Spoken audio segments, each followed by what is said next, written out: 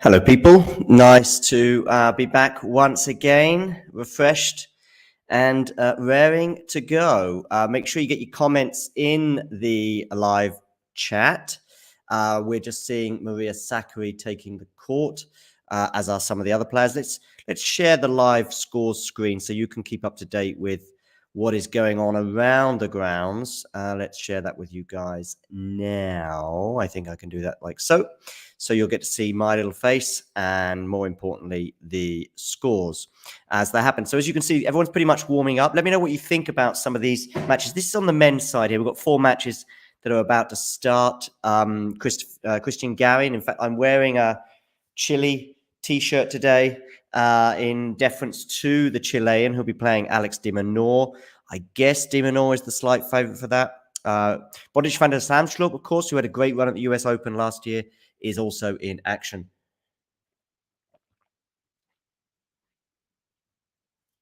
That was needed.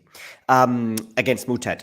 And we've got Brandon Holt, who obviously had that marvelous win in the first round. Also in action, as is Pablo Carreño Busta, some people's dark horse for the tournament. As I say, Sakkari is on court now. She's going to be playing Wang. I can also see some of my Eurosport commentators there, Kim Kleisters with Alex Correia having a chat there ahead of this Maria Sakkari match. Let me know what you think is going to happen in the Maria Sakkari match too, because, you know, she did well in the first round. Obviously, she goes through in 3 sets. She's had a somewhat of a shaky year. Can she match last year's achievement of the semi-final? I have my doubts, although I would love to see it. Let's have a quick look. Somebody's got a comment here already. Agnes winning. Oh, no, that's a different thing. Sorry. That's from the other day. Yes, let's have a look at some of the comments anyway that we got. Okay, Mirko, great. Yes, I think I know who you are, Mirko. If you're the same Mirko that I know here in Bonn, great podcast. We want more. Thank you, Mirko. Can you also... let's see. I want to gain viewers and subscribers, not lose them, Mirko.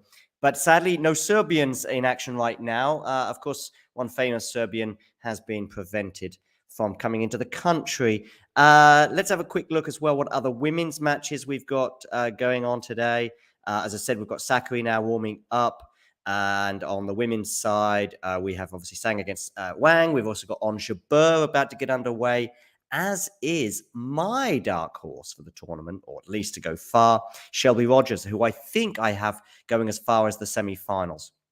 But we'll see how that pans out. Also, let me know what you think about what happened overnight, if you like. I couldn't keep abreast of all the matches. Obviously, Rafa Nadal going through in 4 sets. Many people saying he looks shaky. Something that I've been monitoring a lot with Nadal since, of course, that abdominal tear reared up, although he calls it abdominal tear, bless him, reared up at Wimbledon. And I've been noticing the service motion, and it's still not right. It's still, and he says it's a process and it won't be immediate. He's obviously hoping he can get through the first couple of rounds with a slightly underpass serve. I'm not quite sure what his service speeds were. It'd be interesting to know. But yeah, that's my thoughts on some of the matches that occurred yesterday. What else did we have yesterday? Early doors, we had Muguruza going through. That's a nice return to form for her against Clara Towson. I know that Clara had a few injury issues in that first set. I don't know if that was responsible for her departure. Raducanu, of course, going out, and Naomi Osaka. I mean,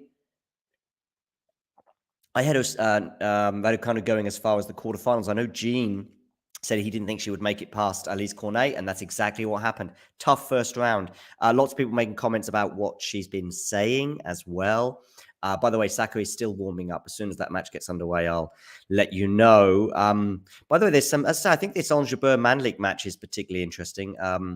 I think, obviously, Elizabeth Mandlik is the daughter of former player and Grand Slam winner Hanna Mandlikova. I hope I'm saying that name correctly.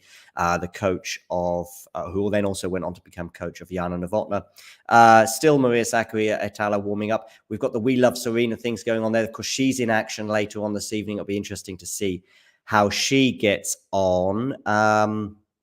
Yeah, so make sure you hit that like button and make sure you subscribe to the channel. I'm going to be with you, and we're going to have other guests on board as well in the coming hours, particularly with a focus on the Andy Murray match, which will be getting underway in about an hour. We've got Isabel joining for that. Jethro should be coming on board too at some point, as will Nick. Some of our former favorites and current favorites as well. They'll be jumping on board to give you some insight into the matches that are going on. I reckon we'll be live for about 4 or 5 hours. And I just hope that these supplies that I have can keep me going for the next 4 or 5 hours, but we'll see how it goes on. Got my mug of tea as well at the go. But yes, Serena's in action again later. I think that's going to be a really exciting match against Kontaveit, if I'm right. But that'll be on much later. I think it's about 1 a.m. Central European time, midnight in the UK. Let me know where you're watching from as well. Please mention that in your comments. Say where you are, what time it is, because many of you, of course, will be getting up in the middle of the night. Some of you will be having breakfast. Some of you will be having lunch. I don't know. Some of you will be at work. Some of you will be tuning in cheekily from work. Hopefully, you've got me on your voice, on your headphones. And as soon as the boss comes along, you change that screen back to your job. At least that's how I understand some people do it. Yes, so we've still got these ladies warming up. I think Sakkari will prevail today, but it's not going to be easy. She obviously overcame the Wimbledon semi-finalist Tatiana Maria in her first round match. I think she won 6-love in the third set, so she'll be hoping she can carry on from where she left off. Looks like they're about to get underway, and yeah, well, they are about to get underway now, I think. As Sakkari, it looks like may well be serving first, but I'll keep you abreast of that in a second. Some of the matches already have started, actually, so let's have a quick gander at those. We can see that Jabeur is already Mandlik, and Carreño Busta has held serve in his match against Bublik. Do you all have Busta going quite far? I think I have him going out in maybe the 4th round. He's obviously in Rafa Nadal's half. Not sure if he's who he's due to meet in the quarterfinals should he get that far. But I don't think I have him getting to the semis, although I did have Tsitsipas winning, so I don't even know why I should really be commenting. We've got Brandon Holt there, who's threatening to break serve with Pedro Gashin, and Van der Zandschulp is comfortable, as is Alex de Minaur. I guess de Minaur is the slight favourite against Christian Garin, who's somewhat of a clay court specialist, although, of course, he had a very good Wimbledon. And I actually got to speak to Garin about the lack of grass courts, shall we say, at Wimbledon. Check out that YouTube video that I put up on the website just the other day, or put up on YouTube the other day. Anyway, we're now underway, and it looks like we're at love 15 for Sakkari here. So that's a disappointing... Oh, 15 love, sorry, it was a winner. Turned out to be a winner. So yeah, 15 love to Sakkari. I will give you a bit more ball-by-ball commentary on this. And Wang has now just leveled up at 15 all. Yeah, so let's go back to you guys and see what's going on. Nice of you to have 8 on board. Make sure you hit that like button and subscribe. How do we see Sakkari getting on? 15 all now here in this match. She obviously had an unforced error there. She dumps it into the net to make it 15 all. The biggest thing with Sakkari is I think it's the nerves when it gets really, really, really tight. I can't think of many sort of, 5th set or 3rd set tiebreakers that she's won, or, the semi-finals does seem to be a limit for her. I'm not sure if it's 2 or 3 Grand Slam semi-finals that she's reached without getting through to the final. She's got a second serve here. It looks like to look at Wang as well. I mean, this is a tough match. I think on her day, Wang can beat anyone. Sakkari, of course, seeded 3, but she'll need to probably get to at least the semi-finals if she wants to hold on to that seeding and ranking at future tournaments as they go forehand to forehand, a cross-court. Excellent cross-court shot there from Wang, who seems to really up for it today, although eventually she puts a shot into the net, so it's 30-15 to Sakkari. And let's have a quick look around some of the other matches. I'm going to just switch over because Sakkari will probably hold serve here. This is my little special thing. Let's have a quick look at Ons Jabeur, see how she's getting on. As I say, we will be focusing on Andy Murray in about an hour's time, and I think we'll have Jethro and Isabel here by that match, and probably Nick at some point during it. Ons Jabeur hold serve in the first game there against Mandlik. It did look like that way it was going to go that way, and the Tunisian did do so. So having a short break between this. Obviously, the heat is a big thought. Give me your thoughts in the live chat on the heat and the conditions in New York. Do you think they favor certain players? Obviously, I guess if you're playing at night, it's a bit cooler. Of course, that occurred last night for Rafa Nadal's match, and I think the roof was even closed at times, obviously, because they had some very stormy conditions. So, see how that turns out. Hi, Liquidator. Nice to have you on board. He's also agreeing with you, Medico, regarding the suggestion of a no shirt. Maybe it'll be just Mirko and the Liquidator on board. Should that be the case, I think that would be a great way of losing people. I'd probably be the first channel in history to go from 100 subscribers to 0, or perhaps 2, because you two will probably remain in the space of just a few minutes. So I don't think that'll be happening anytime soon, but you never know your misfortune. Get your tennis thoughts in, by the way. Jabeur has held serve. I'm just switching between some of these matches, as I say. Mandlik is 15 love up as Jabeur threatens to attack this second serve, although it doesn't need to be done because she's put it into the net for a double fault. Maybe some issues there with nerves for Mandlik. Obviously, first time in a second round. We've got 11 viewers. I hope we get a few more likes for this. And I know we've got people on YouTube watching. I know we've got people on Facebook as well. If you're tuning in on Facebook, make sure you give the page a like as well, and also get your comments in on Twitter as well. We've got things going on there too. We are all over Twitch as well, which I didn't even really know what it was. I remember having a chat with Stefanos Tsitsipas about Twitch earlier this year. It was a fairly zany chat, as Stefanos Tsitsipas can only do. But of course, I guess he's on his way home. By the way, I think when these players go out early, they may as well put themselves up for the doubles. So I don't know if Stefanos is hanging around for the doubles. I highly doubt it, but that's what I would do. But perhaps that's why I'm not a tennis player. The Liquidator, they're predicting an early exit for Maria. I think it could be. I'm not sure if it would be a big shock, though, given the way Sakkari's been playing this year and just the level of depth in women's tennis. Mandlik is now 30-15 up, by the way. I'm just going to commentate on this point as they go forehand to forehand. Is Jabeur a potential winner? Not sure. She could well win this point, though. No, she doesn't. That's excellent for Mandlik as she goes 40-15 up in this game. I'm going to now go back to Maria Sakkari's match to see how things are panning out there. Has something crazy happened in that match? Like she's lost serve already? Is that why you're saying that, Liquidator? Let me have a quick look at Sakkari in this match that she has here. And it is Wang to serve, but I'm not even sure what the score is. Maybe you guys watching live will know. So Sakkari held serve. So, but I'm not sure if this would be a huge shock. Liam, if that's okay, if I can call you by your first name. By the way, check out Liam's podcast, The Liquidator, especially if you're a fan of Chelsea. Personally, I'm not, but definitely check that out. It'd be great to come on your podcast, by the way. You've been threatening to invite me on for about 6 months, but it's yet to happen. But I would love to be on board at some point to chat about Chelsea and United. Obviously, I'm a Man United fan. Also, my book, Even the Defeats, is all in good bookshops and some not good ones too. So check that out. But that is about football. We are here for tennis, of course, today, as Wang and Sakkari at 15 all. Wang is about to serve. Let's see how this point pans out. Okay, she's got a second serve to look at here, Maria. She's in the bright orange outfit with bright orange shoes.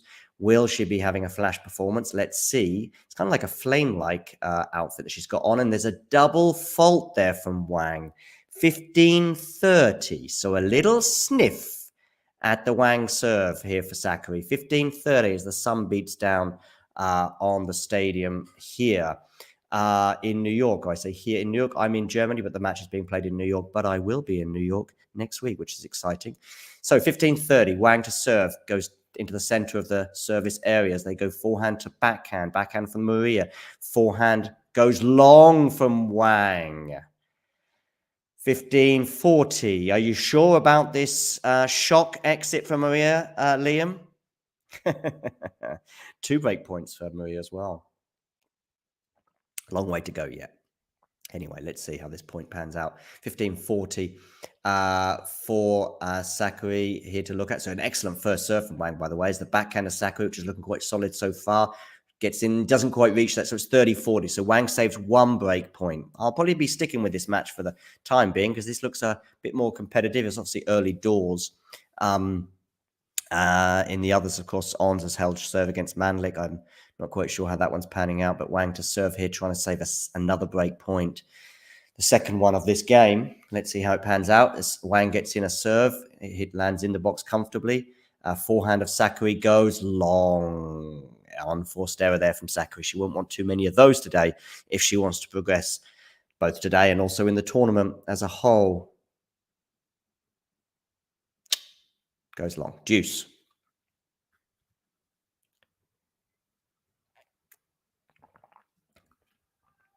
A little ball toss there. Didn't work out for Wang, so she's going to have another look at that again. Let me know what you thought about the Nadal comments as well in the press conference yesterday. He got asked about... not many journalists asked him how long he takes. By the way, the 25-second shot clock is an interesting thing, but perhaps there should be a 25-second clock for journalist questions, because that question took about a minute for the question to be delivered. But maybe in the press conference they should have a 25-second question clock to monitor the journalists so they don't go overboard and over time, because sometimes by the time they get to the end of these questions, I'm not quite sure what the question was. Anyway, that's a good defensive shot there from Maria as they go to the forehand of Maria to the backhand of Wang. On the backhand of Maria, that basically hit the line there from Wang as she goes drop shot Maria, but that's an excellent passing shot there from Wang. Excellent, excellent, excellent, meaning she has advantage.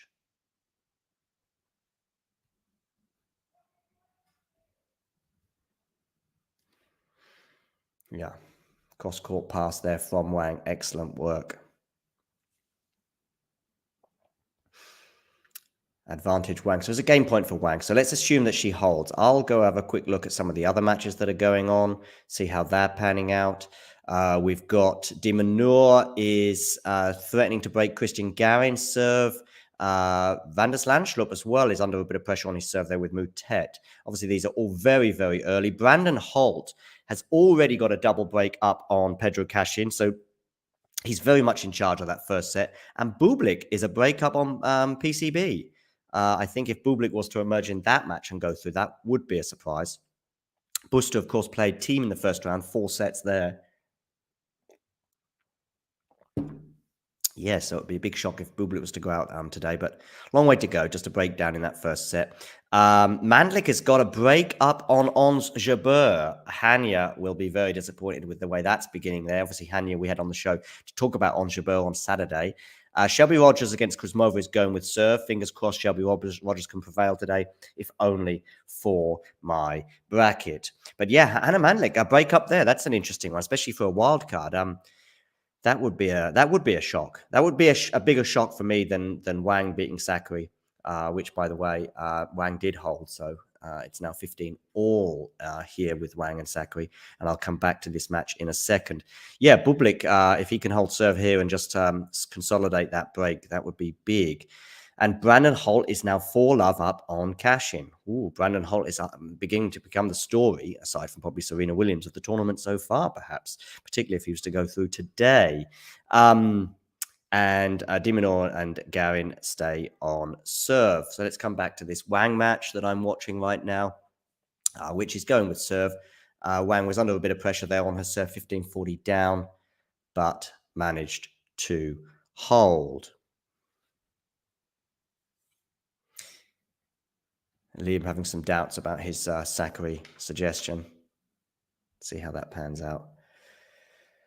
So, Sakkari to serve 15-all. On the forehand of Sakkari, on the forehand of Wang. That's a good shot from Wang. She's probably just slightly in charge at this point, I would say. Hitting that with great venom on the backhand. She goes backhand to backhand now, but it's... Oh, what a forehand there from Wang to win that point, 15-30, as her team give her rapturous applause. Hi, Lexi. Yeah, wow, so many matches. That's how... oh, great. It'd be great to have Sam on board as well. Looking forward to her thoughts as well. Yeah, Lexi, that's how it is at the beginning of these tournaments. That's one of the reasons why I want to really kind of do a bit more of this at the beginning of the tournament, and also be sharing my time. It'd be great to have Sam as well involved in the live chat and get her thoughts, particularly on Rafa last night. Lexi, what did you think of Nadal's match last night? A lot of people are throwing some doubt on him, and talking of doubt, Sakkari's now 15-30 down here. And what have you thought of the tournament as a whole? Tsitsipas going out. Andre Rublev is still in, but obviously not pulling up any trees, shall we say. This is very good, 12 Travel 21. You've taken my advice and you've put a hefty sum on Stefanos Tsitsipas to win the title. Haven't checked the results so far. How's he looking? My advice right now is don't check the results. In fact, don't ever Google US Open Men's 2022 and you'll be fine. But also don't go to the bookmakers and cash in on that. Yeah, Lexi, that's what I've heard about Rafa. I mean, I unfortunately couldn't watch the match due to other commitments elsewhere. And that commitment actually was just basically sleeping. I hope to stay awake, but I had a crazy first 48 hours, as you've probably been aware on the channel, as you've seen me posting stuff and social media and also covering a lot of these matches. So I couldn't stay awake long enough. Plus, I also went to see Robbie Williams. Well, that's a slight exaggeration. I was outside a Robbie Williams concert last night. He was playing about 100 meters from where I live. And so me and some friends had some drinks, hanging around outside like the fanboys and girls that we are. So that was what I was doing last night. But of course, after a few drinks, come home, crash out on the sofa. Daz, nice to have you on board. So you think Andy could win easy today, is your question? I think you just never know. I would say Andy should prevail. He'll be the favorite. Obviously, his opponent had 5 sets, and Andy went through in straight sets on Monday. So I think Andy is the favorite. I don't think it'll be easy by any stretch of the imagination, but great to have you on board, Daz, all the same. Lexi just coming back to Rafa there, saying so many errors and the match dragged on too long. Yes, that's what I've heard. So here we go, 12 Travel 21. I think if Robbie Williams was playing outside mine, I would also got to numb the pain.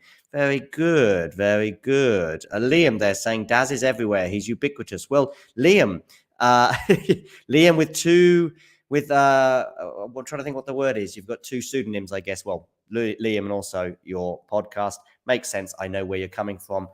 So Sakkari manages to hold serve there with a fist pump. That's not quite how she held serve, by the way. She just held serve. By the way, 17 people on board. That's great. I get this little figure that says how many people are watching. Hit that like button if you haven't already hit like, and make sure you subscribe. And like I say, if you're watching on some of these other forms, whether it be on Twitch or on Facebook or on Twitter, make sure you get your comments in, and make sure you follow, by the way, Talking Tennis TT on Twitter. So yeah, anyway, thank you, Liam and 12 Travel 1 for those witty comments. Yeah, I mean, Stefanos didn't exactly break my heart, but he certainly broke my prediction, Lexi. Let's say that. What about Rublev, Lexi? Tell me what you think about him, both in the first round, his performance, and also his tournament as a whole. Eurosport obviously splitting their screen. I should really probably have a split screen, to be honest with you, and maybe be able to therefore cover 2 matches. Maybe I'll try and do it later on. I'll have to try and work it out on my little remote control here, but I'm sure my TV must be capable of doing a split screen. I'll see if that can work later. Little comment here in Italian from Sam, who's on holiday, I believe, in Italy at the moment. Sera a tutti. How is the Italian coming on? And have you seen many Berrettini and Sinner t-shirts on the streets of Italy? I'm not sure exactly where you are in Italy. I believe you're in the north. Anyway, it looks like 12 Travel 21 and Liam having a nice little chat as well. But great to have you on board, Sam. Sam, tell me thoughts on Rafa Nadal's performance last night. Also in the live chat, let me know about Serena. Do you think she's going to win tonight? Anyway, I've seen Matteo and Sinner. Ha, ha, ha. I imagine they're not in Italy right now, although they may be in Little Italy, as in Little Italy in New York. I know that there's a suburb with a lot of Italians in New York where Matteo Berrettini tends to hang out at an Italian restaurant. I remember a couple of years ago when he had a deep run in New York, he got to the semi-finals before losing to Rafa Nadal. That year, this particular fan of Matteo Berrettini was on a little show promoting his restaurant and saying how Matteo comes in. And then I think last year he was seen at a lot of Matteo's matches. Daz Reynolds there asking me, how far do I think Murray will go? I will say round 3. That's my prediction. That was my prediction at the beginning of the tournament, and that's my prediction now, where he's due to play Matteo Berrettini, funnily enough, who I was just talking about. Sam there saying that she's learning Italian curse words so that she can curse Fognini tomorrow. That's good. Yeah, of course, I can't forget Fognini in Italians, especially when it comes to New York and especially when it comes to matches against Senor Nadal. Sam there saying that Rafa was trash. Well, Sam, go easy, go easy. Lexi here talking about Rublev. First round was an underperformance. It dragged on a bit too much, and she couldn't wait for it to finish. Yeah, anyway, nice. Well, Liam, they're having a slightly different opinion as well regarding Rafa's performance. He did destroy him in the last 3 sets. I think destroy would be a bit too strong. No, Liam. I mean, I've seen the highlights today, and I remember Rafa was love 40 down on his serve towards the end of that 4th set before sealing it, but he comes back, and I thought the other guy played really well. But yeah. Okay, so let's get back to this Sakkari match. It's still on service, and lovely passing shot there from Sakkari to bring up 30 all on the Wang serve. Wang, by the way, hitting the ball really hard today. And the serve 109 miles an hour. Yeah, I'm also concerned about his serve. Zoltan, hello. I like how we've got a wave, a smile, a tennis racket, and a ping pong racket there. Zoltan, by the way, is also somebody I know living here in Bonn, and he's a bit of a wizzo at ping pong. And you may notice the ping pong table behind me. This is a ping pong table that Zoltan and I have passed many an evening playing ping pong on until the wee hours with a few beers as well. We will be having a ping pong tournament sometime soon. No idea whether Talking Tennis will be covering that live. I'm not quite sure who have the rights for that upcoming ping pong tournament. We may well sell them off to someone else.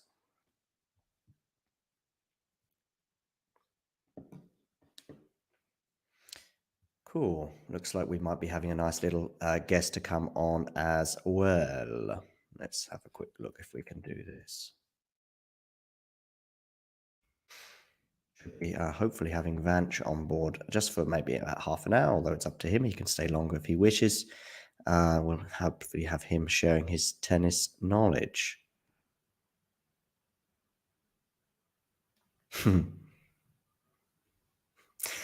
Okay, anyway, Juice here, Wang Sakkari. Sorry for my slight distraction there.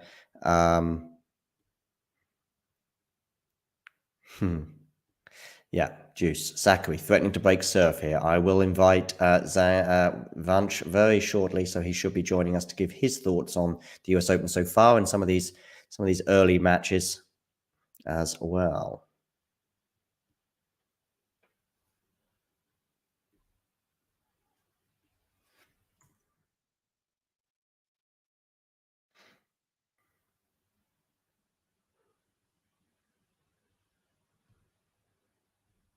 Here you go, Vanch. I'm going to invite you in. Just click on the link. Great.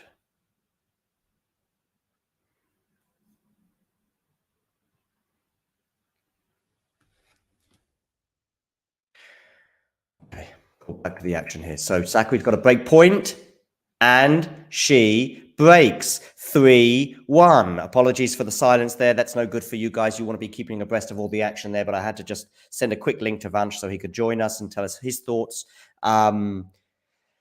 Yeah, so 12-12-21 there. Fognini always asks first questions of Rafa. I'm thinking 4 sets again. What do you mean by 4 sets again, 12-12-21? Oh, 4 sets again because it was 4 last night. Yeah, I think that's my prediction as well, Rafa in 4.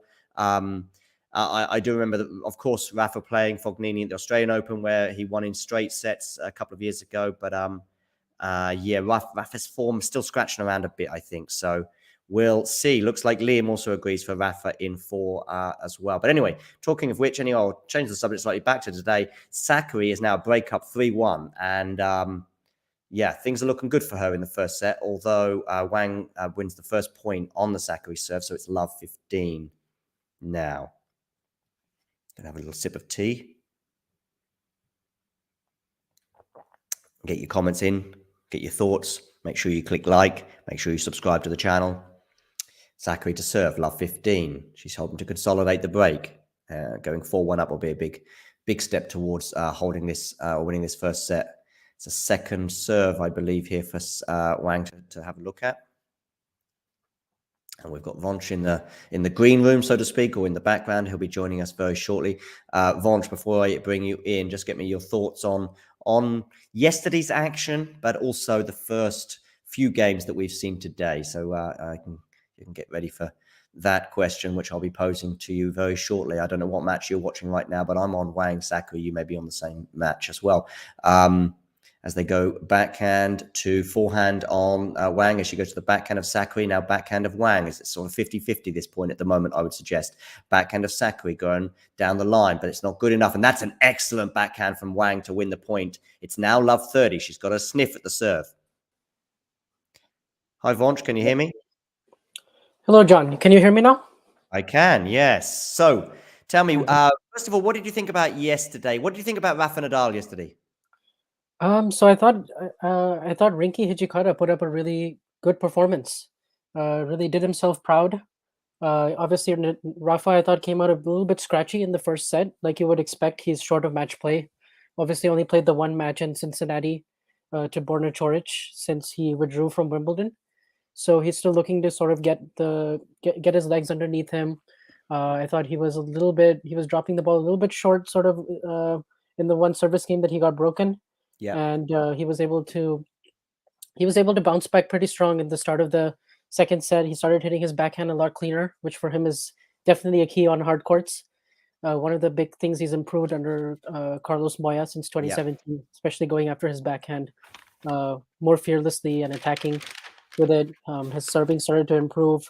I thought the ab injury or whatever he was, certainly the ab injury was bothering him in Cincinnati. And we don't quite know if it's 100% still yet. But I think it was encouraging that he got tested in this match and he came through some tough moments. In the fourth set, he was down 3 break points. Yeah. He was up a break, but it could have gotten even more complicated, and he didn't have to serve for the match. So I think he'll be pretty pleased considering this was his first time in New York in 3 years. Yeah. By the way, what match are you watching right now? I'm currently on Jabeur and Mandlik, actually. Oh, great. So give me some thoughts on the early games there and actually what the score is. So the score right now is, hold on, it's Jabeur, it's on serve right now. Jabeur is up 4-3. So she got it back on serve because I saw Mandlik had broken her. Yes. So it's, they're pretty even right now. Okay, cool. So I'm actually just going to refresh this because my stream looks like is a little behind. So I'm going to... Yeah, no worries. I mean, to be honest with you, I think my stream is behind. I actually stream it, which obviously is different if you've managed to get it hooked up to the cable. So I'm always a few seconds behind as well. Talking of which, though, anyway, Sakkari's now under a lot of pressure here. She's facing has faced 3 break points. She's got one of them back. It's 15-40 here. Who do you have going through with this match between Sakkari and Wang? I picked Sakkari to win. Yeah. I have her getting to the 4th round, I believe. Okay. She's held 2. She's got 2 of these break points back, so it's now 30-40. One more to go, of course. But Wang is playing very aggressively, and as a result, there's a few unforced errors flying in, including one there that went into the net. So there's one more break point to save. This will be huge for Sakkari. Anyway, what about other matches from yesterday? Did you see Raducanu by any chance? I did. Cornet is obviously an extremely difficult first round. Yeah. I thought Cornet did so well just getting a lot of balls back in play and making Raducanu generate pace on her forehand. And it was windy conditions, obviously, so Raducanu struggling to play that sort of fearless brand of tennis that saw her win the title last year. A little bit to be expected. It was on Louis Armstrong Stadium. It was incredibly windy. I thought she was serving was a little bit up and down for her. Cornet did an excellent job of really counterpunching and playing offensive tennis when she needed to, stepping in. And really, she just really brought the heat, especially on her. Especially she kept Raducanu really guessing and moving, and I thought Raducanu struggled a little bit to deal with Elise's pace of shot, but also just changing directions constantly, going cross and line, and just never giving Raducanu the same type of ball to make her feel comfortable in the baseline rally. Yeah. And won the last 5 games to win the match. Yeah, because I think Raducanu did kind of threaten a bit in that second set to sort of get herself back in the match, but didn't work out. What about the pressure on Raducanu and some of her comments in the press conference? Some people have understood them. Some people have compared her comments in the press conference to Pete Sampras from sort of 25 odd years ago when he mentioned how it was kind of a relief to go out. A lot of people jumping on her back as well. What do you think about those thoughts? I definitely think I actually kind of liked her answer that she gave at Wimbledon. I thought it was very authentic Me too. in terms of the fact that you have so many players right now under 20 who are, your Emilio Osorios of the world, even your Coco Gauffs, who's obviously a bit more established. Looks like But Vange's they're frozen. sort of going through a bit more of a conventional conventional path to the top in terms of racking up a lot of losses early on, dealing with the pressure of the tour, week in and week out. I'm sorry, I think we might have lost you, John. Okay, I you're think back. we did, yeah, but I'm back. Yeah, so I just feel like for Raducanu, it all came so fast. Last year it was just her second main draw at a major, only her fourth WTA event. She was just finishing up her A levels, and she happened to have the best week of her life. Hmm. And got a little bit of help from the draw along the way for sure, but she definitely capitalized, won every match very comfortably in straight sets.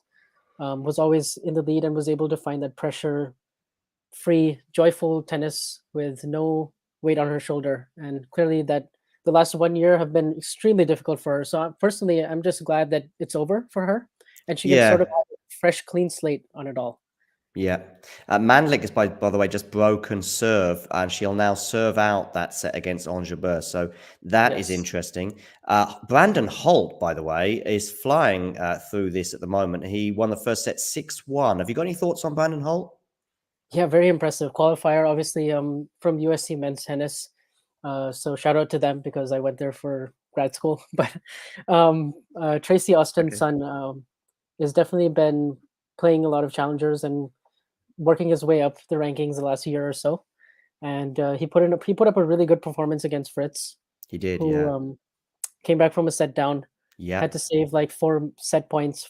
Fritz almost went up 2 sets to love, and then the complexion on the match completely changed, and Holt was in the lead throughout. And a little bit of a bummer for Fritz, who was incredibly honest in his words afterwards. Yeah, And he does take these defeats badly. yeah, for sure. And I think it's good for him because he's driven. He really thinks about tactics, and he's been obviously very clear about the on-court coaching and quite strongly against it. Yeah. And Have you got thoughts on on-court coaching? I definitely think I definitely don't like it.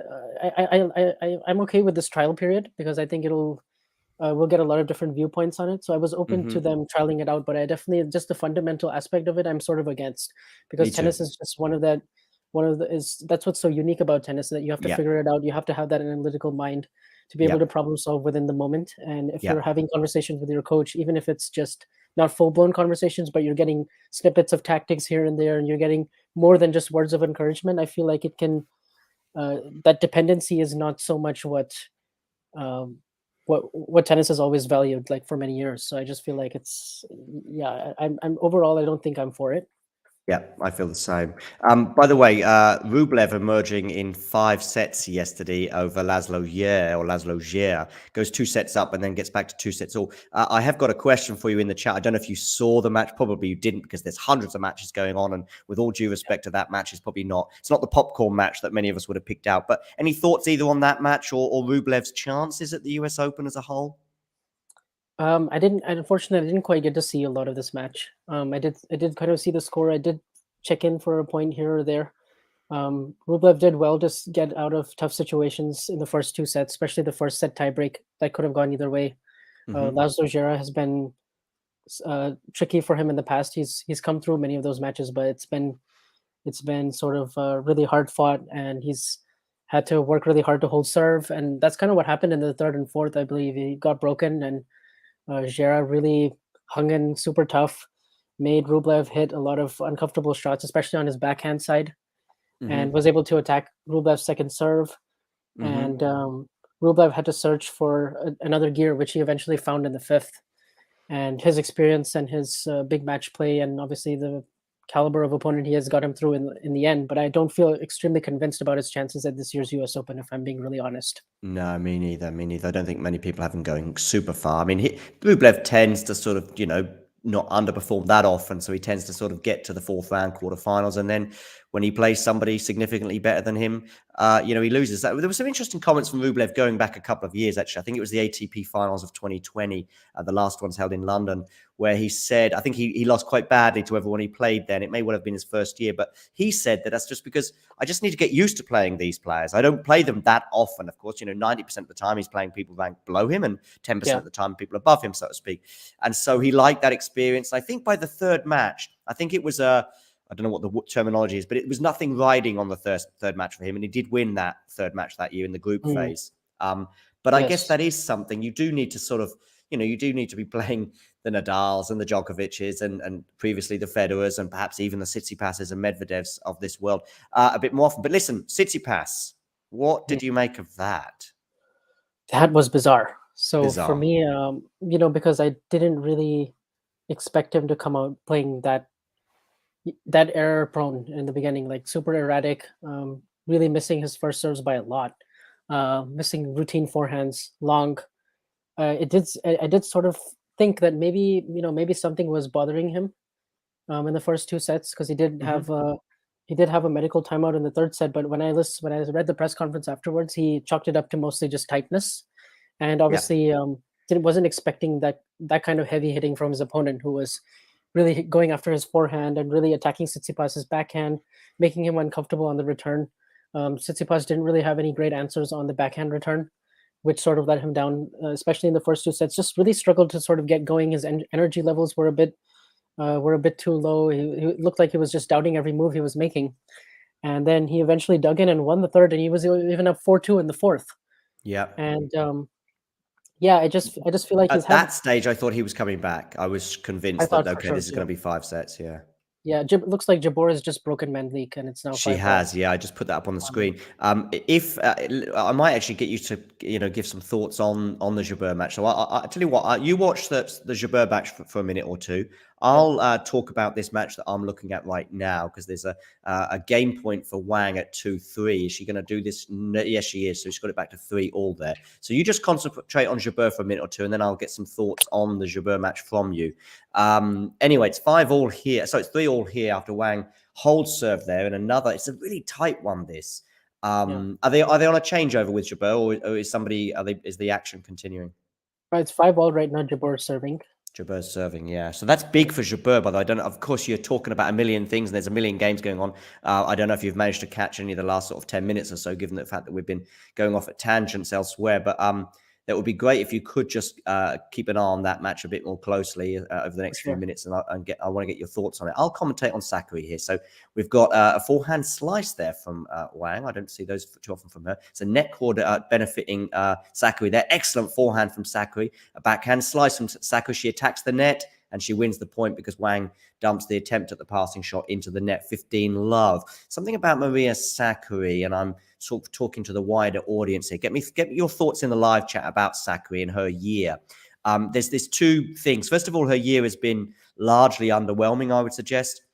And I don't know what that's down to. She has mentioned that she's sort of hit a turning point in the last few weeks, and that she feels as though she's going to have a good end to the year. Let's see if that pans out. But there's also this semi-final thing with Maria Sakkari that seems to be a recurring theme. And I do wonder if she's going to ever be able to get over that hurdle, because it is a huge mental hurdle to get over.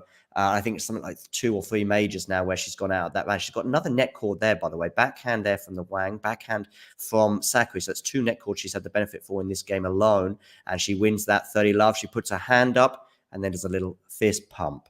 What's happening in Ons Jabeur's match, Vansh? Looks like we have a nice smooth service game for Jabeur, which has been a little bit rare in this match. So she'll be happy with the game she played to break back, and she looks like she's up 40-love right now. Yeah, just hit an ace to go up 40-love. Nice. And I think that's 5-all 40-love right now. So yeah, she'll be looking for a comfortable hold there, and then suddenly the dynamic of that match changes entirely, because if she gets a comfortable hold, having also just broken back when Mandlik was serving, and obviously Mandlik being the lesser experienced player, you'd heavily or you'd fancy Jabeur to ultimately win either 7-5 or 7-6. I think it's a real it impresses me hugely when players manage to put that aside and still go on to win a tiebreak, for example. If you're serving for the set, serving for the match, I mean, take the biggest example for me would have been this year with Nadal Medvedev in the Australian Open final. Had that gone to a tiebreak, given the fact that Nadal was serving for the match, I think that would have been huge. I see you, Isabel, in the background. I'll be bringing you in a second. But yeah, I don't know how, if that on in a parallel universe, Medvedev holds and it goes to a super tiebreaker. Who's winning that super tiebreaker in the parallel universe between Nadal and Medvedev, Vonch? It's tough to say, but it would have been a 10-point tiebreak, so certainly would That's have right. had a lot of peaks and troughs along the way. And actually, the player in the lead in that situation, I've often find in super tiebreaks, especially when you're up 7-3, 8-4. I watched one yesterday with Pliskova and Lynette, and Pliskova was up 7-2. All of a sudden, she found herself, making, with the finish line sort of in sight and feeling the pressure. She suddenly went down 7-8. Oh, And wow. yeah, and so in a situation, and then managed to reel it back in and win 10-8. So it Wow. was quite a super tiebreak, and that we've seen super tiebreaks like that in the past. I believe the one that comes to mind is Federer Millman in 2020 Yeah. Australian Open, Yeah, where what was it? Federer blew him out Eight last. three nine. Did he have 8-3 or something like that? Yeah, 8-4, and then 8-4. Federer wins the next 6 points. So Yeah. you often see that the player in the lead has trouble protecting it. But in the Nadal Medvedev situation, it was interesting, right? Because you had Rafa serving for the match at 5-4, and then obviously getting broken, and he sort of just shrugged off that backhand in the net very quickly and just went right back to work. It's almost like, here we go again. Those finals that I had in 2012 and Yeah. 2017. It's almost like he was thinking of that in the moment, and in a way that relaxed him, because it felt like, okay, I've been here before. I've suffered these disappointments before. Australia hasn't been super kind to me, but here we go. I'm just going to stick with my game plan. And next thing you know, he breaks Medvedev, and Medvedev was 30-15 up. Yeah. And then Rafa that time held. But it would have been very interesting if Medvedev had held at 6-5 and Rafa serving to stay in the match. I think we would have. Oh, yeah. True as well. That would have been interesting too. I also think regarding that, I mean, he mentioned how nervous he was when he was serving for the match, and then also, of course, he does a double fault, and there's a backhand, as you mentioned, going into that cost him that game. And but I don't think the nerves were there. Funny enough, as he tried to serve it out the second time. Yeah, no nerves then. Just He held seemed held to it be love. 40 love, and that helps as well. Coming back to this super tiebreak thoughts as well. I will be bringing you in a second, Isabel. Don't worry. Coming back to the super tiebreak thoughts, I think also when you get that huge advantage, my inclination, and I'm not a professional player, but my inclination would be to go quite cautious. If you got say 6-2, and as you say, the finish line's in sight, I think what. I think I'd go, do you know what? Let's just get it in, because law of averages says I'm going to win 4 of the next, dozen points or so just by keeping it in all the time. And I wonder, but of course, the other way is you can also get reckless, careless, because you're comfortable. I'm sure there's nerves, but you're thinking you could go super aggressive, and that doesn't work either. So it's a really confusing moment, I'm sure, for many players. It's a very thin line that you're walking, and it's really important to get the balance perfectly, exactly to the optimal performance level. But it's like it's extremely rare for players, because you barely ever see like more than 3 or 4 matches in a tournament go to 7-6 in the fifth, let alone super tiebreak. Obviously, this is the first time this year that all 4 slams have the same format, and it's a 10-point tiebreak, and Yeah. for both the men and the women in the third set and the fifth set. And this is the first time at the U.S. Open as well. So By the way, tell me what's happening in the Jabeur match. Mandlik is serving 2 set points down, so Jabeur really turned it around from 5-4 down. As we feared. Yeah, as we feared, if you like. Isabel, whenever you're ready, I'll bring you in. In fact, I'm going to bring you in now. Here we go. Hello, Isabel. How are you? Hi, how are you? Hey, Vanj. Hey, Isabel. Nice to see you again. Have you two met, by the way? We have, actually. Tennis and Bagels. So me, Andre, and Owen, we had Isabel on as a guest after Roland Garros, and it was good. So you've met cyber-wise, but have you met in person? No. Okay. But I think we're both from California, right? Yes. You mentioned you're from LA, and I'm from San Diego, so Yeah, I think we're supposed to hate each other then.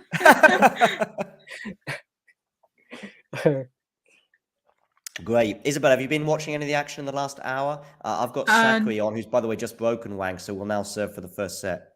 I haven't. No worries. Yeah. We've got Andy Murray coming up shortly, and I'll have you all over that. I know one or two other people will be joining. By the way, Vonch, it's great having you here, and you're welcome to stay as long as you want. But equally, we all have other lives to live, and we also maybe want to watch tennis in peace on occasion. So you're welcome to stay as long as you want. But if you also want to jump off the stream at any time, just let me know. That's fine. So anyway, Jabeur winning that set remarkably. Obviously, that's a big blow for Mandlik. Yeah, remarkable. And I think all those tough matches that she's won this year really helps her in situations like this, especially because she's prone to having a lot of ups and downs. So when you see her fight her way out of a tough situation and go to the slice, and still every time you know that she's gonna go for the drop shots and she's gonna draw Mandlik in, but every time it's just so difficult for a player like Mandlik who doesn't quite have the experience yet at this level. Yeah. Keep on delivering and keep on anticipating it every single time and throwing something different at Jabeur, so Jabeur doesn't have an easy 1-2 pass every time, and that's kind of how she got broken in the last service game that I just watched. Isabel, what are your thoughts on Andy Murray today? Is he going to win? I think he should have an easier time of it. I was looking over the person he's going to play, Emilio Nava, and he's still fairly young. Has really only played in a few challenger events. But he beat John Millman in the first round, I think. That's right. Yeah, 5 sets. So he's definitely got skills. Yeah. And knowing Andy, he probably won't make it easy on himself. No, that's the thing with Andy. I think you just wonder. I mean, I would make obviously Nava winning in 5 sets against Millman, 6-1 in the fifth, which is impressive. Do you know anything about Nava, Vonch? I do actually. So funny story is I actually played him in juniors 7.5 years ago. Oh, so Isabel, I think we should just come off stream and let Vonch take over from here on. No, I don't want to do that. But it was quite an experience actually, because I was playing some of my best tennis at the time. I was playing in under 14s, and it was a level 3 event, which is like, I guess you could say a lower level national event in Barnes Tennis Center in San Diego. And I drew him in the first round, and I was like, oh crap, like this is not going to go well, because I kind of knew his resume by then, and I knew he had won so many tournaments. But I played him in that tournament, and I played a really good first match that day. So it was my second match of the day, and I played him, and he had this whole support team and everyone cheering him on, and like 2 or 3 coaches, and it was just like, meanwhile it was just like my dad, and he was just there, and and I was just trying to tell myself, like, try to win at least one game, just like get on the board and just get on the board, and then see how much you can do. You have nothing to lose here. And so and I played him, and I actually stayed with him for like 6 games, and I was super shocked. Like, I was serving at 2-3, and I was up like 30 love. I'm like, oh my. And then I had this thought in my mind, and that's when it was gone. Is when I told myself I could actually win this set. And once I started thinking that way, I got really tight, and I ended up just breaking myself in that game. And then he raised his level, gained a lot of confidence, was fist pumping all over the place. I suddenly couldn't read his serve anymore, and it was a whole nother class the rest of the match. And I managed to win one more game after that. And funny enough, I don't even think he went on to win that tournament. He may have lost in the semis. But then since then, like, I've sort of I told my dad after I left the court, I'm like, I think he's going to be a professional. I think he may even crack the top 100. And 4 years later, where's he ranked right now, more or less? I think he's 203 in the world. Yeah. 203 in the world. And he's been to a couple junior finals. In 2019, he made the Australian Open junior final, played a fantastic match against Lorenzo Musetti. Actually had 2 match points. It went down to like a 3rd set tiebreak. It was really epic. And obviously Musetti has gone on to do great things after that. And Emilio has had a good amount of success this year in challengers, have beaten players like Verdasco and a few others, just like lower ranked than him, or just around in the top 100. And so this was really massive for him to get a win in the main draw against John Millman, especially a player like Millman, who's obviously known for the upset against Federer 4 years ago. But more than that, is just like such a grinder and just such a beast in physical matches. Obviously, he's fading a little bit now, but I think it helps Andy that he practiced with Emilio, if I'm not mistaken, 2 or 3 days ago. So he got a feel for his ball, and clearly he's still one of the best returners in the world, even with a metal hip. So I think it's going to be quite tough for Emilio to sustain it for 3 out of 5 sets. So I kind of like Andy in this match. Yeah, me too. Quite a bit more, especially also because Emilio still he's pretty good from the baseline and he has a good serve, but apart from that, he doesn't really have the other intangibles that Andy has, and I don't think his power is going to blow Andy off the court either. So kind of depends. Isabel, I'm going to get some of your thoughts on the action from yesterday. So get ready for that and some of the matches that you may have watched or been aware of. But before I do that, I just want to come back to something that Vonch just said, which was, this thing when, you said it personally, you started to think, oh, I might win the first set. And when you said that, I started to think of, and it's an anecdote I've mentioned before, but I think I'll never get tired of mentioning it because it's quite an interesting one, is an interview with Marco Baghdadis. Was it Marco or Marcus? But anyway, the Greek player who got to the Australian Open final in 2006 to play Federer. And he said, I think he won the first set. Mm-hmm. And I think he was maybe a breakup in the second. But most importantly, he was on a good roll against someone that was already becoming a legend of the sport. And he said that he started to think, I might win. I might win. And that was the moment that he got broken, I think. And then ultimately Federer goes on to win that match, I believe, in 4 sets. Another person as well who also had similar thoughts. And it's an anecdote I've shared before, and I'm sure I'll share again. Rafa Nadal had exactly the same thoughts.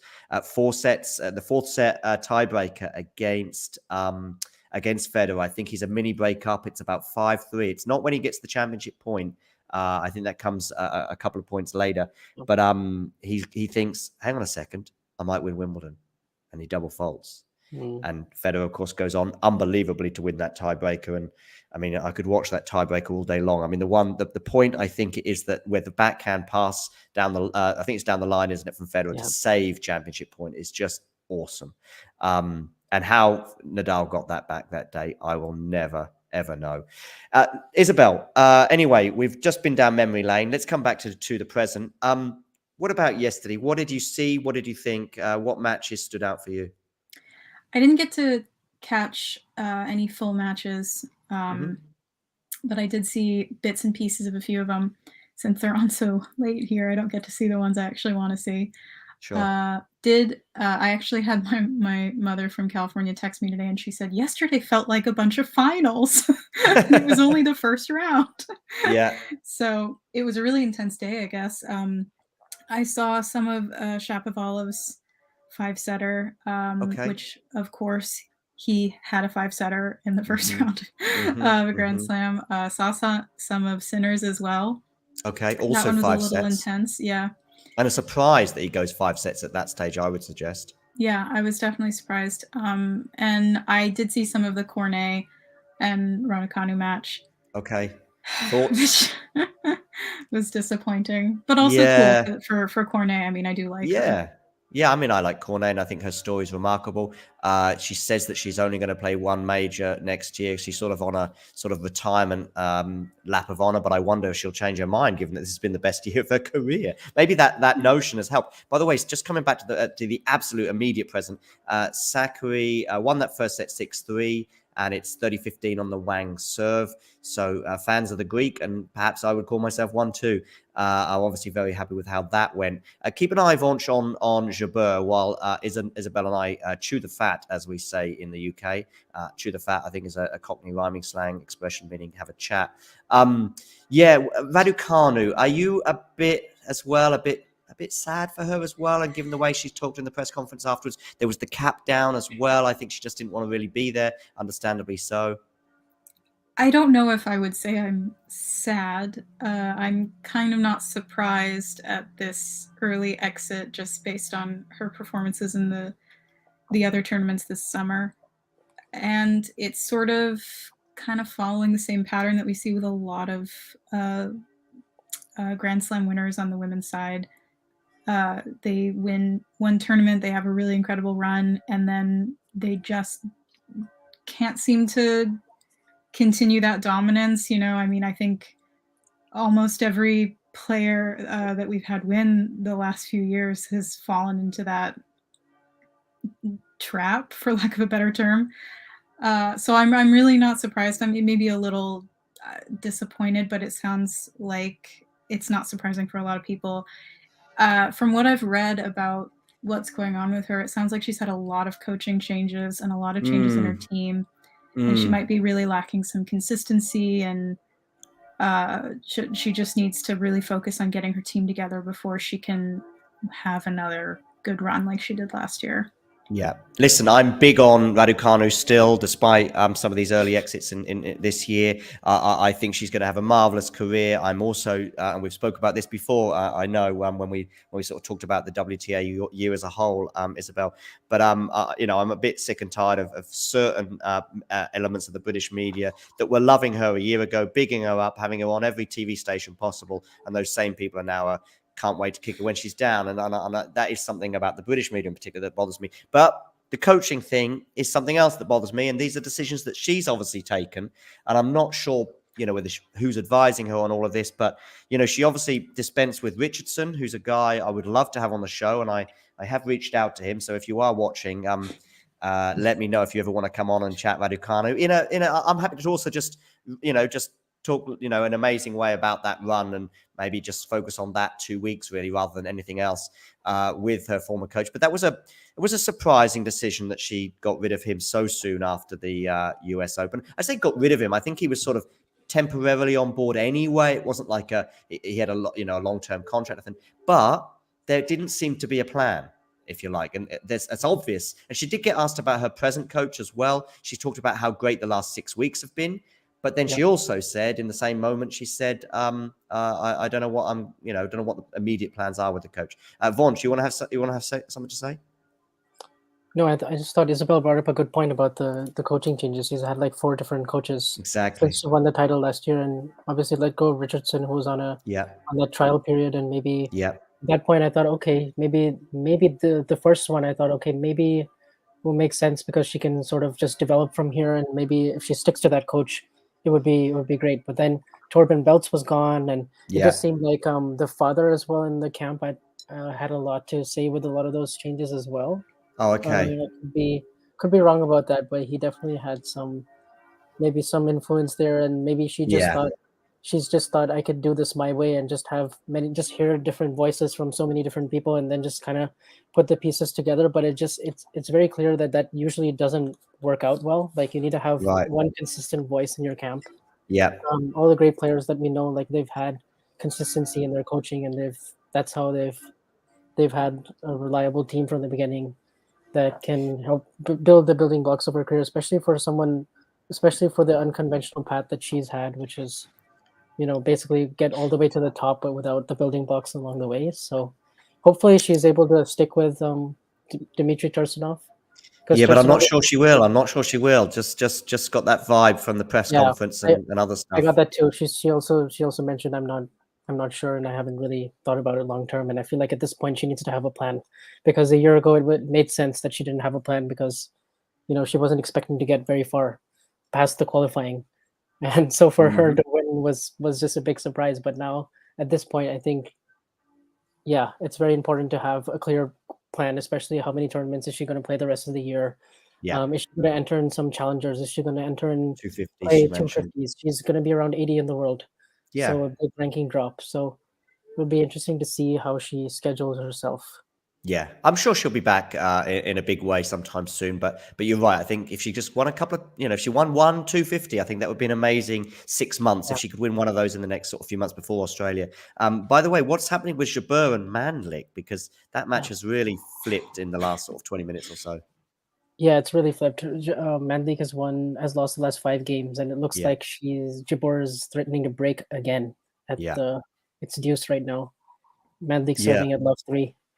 So Mandlik, of course, serving for that first set at 5-4, then ultimately loses it, and is already a break and maybe even a double breakdown. See how that pans out. But that's a bit disappointing. By the way, I think Murray and Nava are warming up. Am I right? Yes. Yeah, they are. Yeah. And so Yeah, cool. warming You up. can both focus on that match with all my support. I'm going to stick with Maria Sakkari. By the way, Maria Sakkari, I think, has got a new best friend today, and it's the net. She's had at least 3 very favourable net chords, shall we say. 2 when she was in trouble during a point, I would suggest, and she went on to win it. And then another one, which was just one of those beautiful net chords, if they go in your favour, where it just bobbles over the net and it bounced 2 or 3 times, and poor old Wang couldn't quite get there. But anyway, they are on serve. It's 1-1 with Wang now set to serve. But yes, maybe she'll want to take that net home with her. I'm not sure how the US Open would feel about that. Anyway, yeah. So, guys, if you want to just focus on Andy Murray, that would be amazing. While we'll have a quick look around the grounds, because Murray and Nava haven't quite started yet. PCB lost the first set against Bublik, which is obviously a small surprise, I would suggest. Go on, Vonch. No, I actually I wasn't watching that, but that is kind of interesting. I know Bublik beat him last year in the Davis Did he? Cup. Okay. And they had kind of a tight match this year in Monte Carlo as well. And Bublik won the first set, and he had some chances to win in straights, but PCB came back and won the second set in a tiebreak, and then was up 4-3 in the third, and then Bublik just walked off the court. So he's a funny character.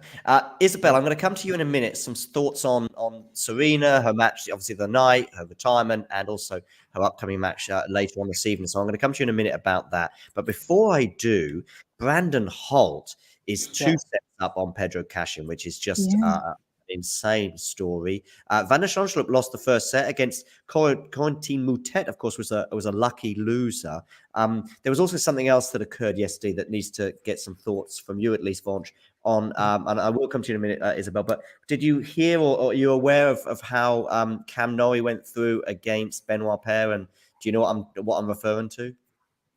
yeah, it was 6-love, 7-6, 6-love, which even without knowing, just knowing, of course, some of the stories of Benoit Paire from the last couple of years, without knowing, you're thinking, what happened in sets 1 and 3? And there's a lot of suggestions, certainly on the tennis podcast, which I was listening to this morning, where they were saying that he just didn't try in sets 1 and 3.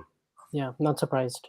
Clearly, since the start of the pandemic, I know clearly, especially since when there were no crowds, and just generally throughout his whole career, he's had a lot of matches where he's just not put in 100% or not even close to adequate effort, I would say. So it's pretty disappointing for fans and for himself, really, that he's not getting the most out of his talent, because clearly he does have talent, but he's just and obviously Cameron Norrie is like the complete opposite of that. So that doesn't help. Because he's someone who'll fight for every ball and is extremely fit. Shelby Rogers, who I think it's okay to call her a dark horse. I mean, it's very difficult. Some people want to talk about people who are seeded and they're not, but for me, of course, it never works out quite like that, because I would call her a dark horse for this tournament. I think I have her getting to the semi-finals. She's a set and a breakup, so that's good for my prediction, if you like. Jabeur didn't break in the end, so it's now just still 1 break of serve that she's up, but nevertheless, she's very much in control. I'm here watching Wang against Sakkari. It's now 2-1 to Wang, so she's on serve here, and that is a nice way for her to sort of at least settle things down a bit, having lost that first set 6-3. But yeah, Bublik, though, having said that about Bublik being a setup, Buster is a breakup on Bublik, so he's obviously a hot favorite to win that second set and level that up. But Brandon Holt is flying at the moment. He's 6-1, 6-2 up. He's serving here at 30-15 up as well. So that's obviously very good for him. Moutet, by the way, lucky loser there. So I don't know, who did Moutet beat in the first round? Wasn't it Stan Wawrinka? Stan Wawrinka retired after the first 2 sets. He retired. Yeah, he did. Yeah, that was a bit disappointing. Yeah, so so Moutet's obviously a bit. I don't want to go bad on Moutet, but a bit lucky in a way, because he obviously is a lucky loser who then has his first round opponent retire, and now he's playing Van der Schonschlup. Anyway, Isabel, thoughts on Serena, both her match of the night and also her upcoming match this evening? I thought I only saw the first set of her first match because it was on like 1 in the morning or something. So I stayed up for the first half, and it was a really excellent set. I thought I really didn't know which way it was going to go for a minute, but she really started to find her power. And by the end of that first set, she looked really, really solid, and I kind of knew like she's got it. And I know that the player on the other side, I can't quite remember her name. Danka Kovinic? Yes, she seemed really tight from the beginning. Okay. I don't think either of them were serving very well, but No. Serena managed to get her serve back a little bit, whereas that wasn't happening on the other side. So she might have gotten a little bit lucky in that regard, but it's also Serena, so I can't discredit her in general. Coming up, There was today, a lot of breaks. though, There was a lot of breaks of serve in that first set, weren't there? It was like 3 or 4 in Yeah. a row, I think. yeah, it was a lot. For today, though, she's playing Kontaveit, right? Kontaveit, Kontaveit, yeah. A much tougher opponent, of course. Yeah, I'm a little worried. I'm more than a little worried about this match. I mean, you never know with Serena, but just given that she's number 2 in the world, like it may be the last. It may be the last one we see, and I have to admit, I'd be kind of disappointed. Scott there, by the way, wants to know if we think Andy Murray can win, I presume, at the US Open, because he does, unsurprisingly. Ever the optimist, Scott, I understand that. If you don't mind, we'll rephrase it, because that will also answer the question in many ways. Yeah. Vonch, how far is Andy Murray going in the US Open? So when I did my bracket, I did have him playing against Matteo Berrettini, and that sort of feels like a decisive, especially with Tsitsipas out in that group and Fritz out in that group, there is opportunity knocking on the door. And the fact that Andy was able to win his first round in straight sets, I think gives him a massive boost. And again against Cerundolo, and it looked like he was playing much better, having fewer dips. Serve came along much better in the end, and so he'll be encouraged. And he and Berrettini had a good match this year in Stuttgart before injury came in the way, and he won the second set. Yeah, that was 3 sets, right? On Berrettini's, obviously his best surface by a long way, I would suggest. So that does bode well. Could he have won that match? Did he have any chances in the third, Vonch? No, he had no chances in the third, but part of the reason was because he was just totally injured from his ab. And he just couldn't play at the same level anymore. And all it took was just one break of serve from Berrettini. But he definitely had his chances to win that title, for sure. Yeah, and I see there, Mike, they're asking about Murray's draw. My thoughts are that, again, he should win today. We'll see how that pans out. Isabella's already mentioned how Murray does like to make life difficult for himself. So who knows how that will pan out. But I would say his opponent today, it's more favorable than his first round. So that's my thoughts. I thought he would actually have a lot of difficulty with Cerundolo, but he won in straight sets. I think that result is very encouraging. So yeah, Mike, I'd say his draw is okay. I mean, considering he's had some really tough draws in recent years. I remember him playing Tsitsipas in the first round, getting John Isner, I think, in the second round at Wimbledon, obviously being tough as well. And I think you get to the third round and you're not seeded, you're going to have to play somebody. It could be Rafa Nadal, it could be Daniel Medvedev, or it could be Matteo Berrettini. And of those 3, for example, I think you'd rather play Matteo Berrettini. I'm not predicting him to win that match, but I wouldn't be. It wouldn't be the shock of the year if he beat Matteo Berrettini, who's been a little bit scratchy, I think, in recent months since Wimbledon, anyway. Yeah, for sure. It wouldn't be super surprising, considering I think he's beaten Berrettini in 2019, just before he won that title in Antwerp. So he's had success against Berrettini in the past. So obviously, he's played that prototype of player great many times. Berrettini oftentimes reminds me of Milos Raonic with his big serve and his kind of protecting the backhand and going and running around it and hitting big forehands. And I think Murray, especially in his prime, was very good at playing that kind of player. But obviously now it's trickier with his movement not being the same, and obviously the physical issues and it being best of 5 makes it a little bit more challenging. And Berrettini, obviously, a really top player and gone pretty deep in all these majors. But I think this is exactly, if he gets that kind of win, he'll be closer to getting seeded for the Australian Open, and then his ranking will get a big boost, and then he can have easier draws in the future. And and that would be a big step forward, I would suggest. I can see the Murray match has already got underway, and Murray's got off to quite an okay start. It's actually, I think it's at 30 all currently on the Nava serve. So if you two focus on that first game, when it concludes, I'll come over to you both for some thoughts on the first game at the very least, as they have a sort of mini break between the first and second game. I'll take us around the ground, so to speak. Garin is a set down on de Minaur, and de Minaur is also a double break up, it looks like, against Garin. So that's de Minaur very much in control of that match. Perhaps shouldn't be too surprised with that. I think probably de Minaur is probably slightly better on this surface than the Chilean. Moutet, as I said, won the first set, but Van der Zandschulp is threatening a potential bagel in the second. So that is looking very favorable for him. He's about to go 5-love up, it seems. The Holt machine, excuse the pun, has somewhat been halted. Cashin has got an early break in the third, but he's got a long way to go before he's back in that match, that's for sure. Buster is serving for the second set to level things up against Bublik, albeit that he is facing a break point right now. So maybe come back to that in a second to see if he gets that. I can see Murray is threatening Nava as well. So I'll come over to you two in a minute, because I think you've both got your eyes very much firmly on the Scots match against the American wildcard. Buster, I'll come back to Buster in a second, because he is under pressure there. And if Bublik can get back the concert, no, Buster has saved that break point. So it's juice now as Buster tries to serve out this set. So that's a big game for see how that match pans out. Sakkari is the match I'm watching, and Wang, despite the fact that both she's got a Greek player against. Go on, Vanch, tell me what's happening.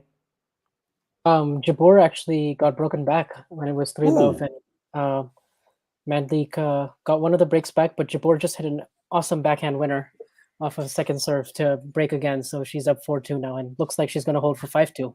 Cool, Vonch. If you want to see that match out before switching over to Murray, you're more than welcome to. I like to spread the love around the tennis circuit, so that would be great. But equally, if I can understand the temptation to tune into Murray, I know Isabel is watching Murray right now, so I'll come to you at the end of the game, Isabel, to see how that first game pans out.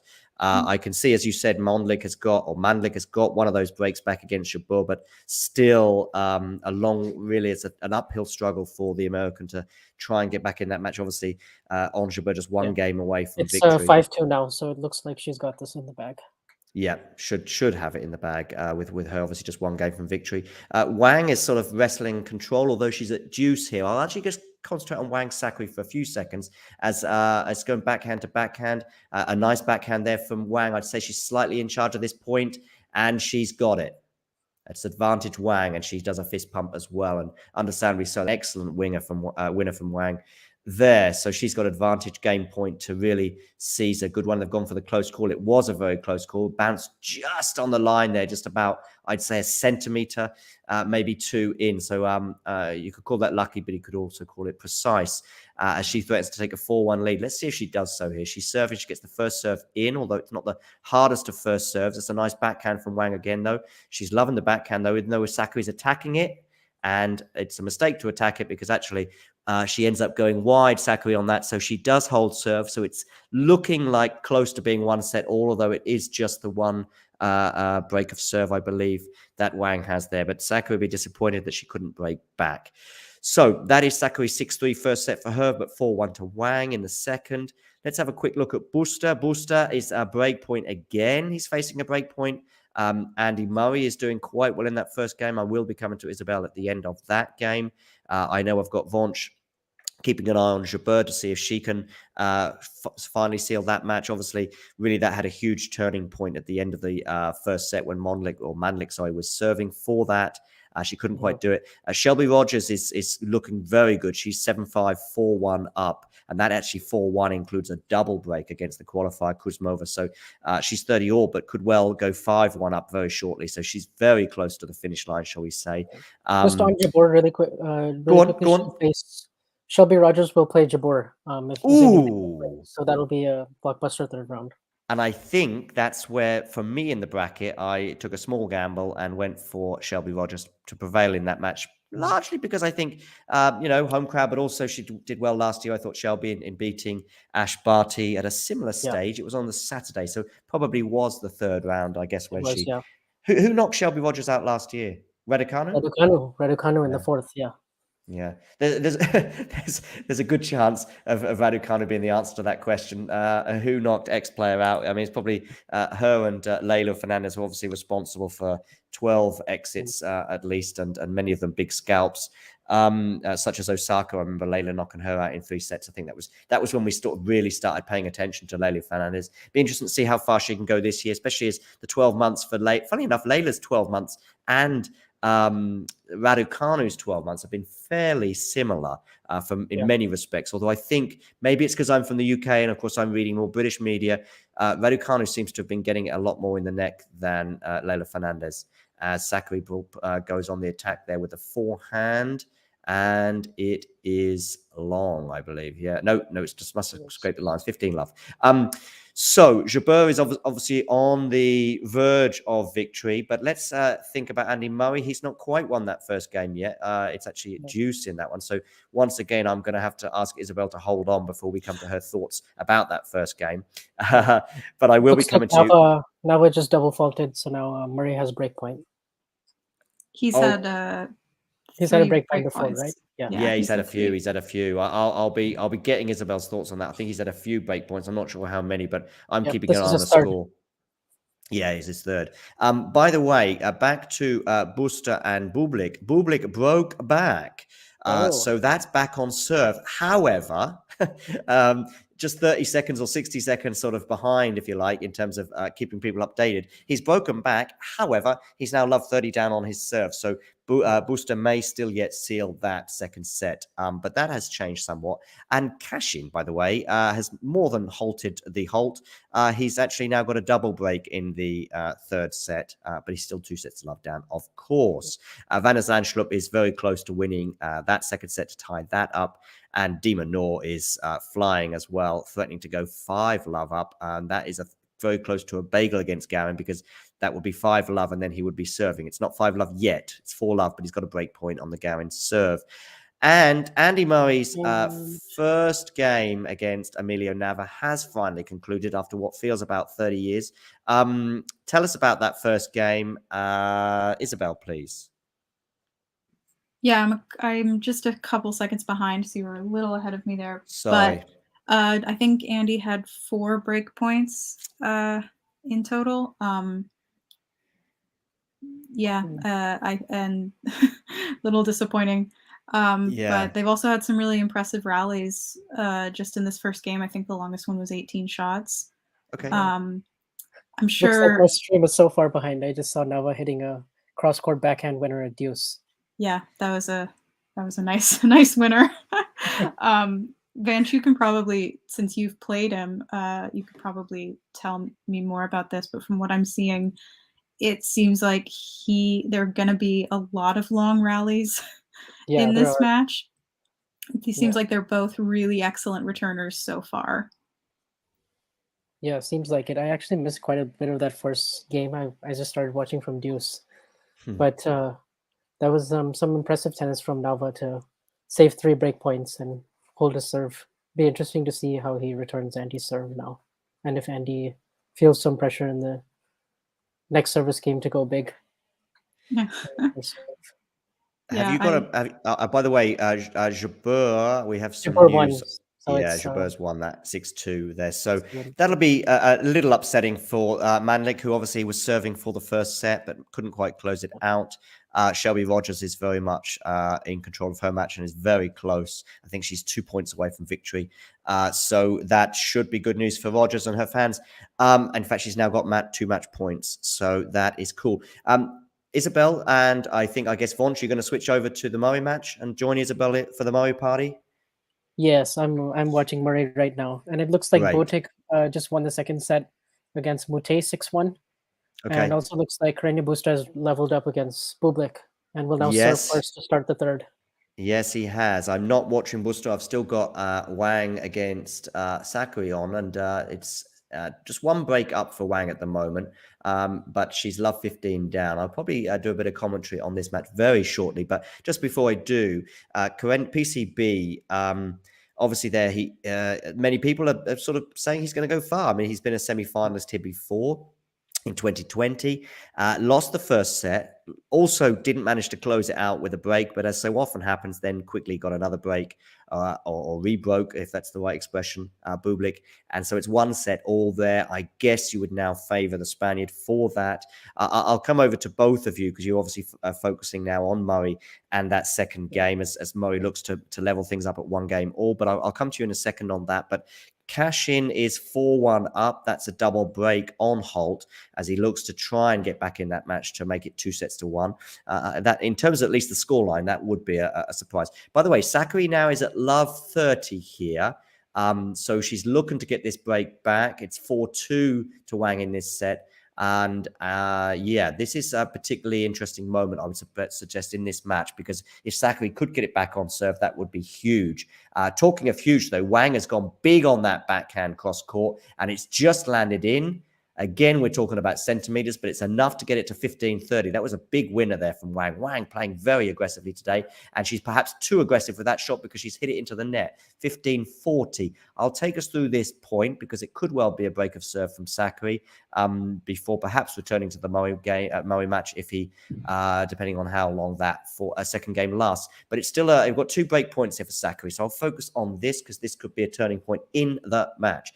Here we go. We've got a first serve here from Wang. It goes long, which will obviously be very difficult, very disappointing for her because a second serve here to look at for Sakkari.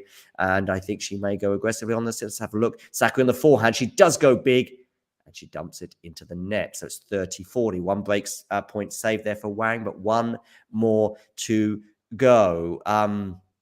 Yes, let's have a quick look at some of those other scores. Yes, a Buster then leveling things up. De Minaur won the second set 6-0 against. Yeah, he did. He did. Garin, and Garin was up Garin was down 2-0 to De Minaur at Wimbledon in the 4th round, and came back and he won won. 5. Came back and won. Oh yeah, nice little thing there. But he didn't lose any of those sets 6-love, and that also was grass. Although I wouldn't ever associate Garin with grass. In fact, I got to speak to him, and I think I put it on YouTube in the last few days. I spoke to Garin, and I said, Garin, Christian, how many grass courts are there in Chile? And he said, I don't think there's any. And so yeah, but he's doing quite well on grass, funnily enough. Well, certainly at Wimbledon, his record's pretty good. Wang has got this back to deuce, by the way, so she saved 2 break points. I'll be coming over to the Murray match in a minute. In fact, I'll come over there in a minute because this is still at deuce, so this is still a big moment. Here we have Wang. I think it's a second serve for her here, and this time Sakkari goes big with a forehand, and it's a winner. So last time she went big on the second serve, and she dumped it into the net, but now she's got her 3rd break point. The Greek will be desperate to get this break here because this could be her chance to get very much back in this second set and also then give her a chance of perhaps even winning the match in straight sets. So it's the 3rd of the first serve is in there from Wang. As Wang comes to the net, she's still at the net, the volley, and it's an excellent passing shot from Sakkari, and she gives it the big one with a fist pump, and understandably so, as she breaks back. 4-3 here. The Wang still leads, but it's back on serve. Isabel, what is happening in the Murray-Nava match? So Murray did hold. I don't think Nava didn't have any break points, but he's definitely making some errors. And we're on Nava's serve right now. He had a nice, I think it was a forehand winner cross court a few seconds ago. Nothing so far behind crazy. You, Isabel. Oh, you are? You're behind, are you, Vonch? Yeah, it's right now love 15. Nava just dumped a backhand in the net. Okay, but at least it's 1 game more. Vonch, what are your thoughts? I mean, you're obviously somebody who actually is great. I didn't even know you actually played Emilio Nava. How many years ago was that? It was 7.5 years ago, and my memory from the match is obviously going to be a little bit fuzzy, and obviously he's grown and is a completely different player now. But clearly, I remember one thing is that he is a fighter. He's really going to dig in. He's extremely competitive, really intense on the court, really likes to show his emotions, fist pumps a lot, continues to believe even when he's down. He's a really good competitor, and I think he'll relish this opportunity. Yeah, you can kind of tell that even just in these early few games. I can already see that from him, that kind of intensity. And he has a solid backhand, and he likes to step in and be aggressive on returns, particularly with his backhand side. Cool. I'll come back to you at the conclusion of that third game to see if Murray potentially could break. We've got here, though, Maria Sakkari now very much back in this set. I was going to say back in the match, but she's actually really, looking good for the match right now, given the fact that it's on serve now, and she won that first set, and she'll be determined to consolidate that break. Now she's 3-4 down, and it's a love all here, but she comes to the net, Sakkari. Is it enough to win the point? Yes, it is. It is. That was a good decision for her in the end. So she's 15 love up. I'll go back around the grounds while you two focus on that third game of that first set with Andy Murray and the American wildcard, Emilio Nava. Carreño Busta won the first game, so that's really tight, obviously, between him and Bublik. But having won that second set, Busta, you would think, would have the momentum. Cashin managed to hold. So he's still a double breakup. In fact, he's very, very close to sealing that set. It's 5-1 for him. And so that would make it 2-1 for the American qualifier, still having the upper hand there. Van der Sandstrup, as we mentioned, did win that second set. So that's one set all against Mutet. And again, you would imagine the momentum is now with the Dutchman. And Garin, at least he won a game in the third set, which is something he didn't do in the second set. So he's one game to love up, albeit he's 2 sets down, and it's a long way back for him. But he did it at Wimbledon, as Vonch mentioned. Anyway, what's going on elsewhere in the women's world? Obviously, Ons Jabeur is already through, as is Shelby Rogers, who joins her now in the third round. And as Vonch also mentioned, those two are heading for a popcorn match, I guess, on Friday. I wonder if that'll be on Friday night. Perhaps it may well be, especially as Shelby Rogers is involved. That will obviously please the home crowd.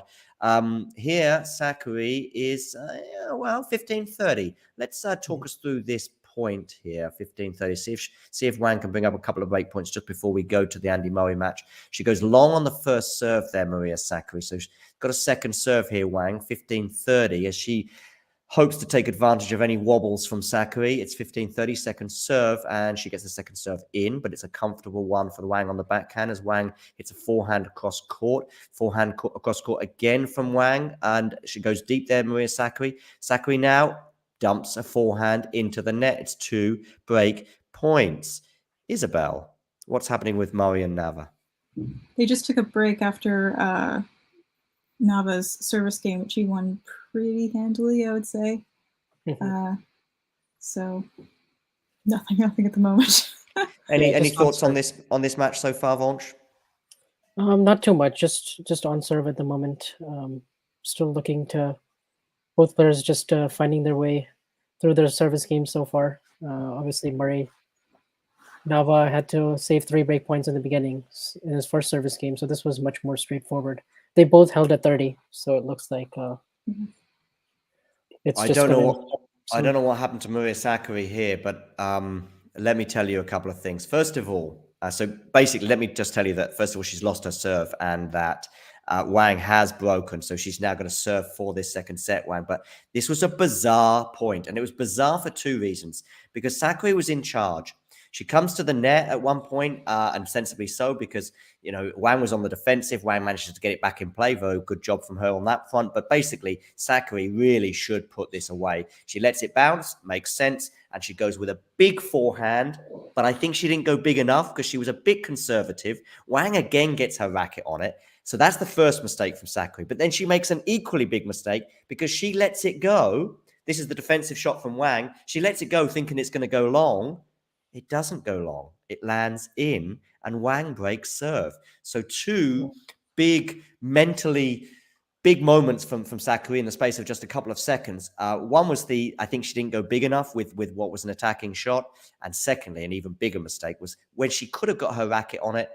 It was a bit high, but I think she could have got her racket on it. She lets it go, and it bounced just in. And she was dismayed. She looks around. She looks at the umpire going, what? Because I think she thought it had landed out.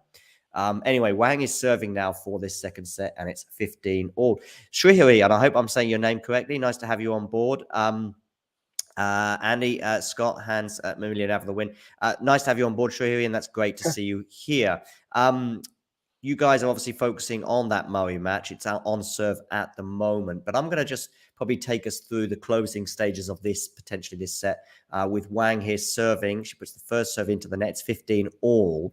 Sakkari there punching, giving a nice little fist pump to make it 15 all there, but she'll be kicking herself if she ends up going on to lose this second set. Wang with a second serve, and she's double faulted. So 15-30. We've seen 2 or 3 breaks of serve in a row here. Are we going to see another one? Potentially we are, because it's 15-30. It's been a good match, I would suggest, so far, no matter what happens from here on in. Thank you for the compliment there. I managed to pronounce his name correctly. By the way, I apologize, Isabel. Every time I put a comment up on the screen, it sort of comes over you. I can always do this, I think, which helps Isabel return. Which really is great, don't mind. No one's here to look at me. No, but we certainly want to hear your thoughts, and we'll come to those in a minute regarding Andy Murray and that match. Nice to have Dreamed Timesis on board as well. Hello. I have no idea. Dreamt Timesis anyway. I could certainly get the first word that correct anyway, dreamt, and it's close to tennis in the second part. If you haven't hit the like button, make sure you do so. And Maria Sakkari, by the way, has 2 break points. I'm going to talk us through these points before I come back to you guys regarding Andy Murray. It is 15-40 now, so we could yet see another break of serve. There has been a double fault here from Wang, so whether she's feeling a bit of pressure, I don't know. Maria Sakkari, funnily enough, is muttering to herself as she faces this serve from Wang, which is a first serve in, but Sakkari gets a good defensive backhand on it. It's the forehand now. It's the backhand of Sakkari. Forehand cross-court, backhand slice there, just over there. It's an excellent slice there from Sakkari. She goes for the backhand pass, and she's got it. She's got the break. It's 5-4, and she screams out, and understandably so. So they are back on serve now. Can Sakkari hold, though? I don't know how many breaks that is in a row. Maybe someone in the live chat can tell me. I think it's at least 3 in a row in this match. I think Sakkari broke, and then Wang obviously broke again, and then Sakkari once more. So it's back on serve here. So again, Sakkari's looking good once again. Isabel, what is happening in the Andy Murray match?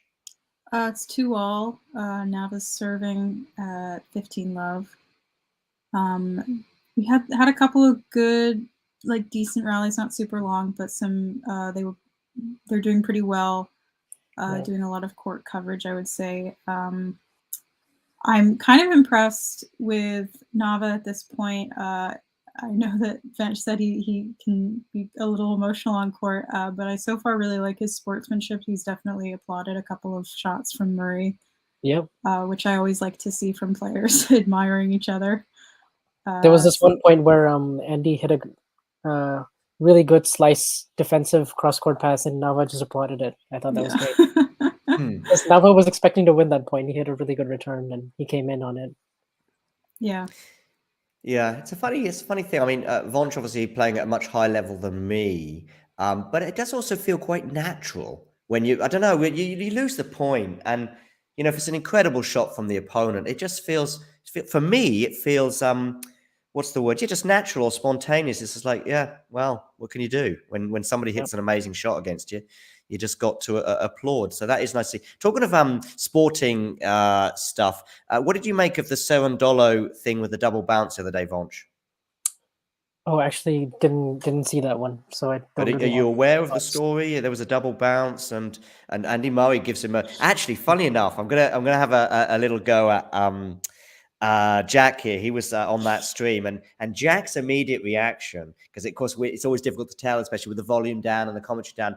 And he thought the Andy Murray thumbs up immediately. He said, "Oh, there's a sarcastic," because Murray can be a bit sarcastic on court. So he goes like that. I can see why Jack would have said that. Yeah. But actually, he was actually giving a genuine thumbs up to say thank you to Cerundolo, who'd basically given up the point. To say, yeah, so $7 gave him the point, and that was a quite an important point, I think. And actually, that was towards the end of the first set, quite a big moment. And I mean, Murray wins it in straight sets, and I don't think it exactly changed the course of history, but still, nevertheless, it was an interesting moment in the match, and good to see. Has that ever happened to you whilst playing, Vonch, that a double bounce has occurred? What do you think? Do you know it when it happens to you? Because just quickly before you answer that question, Murray said something interesting in his press conference afterwards. Yeah, I did listen to that. Yeah, which was The actually, he French said, Masters. it's more obvious when you are on the other side of the net. So you are the victim of the double bounce, so to speak. What did you think of that?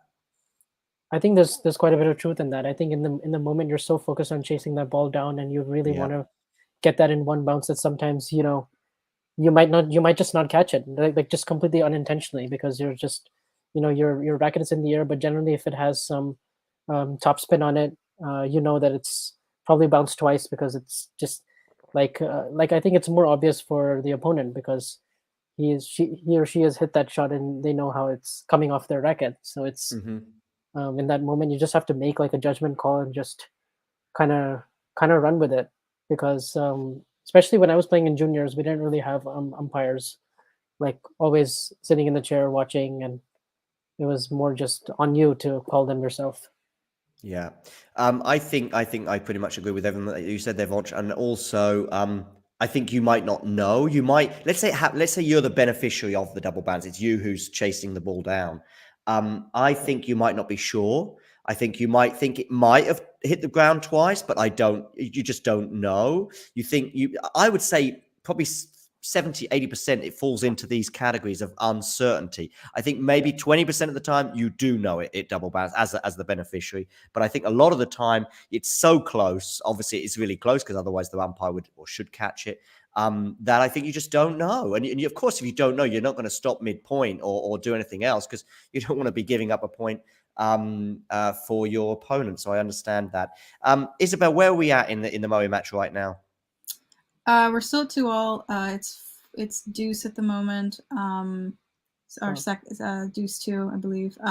Andy just had another break point. Okay. A pretty decent rally, but Nava managed to do a really nice another backhand winner cross court. He loves that backhand. Yeah. I really like when they get into these rallies. They're very interesting. Nava has also had, that was 19 shots, so that's the longest rally so far that we've had. Nava's making a couple of mistakes that seem like very, like he shouldn't be hitting that long when he comes to do certain shots. There was an overhead smash earlier. I think it was in the first game that would have been an easy point that he absolutely bungled, and it went way long. And he's had a couple at the net when returning some volleys, I think, that just go way long. Yeah. So I'm a little, he's playing a little inconsistently, it would seem. Yes. He's doing really well at the baseline, I think. But Andy seems to be beating him at the net. Yes, yeah. That's what I would expect. Just quickly, Wang has got a set point here. It's deuce. Well done, Maria Sakkari, for saving that set point, as Wang was threatening to make it 4 breaks of serve in a row and therefore win this second set. But it's back to deuce. So Maria is still in a bit of trouble here as she's looking to hold serve. It's actually on deuce. So that was a big point and a big winner from the Greek. So that's good. I'll probably just talk us through the remainder of this game, as long as it doesn't go on for about 2 hours, because this is a crucial moment once again. But I've been saying that for the last 15, 20 minutes. There's been a lot of crucial moments in this match. We've got here a backhand return from Wang. It's a good return. They're now into the rallies. Another nice backhand there from Sakkari. And it kind of forces the error perhaps from Wang, because now she's got game point, Sakkari, as she looks to be the first person to hold serve in what feels about 20 minutes or so. And I don't think that's an exaggeration, given the nature of these games at the moment. So she's got game point, so I can probably relax at least for a minute or two. We've got some comments here in the live chat. Scott there saying Nava is playing some great tennis. Scott, how nervous are you feeling on a scale of 1 to 10? 10 being very nervous and 1 being chilled. Knowing how big a fan you are of Murray's, I'm a big fan of Rafa Nadal's. I'm never chilled. Even when he's a double breakup, like in the third set. I think he was a breakup in the third set against Medvedev, for example, in the 2019 final, and I think he'd end up losing that set. And yeah, anyway, that's a side story. But yeah, Scott, how nervous are you? 10 being very nervous. Some comments there about the Serena match. I don't think so. I like Isabel and many of the other people that contribute here. We're all in Europe, so that match will be starting around about 1 a.m. for me and midnight in the UK. And bearing in mind we're doing a few hours of streaming here, I think by then, I think I will all be pretty tired out. So I think we'll probably just sort of basically do these early matches, probably get to about the end of the Murray match, and that might well be the end of today's streaming. But I'll probably be on Twitter and tweeting my thoughts. So pay attention there for some silly thoughts. But anyway, by the way, 5-all, Sakkari managed to hold that. So it's a huge hold. And now she'll be hoping to break Wang. And she's very much in charge of this first point on the Wang serve. Although that's an excellent defensive shot there from Wang. I'm very impressed with Wang. Although she's actually losing this match, so to speak, she's been very good both on the defensive and some of the aggressive points as well. As she goes big down the line. That's an incredible point there from Wang, and possibly the point of the match, because she was in big trouble on that first point, and she managed to get her racket on a defensive shot that ended up looping up probably about 10 meters into the air, but landed so deep for Maria that actually it became a leveler, if you like, in terms of the rally, and then she ends up winning it. And that's her 12th winner of the day, just eclipsing her group opponent with 12-11. Scott there, by the way, saying he's 7 out of 10, a solid 7 as well in terms of his anxiety. So that's cool. Andrescu Hadamaya, by the way, I think is going to be starting, I think, quite soon. I'm not sure the exact time on that, but that may well be one for me to tune into, particularly after this Wang Sakkari match finishes. I'm not sure what time they kick off. Do you know, Vonch? I'm actually not sure. I can check. I can check. Don't worry. But Scott's still being quite optimistic. It's a night match. It's what time? Looks it's a night match. Yeah, looks like if it's a night match, then I probably won't be covering it. But again, I'll be keeping an eye on it because I think that's a very tasty second round match, possibly even the best second round match on the women's side. But there's probably some competition for that I'm forgetting. Maria Sakkari here anyway, back on this game here. That's an excellent winner from her as well. So she'll be very pleased with that. But this is on serve still at 5-all. I'll take us around the grounds. Hello, Fatima, by the way. Nice to have you on board. Fatima also saying that the young qualifier is playing very well. We'll come to your thoughts in a second, Isabel and Vonch, on that match. But before we do, I'll just have a quick look around some of the other scores because it's been a while. Demon Noor is a break-up now against Garin, so I think that would take a monumental effort from the Chilean to get back into that match, given that he's already 2 sets down. Mutet van der Zandschulp 1-set-all and 1-game-all, so couldn't be closer in that respect. Cashin did win that third set, which you would imagine he should do. And therefore it's... Pardon? Say again? I was just saying he cashed in on his chances. Hey, you're following me there with the whole Holt in the Express. I was quite pleased with that, but I think you've done a good job there, Vonch, by saying yes, it suggested he cashed in. Although he's not cashing in right now in the fourth set because he's a breakdown. Anyway, Bublik and Busta are on serve, 1-set-all. So again, that's fairly close. Murray and Nava, as we've already spoken about, is very much underway. Berrettini's now underway as well. He's on serve with Hugo Grenier. So Hugo Grenier is also a lucky loser. So there's a few lucky losers that made it through to the second round. Good for them. Here we've got Wang and Sakkari. Couldn't really be much tighter. It's deuce now on the Wang serve as Sakkari looks to try and take a huge step towards the third round. This is a really long game right now between Nava and Murray, over 10 minutes. Yeah. Oh, wow. Tell us, I think we're at 7 deuces. Wow. Yeah. Nava has saved 2 break points in this game. How many, there must be about 5 or 6 break points already in this match on the Nava serve. Right now, Murray is 0 for 5 on break points. Oh, dear, that's not... Well, it's a good start, you know. I'm not sure. Do you look at that positively, Vonch, or do you look at that negatively? I mean, the positive is that he's threatening a lot, which suggests you're playing better than your opponent. So far, he is the more consistent player. I mean, Nava has made 12 unforced errors to just 6. 12 already? We're not even halfway through the first 6 set. winners. But Murray is getting his chances, and he's been holding serve more comfortably. So I think that does bode well for him, especially. Yeah, Nava has not had any break chances. If he were to lose this first set, then it's a different story. I mean, I think this is already super physical. It's 35 minutes, and we're only on the 5th game. So we just had a 20-shot rally. So we're just going up the scale. Yeah. It sounds more exciting anyway than the quarter match that you were covering the other day, Isabel. Speaking of which, I think Korda's match today against Tommy Paul is going to be kind of interesting. I think I so might too. tune into that. Yeah, I think so too. There's quite a few interesting matches on both sides, but yeah, I think so too. I think that's a very exciting one. I think Medvedev is the night match. I think he should be fairly comfortable in that. For him, things get much trickier. I think for him in the second week, should he progress that far, which I think I expect him to do. He'll probably be playing Kyrgios in round 4, should they both progress that far. Alison Risk has got underway against Maria Camila Osorio Serrano, and they are at deuce in the first game. The winner of Emilio Osorio and Risk plays the winner of Wang and Risk, and Wang and Sakkari, so that should be interesting. Yeah, that's good. And what I like as well is that of course, those matches often are happening in parallel, and not only that, this website on Tennis Live is putting them together, which is nice because that makes sense. I would think if looks Sakkari... like Grenier is up a break on Berrettini.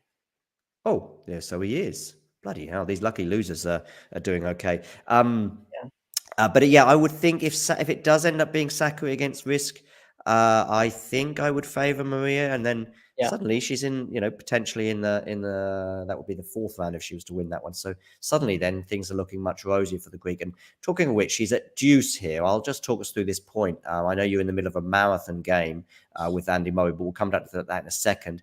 And now Wang gets game point because an excellent slice there from Wang, bringing up this game point that basically forced the error from Sakkari. Isabel, where are we at with Andy Murray? Nava did manage to hold. I think we had a total of 9 deuces. Wow. Something like that. The game was, I think, about 13 or 14 minutes. We've had some 20-shot rallies so far, and so far they've been 11 points, 9+ shots, and Murray has managed to win 7 of them. I think the longer the rally goes, advantage Murray. Yeah, I would agree. I think it might take until maybe the second set for Murray to kind of get in. Yeah, he's maybe just take advantage of some of those break points, but it's going to be a long first set, I think. Oh my gosh, yeah! By the time the game is 40 minutes in, I mean, we could well be in for a 90-minute first set. So this is that's sort of Djokovic Nadal-esque. I should have gotten more snacks. Yeah. It looks like I've got a question for you, Vanch, from Scott. So I'll put that up on the screen. Question for Vanch. Is it a bit surreal to see this player who you've actually played with in battle now playing Andy Murray on the biggest tennis court in the world? Yeah, honestly, it's really quite surreal. It shows you that time just flies really fast. And obviously, if you're on I knew he was going to be a great player, but I did not think that just 7 years later he'll be on the stage, playing in the second round of a major. Like I didn't think. I thought, okay, maybe one day he could be pro, but I didn't know how far. I didn't know he would come like that far. I guess if I look at it, that in 2019 he was in two junior finals, and I guess it's kind of natural to expect that he would continue to improve and he'd be on this stage. But it's kind of surreal. I can say that I played someone who played Andy Murray and potentially win or lose. Vonch, listen, does it make you then suddenly sort of become a little bit of a fan? Because listen, if I'd played him, or if I'd played anyone, I'd be going, you know what, I took 4 games off a quarterfinalist at the US Open, something like that. It elevates those 4 games, put it that way, Vonch. I mean, I know it really does. The further he goes, if he ever wins a major, those 4 games will be like, wow. I mean, I don't know. I think it's kind of a normal conversation for people that don't get to play. We often say, do you think you'd get a point off Serena, or do you think you'd get a point off Nadal? Well, you could actually say, I took 4 games off X player or that player. Yeah. So there's no debate there. Yeah. Maybe I made him better. Who knows? Maybe after that match, maybe he'll cite you. Is there another player that is playing on the tour that you know? Is it Brandon? Yeah, his name is Brandon Nagashima. So I've actually watched him since he was 10. So I used to go to this tennis academy about 10-15 minutes from my house, and there used to be a few other coaches there, and he would take private lessons with one of them who actually played on the tour and coached Michael Chang himself. And he would spend hours and hours with Brandon, like gearing him up for tournaments and doing all kinds of physical training, working on forehands, backhand serves, and all the rest of it. And I actually remember the first time I went to the clinic, one of my friends said, "See that guy over there? He's number 1 in boys 12s and 14s and number 1 in the country." And I'm like, "Oh, who is that?" And then so since then, I've just sort of been I've been keeping my eye on him because I would see him a lot very frequently. And actually, maybe 4 or 5 years ago, we went to the same um, test prep company. Like we were studying for SATs together. So he was actually in one of my classes, and I'm like, and then a year later, he's like playing juniors at the U.S. Open. I'm like, wow, like And I came to realize later that he was like homeschooled, and half he went to school part time, and then he played a little bit in college, and then turned pro. Like he played for University of Virginia, and then so I've just been following his results ever since, and same with challengers. And it's so great to see people that you grew up with and potentially were playing against in tournaments or almost did, or in Nava's case, I did, and then it really makes you feel good. Like you were in a really competitive era, I guess, in juniors. It makes me feel like okay, like there's nothing to be ashamed about, because it really just kind of elevates Southern California tennis. It elevates my ego, I guess you could say. It seems like Understandably so. Southern California is producing a lot of really good tennis players, Yeah, more sure. so in recent years. Yeah, definitely. Nick, how Southern long were you? California. How long were you there for? I'm sorry, I didn't even see you. Oh yeah, hey, Nick. Oh, I see Nick. Hey, what's up? I mean, Nick is now. I saw it. Obviously, I introduced him to the thing a minute or so ago, so I can see you now. But I don't know the way StreamYard do this is that I can see that, and then suddenly I think I just. Oh, hang on a second. And you've got to scroll down. How long were you sort of waiting in the background there for, Nick? I hope it wasn't too long. I think it was probably around shortly after I messaged you saying I was logging on. So we're gonna go with. So it was a while ago. Then you've been there about five minutes at least, I would suggest. I've been here 10 minutes, to be honest, but it's fine because I figured that there wasn't a good point to bring me in because you're just that professional. You need to find the right time. It was just in case I didn't see you. I didn't. I don't know how to explain, but basically because of the way it's set up, and I've got 4 things there, and I can see those, but I couldn't see. And I was like, oh, and I was just sort of checking the messages. And I was like, oh yeah, you did say you're like, oh, there he is. Anyway, great to have you on board, Nick. What have you made of the opening stages of this Murray match? So I finished work half an hour ago, and due to the nature of everything that's happened to me today, I've actually not been able to have the tennis on in the background. I've had to focus on what I was doing. Sure. So I came in at 2-2 in the middle of however many of the juices there were in that game, and it was. Yeah, I think what I've made so far is it's actually really nice tennis to watch. I've been really enjoying these rallies, and Nava's a very good player. Yeah, I'm agreeing with what everyone else has said. Murray is definitely the superior player at the minute, but he must be frustrated given he's had chances to break in all 3 of Nava's service games. He just hasn't done it. And I'm not entirely sure. I mean, you guys have seen more of it. Would you say that's more? Is it more Murray making errors, or is it more Nava's saving the break points? I think Murray's tried to really wall up on those break points and really tried to force Nava into making errors, but Nava's just come up with really good shots, and he's been attacking and just taking the racket out of Murray's hands, and Murray's sort of drifting a little further behind the baseline, trying to soak up all the pace and pressure from Nava, and so far he's not been getting the errors that he would like. I would agree. I'm just going to bring us back to Wang and Sakkari because Wang has now got a set point. It's 5-6 on the Sakkari serve, so it's set point advantage. Wang hits the 3rd set point actually of this particular game. I'll talk us through this point before we return to the thoughts on Andy Murray's match with Nava. So here we got Sakkari serve, and she's got it just wide, so it's going to be a second serve for Wang to look at as she looks to win this second set. It's been a pretty remarkable second set with a lot of breaks of serve. Anyway, second serve, Sakkari goes long, double fault, 1 set all, boom. Oh, wow. Don't want to lose a set like that, and she'll be very annoyed with herself. But there we go. That's how it goes. 1 set all. Really, it's parity, but I wonder how that'll affect her mentally as we begin the 3rd set, but we'll come to that in a minute. Great to have you on board, Nick. Yeah, so Andy Murray, I've got a question for you, Nick. It seems to be Scott is asking everyone this question. I think he's seeking some support, if you like. And he says, will Andy Murray win the US Open? Oh, my word. Scott, Scott, I love you, man. And I appreciate all that you do, and you make me laugh, but I do not have quite the faith in Andy Murray that you do. I have faith in him reaching a semi-final. I do not have faith in him winning the tournament. That would still be amazing. That's as far as I'm willing to predict him to go. But even then, I'm not even predicting. I'm just saying that's as far as I think he can get. A semi-final would be his best appearance at the U.S. Open since winning it 10 years ago. There you go. Here's the thing. All great players have one amazing run left in them at the end of their career. I mean, you could say the big three have had several already. But like if you look at Jimmy Connors, US Open 91, John McEnroe, Wimbledon 92, Boris Becker had a deep Wimbledon run very near the end of his career. Pete Sampras winning his very last Grand Slam. Andre Agassi getting to the US Open final a year before he retired. Andy Murray's in that category. I fully believe that one day he will just go, you know what, he'll just go for it, and he'll find the level required to go deep in a tournament and get to a semi-final at least. So I fully believe he can do it.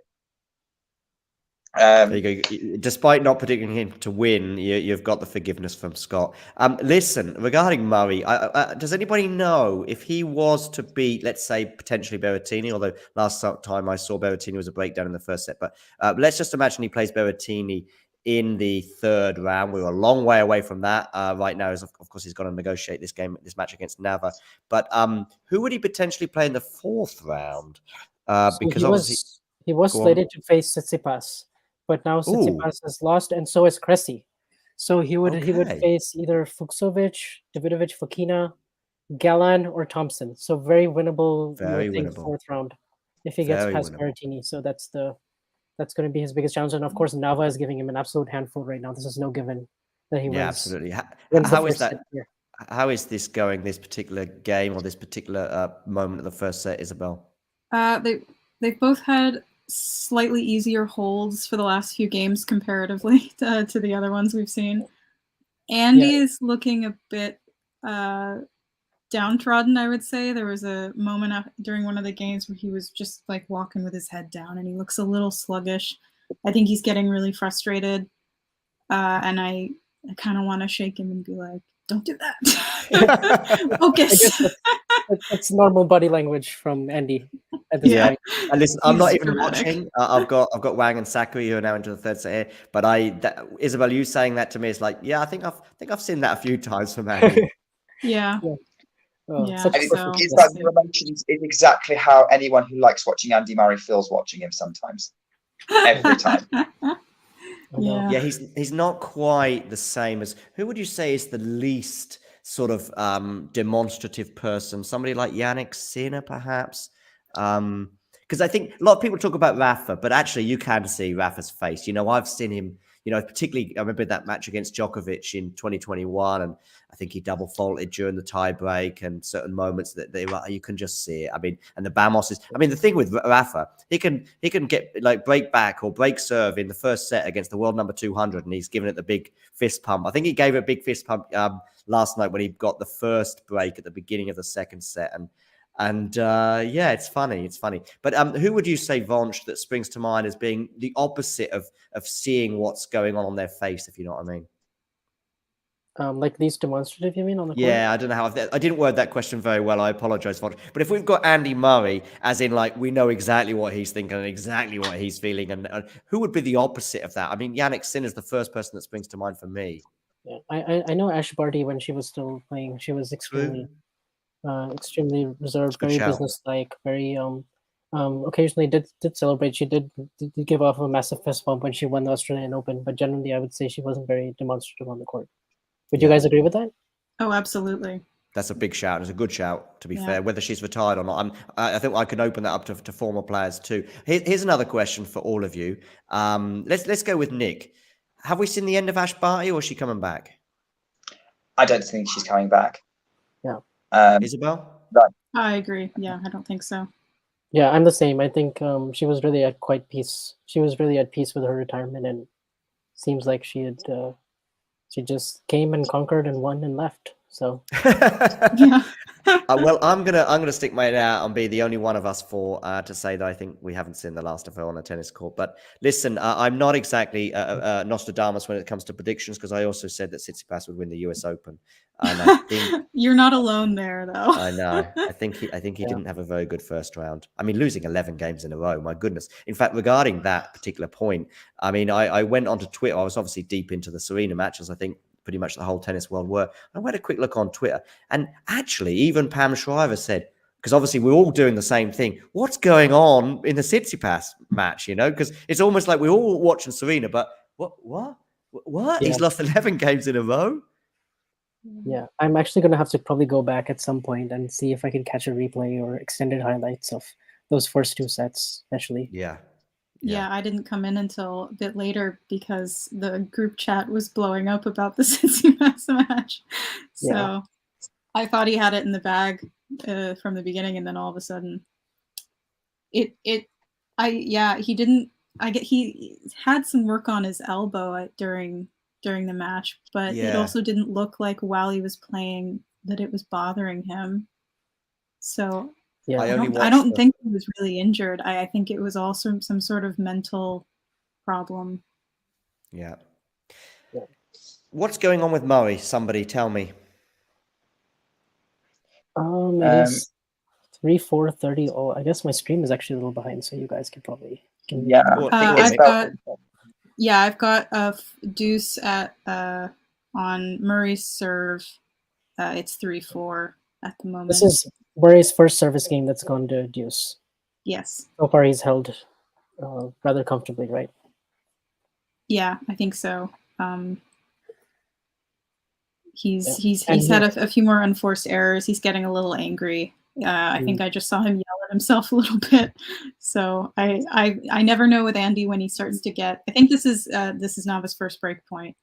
Yeah. And in the other service games, he was doing a really good job of keeping his first serve percentage really high, like over 80%. I think that's dipped in the service game so far. He's having to hit more second serves. Yeah, so Nava has a break point right now. Oh. Yeah, something that would give Murray fans hope maybe is I think I saw Nava stretching his legs a little bit weirdly at the end of one of those points. Like he was stretching at an angle you wouldn't normally think. I wonder if he started to cramp. Yeah. It must be quite humid there right now. Weird angle. Temperature in Flushing right now. I imagine it is. Yeah, they've been. I've seen a lot of those like fan things they have on court now. The large like tubes. People are blowing cold air on themselves. So I think the heat has reached a frightening point. Oh. Yeah, I think it's very early stage. Ivan Lendler's expressionless as ever. Sorry, what was that? Ivan Lendler's expressionless as ever. A man of few words, yeah. He was one that came to mind. He came to mind when we were talking about not demonstrative players. Him and Borg were the first that came to mind for me. Yeah. Yeah, I think, and also Chris Evert, right? She was called the Ice Queen. Okay. Was she? Yeah, she actually wasn't quite comfortable with that nickname. That's fair. Yeah. I can definitely see why.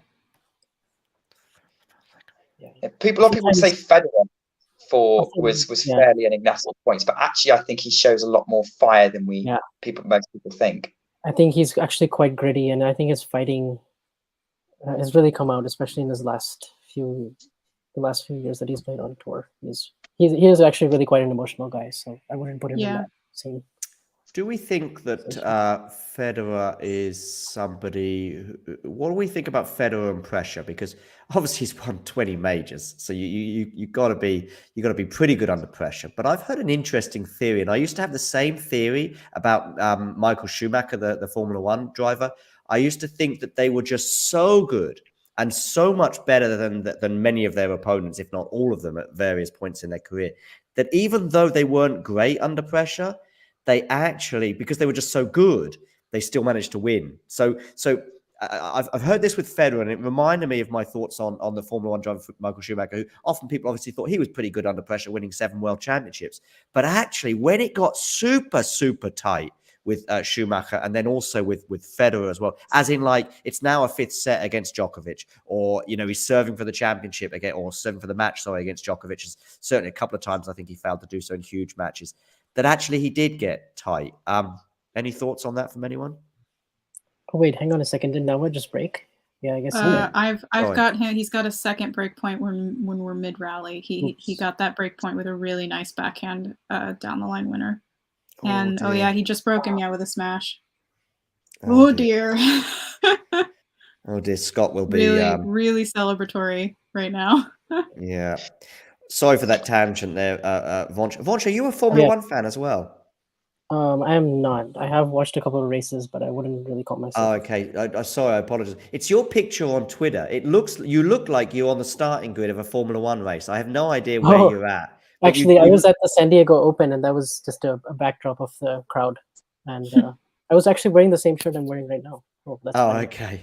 But that's so actually, I was thinking, as I mentioned the Formula, I did give a little anecdote there about pressure, and I mentioned Michael Schumacher. I thought, oh, well, Vonch might. I don't know why. It just looks like you're on the starting grid. But okay, the San Diego. By the way, Scott, in terms of nerves, is now at a 10. It's only the first set. Yeah, stay calm. Scott is still going to win this. Oh, we just had a classic Murray lob. Oh, perfect. Oh, yeah.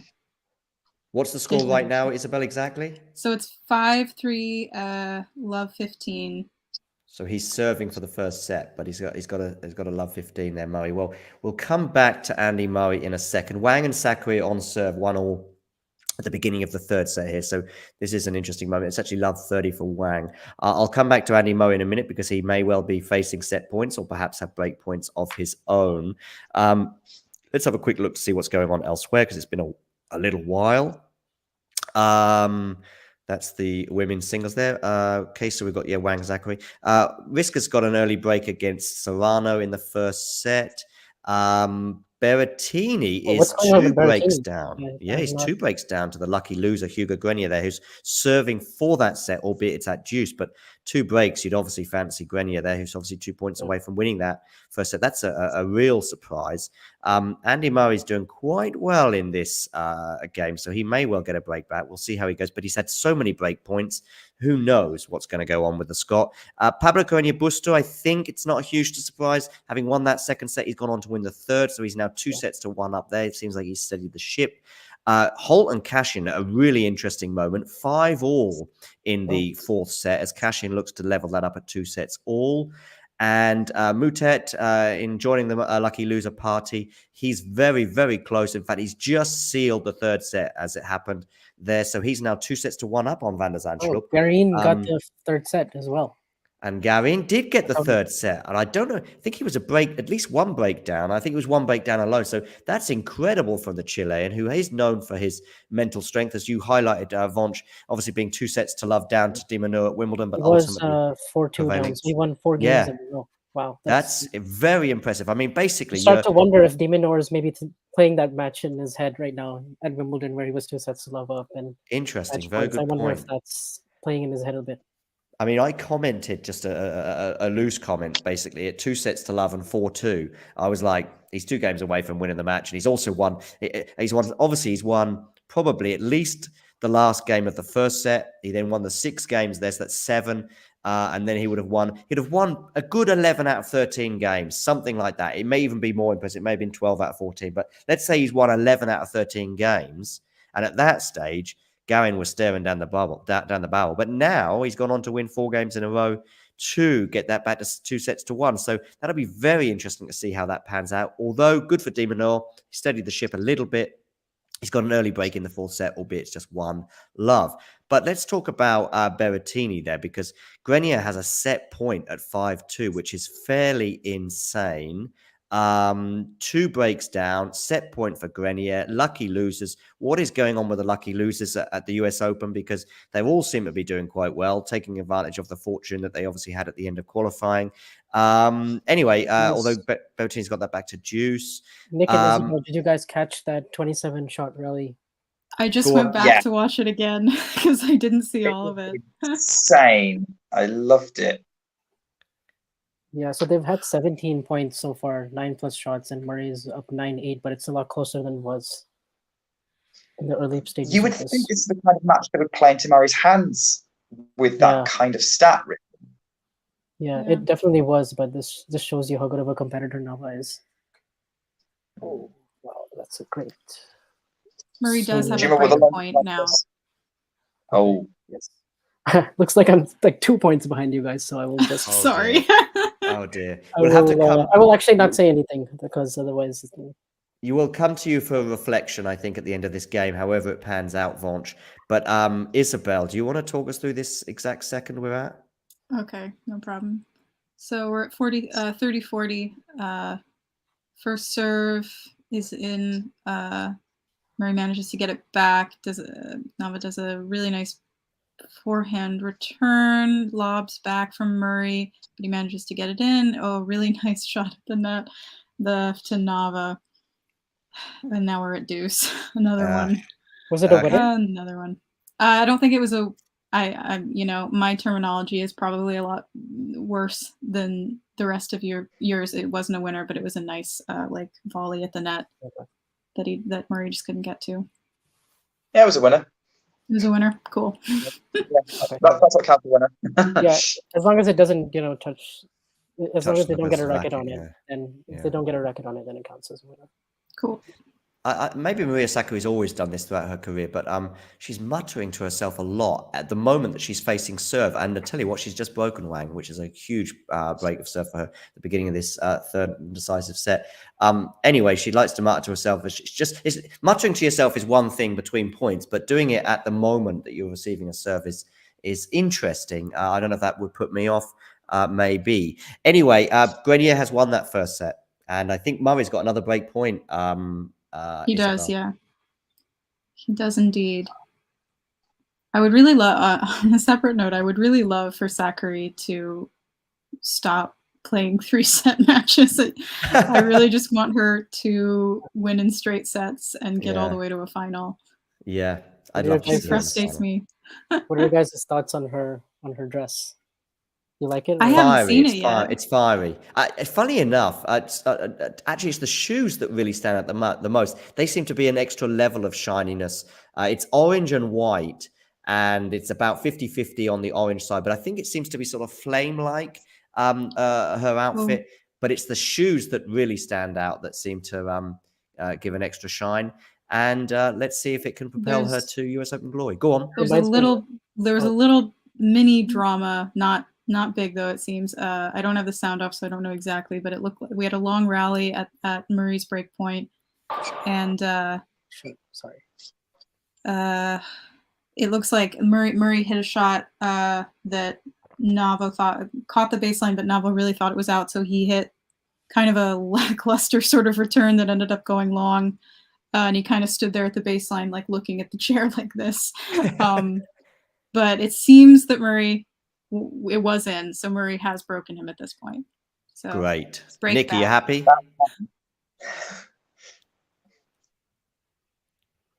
Sorry, Nick, I don't know if I heard you. Are you happy, Nick? Oh, he thought the ball drifted long, but it actually caught the line. So it looked like he stopped the point. Yeah. Oh, yeah. So that's going to be a tough one for Nava to swallow. But on the other hand, Murray, delighted to get the break back. Very happy, very delighted. Nick, are you delighted? Oh yeah, it's about time Murray broke in this match. But yeah, I'm very happy. He's not lost. He's not down a set. Let's see what happens next. It looks very hot and humid out there, actually. I told Isabel this is going to be a 90-minute first set. What do you think about that, Nick? Over or under? What are we on now? I think we're at an hour 5. Oh God! I've not been watching at all, but I'd still go under. I think you're probably right, actually, Vansh. I think we might get an hour and a half first set. Yeah, and obviously, if that's Murray not wins, really what Murray needs. Yeah, thank goodness his first round was not that long. It was straightforward. I don't know a lot about fitness and what might be going on with Murray, but you mentioned that the humidity might be affecting the cramping that he's been dealing with. How do you think he can deal with that kind of thing? I wouldn't even know how you get through that in a match. Just like a lot of salts, I guess, and like electrolytes, and keep just stay like really as hydrated as you possibly can. I really don't think I think sometimes cramps can also be caused by nerves. I think it can just magnify them even more. And he definitely struggled with cramp against Stanton, right? Didn't he in the third set in Cincinnati? And just yeah, he barely won that match. And in a way, I think that was actually good for him, because that made him play really aggressive and actually just like step in and instead of hanging back behind the baseline, it actually forced him to play the style of tennis that he needs to play it right now at this age and this stage in his career. So hopefully he can just fight his way through it. And, Nick, are you optimistic now that Murray's gonna win this first set? I mean, yes, I am optimistic that Murray's going to win the set. I think it's very much in the balance, though. I'm not going to say definitively one way or the other. I think it's a critical point. At the moment, I'm calling it 50-50. But I would say, or maybe 51-49 in Murray's favour. But I think regardless of whether he wins or loses the first set, I'd still make him favourite to win the match. Yes, he would like to get this. He would like to. But it always like a lot easier because he doesn't need a physical match right now if he wants to go deep. Oh, poor Scott. See you, Scott. See you, Scott. I think he's doing a pub quiz this evening, and he was very given that it's going to be a 90-minute or could be a 90-minute first set. He said he hoped that Andy would have it all sort of in the bag by the time he starts the pub quiz, which is clearly not going to happen because I think that starts in about half an hour for him. So never mind, Scott. But listen, fingers crossed. The match might still be on by the time your pub quiz is over. You might be done. You might be your head might be hitting the pillow long before Andy Murray's done. But we'll see how that pans out. Anyway, regarding his cramping, Catherine Whitaker apparently on the tennis podcast that she cramps even just walking to and from the hotel. So imagine the players. Perhaps she's referring as well to the conditions in New York. It's been a kind of bizarre first 48 hours there with storms, but also searing heat. I don't know who that would favor. Well, Maria Sakkari is a very fit player, and she fist pumps as she gets a 40-30 advantage on her serve, 2-1 up here. So we'll see how that pans out. Isabel, how's this 11th game of the Murray first set? Is he looking in charge here of his service game? I don't know if in charge is what I would say. He's having a little bit of an easier service game. It's 40-15 at the moment. Okay. But he's still, I think he's still looking a little slow on court.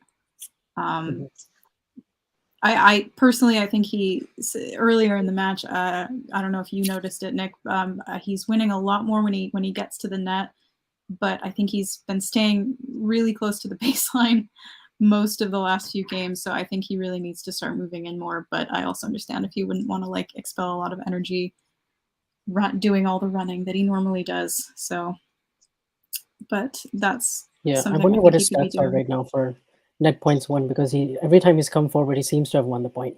Yeah, there's been a couple of good volleys from Nava that he's won with, but I think he makes a lot more mistakes up there. Oh, that's right. He only lost that 1 point, which was that backhand pass that Nava hit to get to deuce in that game. That was the only complicated service game where he's had before this. Looks like he just held at 30, so that's good. He's had 5 service games. 4 of them haven't gone to deuce, and the one that did, he got broken. Yeah. Big hold of serve from Sakkari as well. She's 3-1 up, and it's something that both players have struggled to do, which is consolidate a break, and Sakkari's done so. So she's 3-1 up now in this third set. So for people like Isabel and myself, maybe we can relax slightly regarding her chances of progress. But you never know with Maria Sakkari, and somebody else you never know with is Andy Murray. Nick, your thoughts on his situation now? Is he taking a 6-5 lead? No, it's 5-all. Yeah, I think it's really tight right now. I think he does have the edge. I mean, there were a couple of really good points from Nava in that last game. It's difficult to say. Right now, who's got a definitive edge? That's an ace from Nava to take the opening point. He's fired up. He's ready for this. Yeah, I think this is going to be a close one. I think we might be going to a tie break here. think that's how I see it going.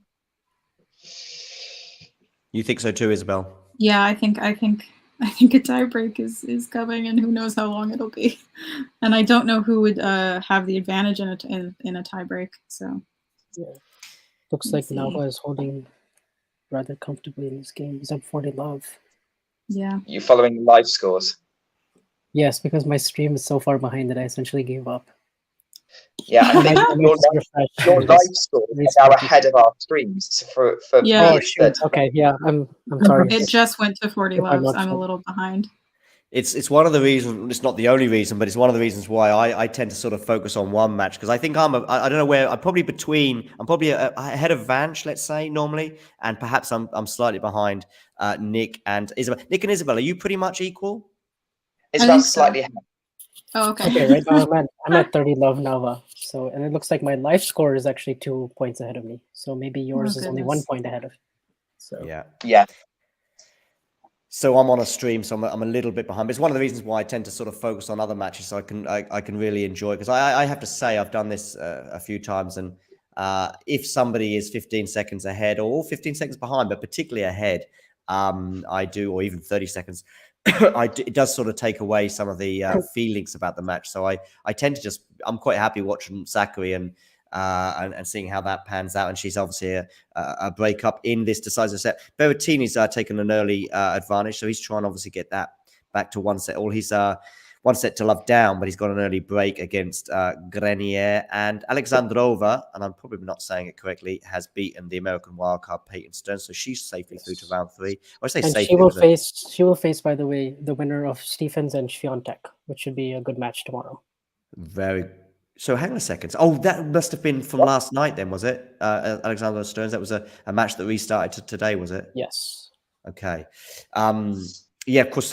Coming to my attention right now, something I'm going to remind viewers is there are a few matches that will be getting underway today that are restarts from last night, and that must have been one of them. That explains why it popped up in my screen, and it was already 1 set all, I think, and I was thinking, oh, okay, that was a fast first 2 sets, but I think that's obviously if she's playing the winner of Stevens, I would imagine the winner of Stevens or Świątek, which is obviously going to be very close, would fancy their chances against Alexandrova. But what do I know?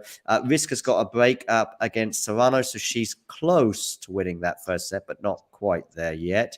As I said, Berrettini close to going a 3 love up in that second set, having lost the first set.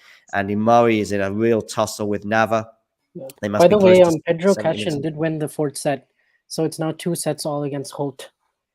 Oh, wow. So he's got the momentum there. 2 sets to love down to Holt, and he's now I actually 2 hadn't sets realized that Pedro Cachin is ranked so high. He's 60 in the world. I thought 60? he was. That completely slipped me, but now I see that he's actually done really well in challengers, and he just won a challenger in the Dominican Republic on clay. And if I'm not mistaken, he beat Team in his first comeback match this year in a challenger. Okay. And Nice. since then, he's gone on and won 3 of them. So he's gotten his ranking up quite high. Nice, and he's justifying that to some extent today. He's thrashed him in the tiebreak 7 to 1, just losing 1 point in the tiebreak to Holt. So be interesting to see how the qualifier handles this different kind of pressure when somebody's coming back at you. Obviously, you've won the first 2 sets, and with only dropping 3 games, but now he's lost the next 2 sets. So that sounds like a real corker. And talk about a wide open quarter as well, because now you also have Botic van Zandschulp 2 sets to 1 down on Mute. And he's the 21st seed. And so you'd have Fritz gone, Botic gone, Tsitsipas gone, Cressy gone. So a lot of opportunity for someone different to come through. The 4 very much favoured players, I would suggest, in that quarter, particularly Fritz and Tsitsipas. I mean, those 2 disappearing really opens things up, I would suggest. So that's very interesting. Good points there, Vonch. Sakkari is 3-2 up, but that does include a break of serve here, although she's 30 all on her own serve. So little hairy moment for the Greek. What else is going on? Dimonor, a breakup, having had the jolt of losing the 3rd set against Garin, particularly jolting because he was a breakup in that 3rd set and very close to winning the match. Well, he's now a breakup in the 4th with a similar level of advantage to had in the 3rd. Garin there to serve at 1-3. And as you said, Mutet 2 sets to 1 up on Van der Zandschulp. They're on serve in the 4th set. And PCB in a real tussle with Bublik. At 4 all in the 4th set. He's got a 2 sets to 1 advantage. And Berrettini, as I said, looking good there. What's going on? Risk is 5-3 up on Serrano, although Serrano looks like she's going to hold serve for 5-4, so Risk will have to serve that out. Anyway, talking of serves and being in a tussle, Nick, what is happening in Andy Murray against Emilio Nava? Currently 15-30 on the Murray serve. Backhand into the net on the return from Nava, that makes it 30 all. So real knife edge this match is on. Tell you what, I hope those of you who are streaming us have got this on whilst watching, because it's well worth watching. The tennis is so competitive, it's so close, it's great to watch. Cool. Yeah. Isabel, similar thoughts? Oh, absolutely. The level is really intense. Considering the humidity and heat that they're playing, the way they're just scrapping for all these points and playing these long rallies, one after the other, like at least 3 or 4 in every game. It's just so impressive. They're putting it all on the line in this first set. I'll feel gutted for whoever loses this set. Yeah. And Wang has broken back 3-all. Oh dear, Maria. I think Murray is trying to serve a lot bigger than he has been in previous games. Yep. Definitely needs a few free points. Yeah. I worry that, since we're at an hour 18 now, I might be inclined to give Nava the edge for this match, just based on fitness. I know that Murray's obviously in decent shape since he's playing, but just given the conditions and his history of cramping, and he's playing a much younger player who's moving really well, I might give Nava the edge. Yeah, definitely. I would say Nava still may need this set more, just because he's so inexperienced still in 5 sets. It just so impressed me that he beat John Millman in a 5-setter in his first round in over 4 hours, because Millman is like one of the fittest players on tour. And he's really used to playing in humidity and heat, coming from Brisbane, Australia, of course. The Federer victory, but also just in general, he was really a grinder. So it was impressive. Nick, what's the exact score right now as we speak in the Murray match? It's currently deuce. Nava managed to save great game point with a lovely forehand winner back behind Murray. Murray serves big, goes for the forehand. Nava's going to reach it, get it back up. Nava's going to finish at the net. Drop shot winner. Job done. Advantage Murray. Nice game point to get it to 6-all. That's huge. You're much better at narrating points than I am, Nick. I get too lost in watching it, and I'm like, I can't talk about what's happening. Isabel, it's go on, Nick. I used to really struggle. I used to know points to myself all the time. Just go forehand, and then yeah, whatever. This is good practice for us if we ever get called into a booth or something for commentary. There you go. And to be honest with you, Isabella, it really is practice, I think, and experience. And it's still tricky for me, but I'm getting better. But it's just a case of doing it. Talking of doing it, Wang is certainly doing it, because she's now 4-3 up. It's on serve, but boy, oh boy, Sakkari from 3-1 up. She's lost 3 games in a row. I fear a little bit for her. Of course, it's still, at least mathematically, or at least in terms of the scoreboard, it's still kind of 50-50. The American crowd, they're enjoying it. There's a little bit of a jig going on with a couple of the people in the crowd. They're obviously enjoying this match as it's getting to the business end of the 3rd set. Good for them. That's nice. I have no idea what the music is that they're listening to in the stadium, but I often wonder what the players are thinking when there's really loud music. Are they thinking, oh, I like this song? And maybe that might even put them off. They're going, I love this song, but who is it? I wonder if they've ever attempted to pull out one of those apps that can tell you what the score, what the songs are. Anyway, what is the score, Nick, in the Murray match? I don't know, because I can't take my hands. Now the shot was out. It's now I can't worry. Yeah, it took a while for that to come up on the board. Yeah. Yeah, I couldn't tell whether Nava's massive wild forehand sort of straight past Murray was in or out. It could have hit gone Murray. The line, yeah. I'm currently at 5-6, deuce number 2. Oh, a backhand cross court by Murray. Oh, Murray with a fent. Okay, actually, no, it's fine. I think you're giving he won that point at the net. Again, he's had two nice points. Guys, I tried, but the point just buffered. Like it just it just Oh, no. paused, and I have no idea what happened. So I just Yeah, went, we are back to deuce. and then the point was over. That's sort of how I feel in my head when I'm narrating points. Murray What is this, just deuce missed that 3? forehand. Yeah. Let me know when it goes 6-all or perhaps even 7-5. But listen, I'm really worried about Sakkari. It's only love 15 in this service game, but it was a long rally she just had with Wang. Who is that guy they keep showing on the stream? Go on. Is that did I just see Juan Carlos Ferrero there, or is that just? I thought it was the guy. a dog. Yeah, they keep showing this guy, and I think he looks like a Dodger to me, but I can't tell. He looks like the pitcher for the Dodgers. Oh, okay. When you said Dodger, I was like, it's like someone who's always avoiding something. But okay. Oh no, the LA Dodgers. Sorry. Yeah. But I can't really tell, and I don't know why a Dodger would be at the U.S. Open. No, I don't follow NFL, so I assume that's NFL, right? No. Baseball. Baseball. Yeah, there you go. No, nothing. I know nothing. I'm not an expert either. I've been to one baseball match. It was the New York Yankees, and there was one home run in the entire match, and I missed it because I think I was buying hot dogs at the time. Set point Nava. Set point Nava. Oh yeah. Oh dear. Oh, Nick. Forehand winner. Okay. Forehand winner. Set point Nava. Talk us through this next point if you can, Nick. Sure. So Murray's stepping up to serve. Obviously, Isabel already know what's already happened, but Murray's stepping up to serve, and we will see. He's dragging this out. He's running the clock down. He's taking his time. As these top players tend to do in the big moments. And Murray's first serve goes into the net, so that's not a great start. Getting ready for the second serve. Nava looks ready to take this on. Murray continues to bounce the ball. Here we go. Now he's going to serve. So in the middle of the court, safe enough. Forehand. Oh, big brutal there. Nava's on the run now, kind of on the defense. Murray's volley's at the net. Backhand. Nava has to kind of push back. His passing shot winner. It's a passing shot winner, and Nava takes the first set 7-5. And Isabel knew it. I was so ahead of you, and I just had to stay quiet. Yeah. Next time I'll come to you, Isabel, to talk us through it. So Nava has sealed that set. Nick has sealed it 7-5. Sorry, Vanch. I'm at the second serve. This point that Murray.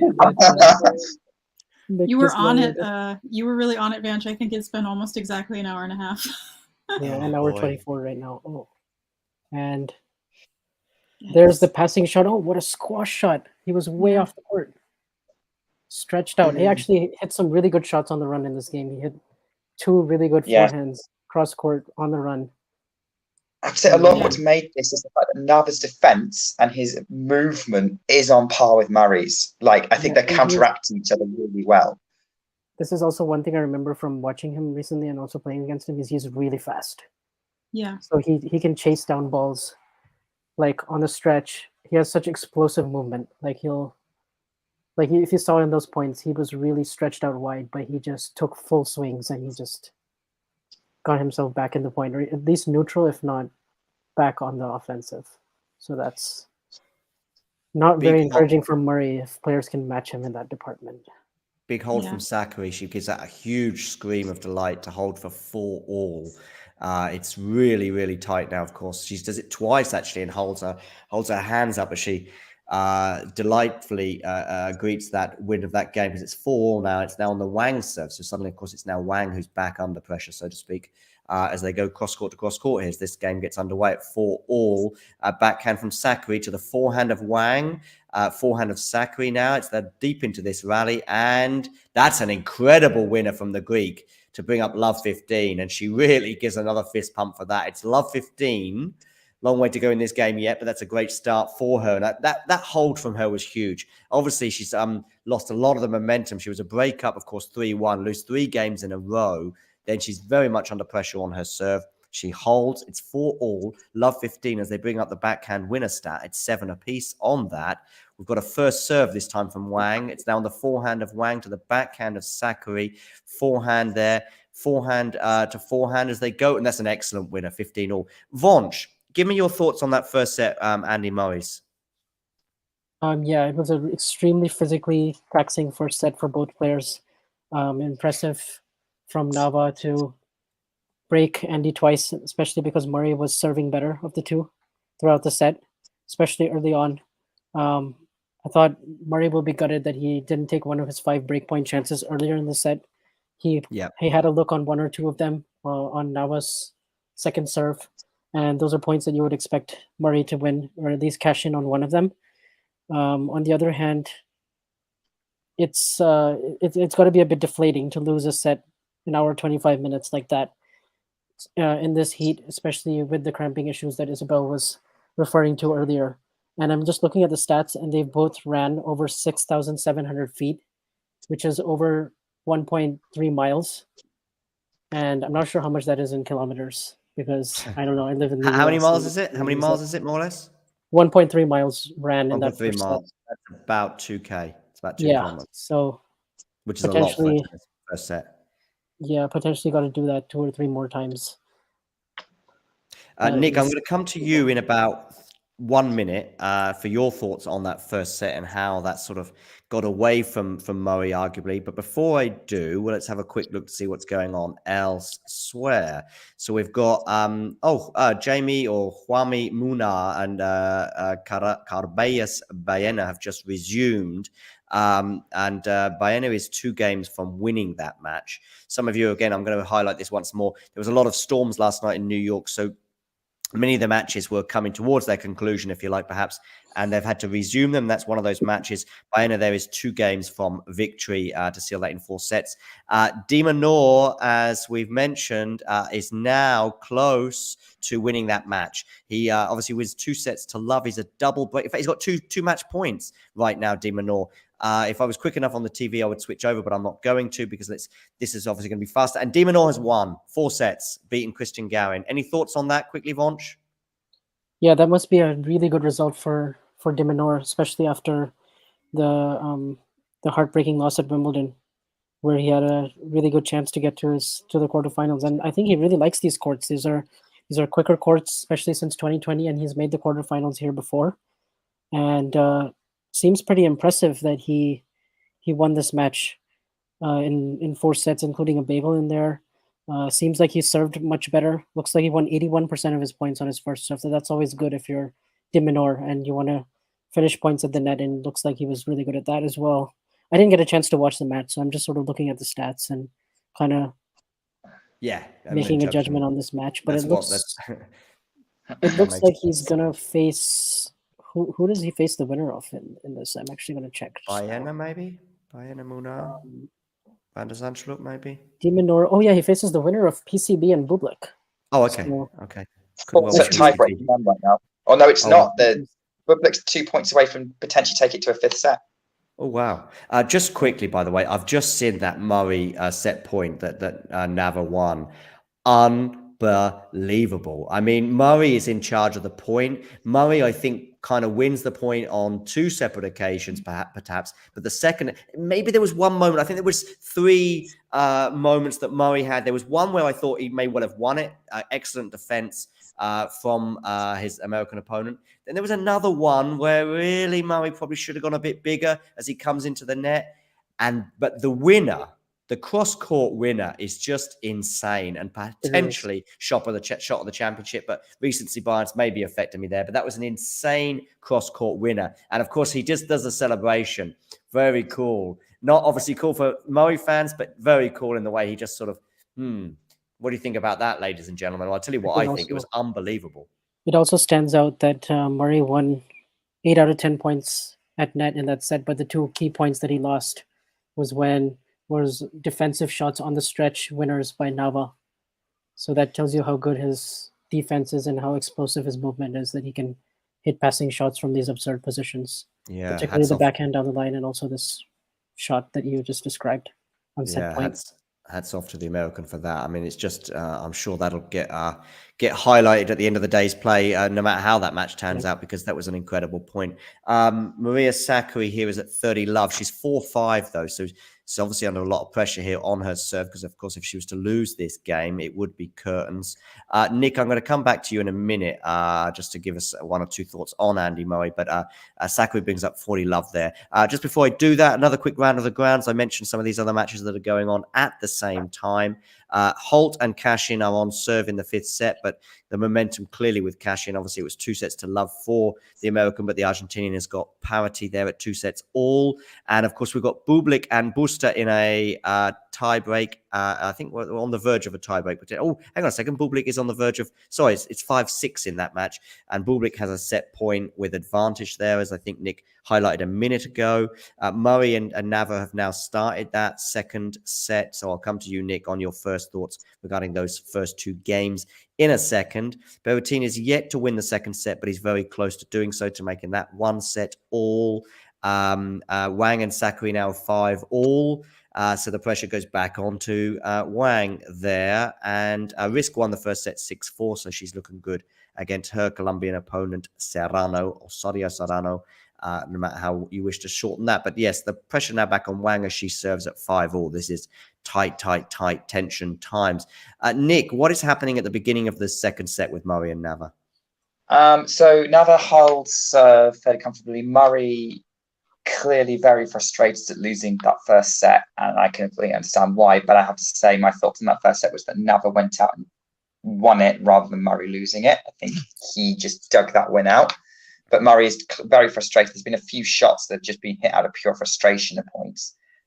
Still grinding it out to try and hold serve, which Murray does with a backhand winner. So it's 1 game all. So at the minute, I'd say Nava looks the more positive player. But Murray is just got to get his head down in the right way and keep grinding it out with him and trying to hit as big as he can, because that's the best way he can get back in his match.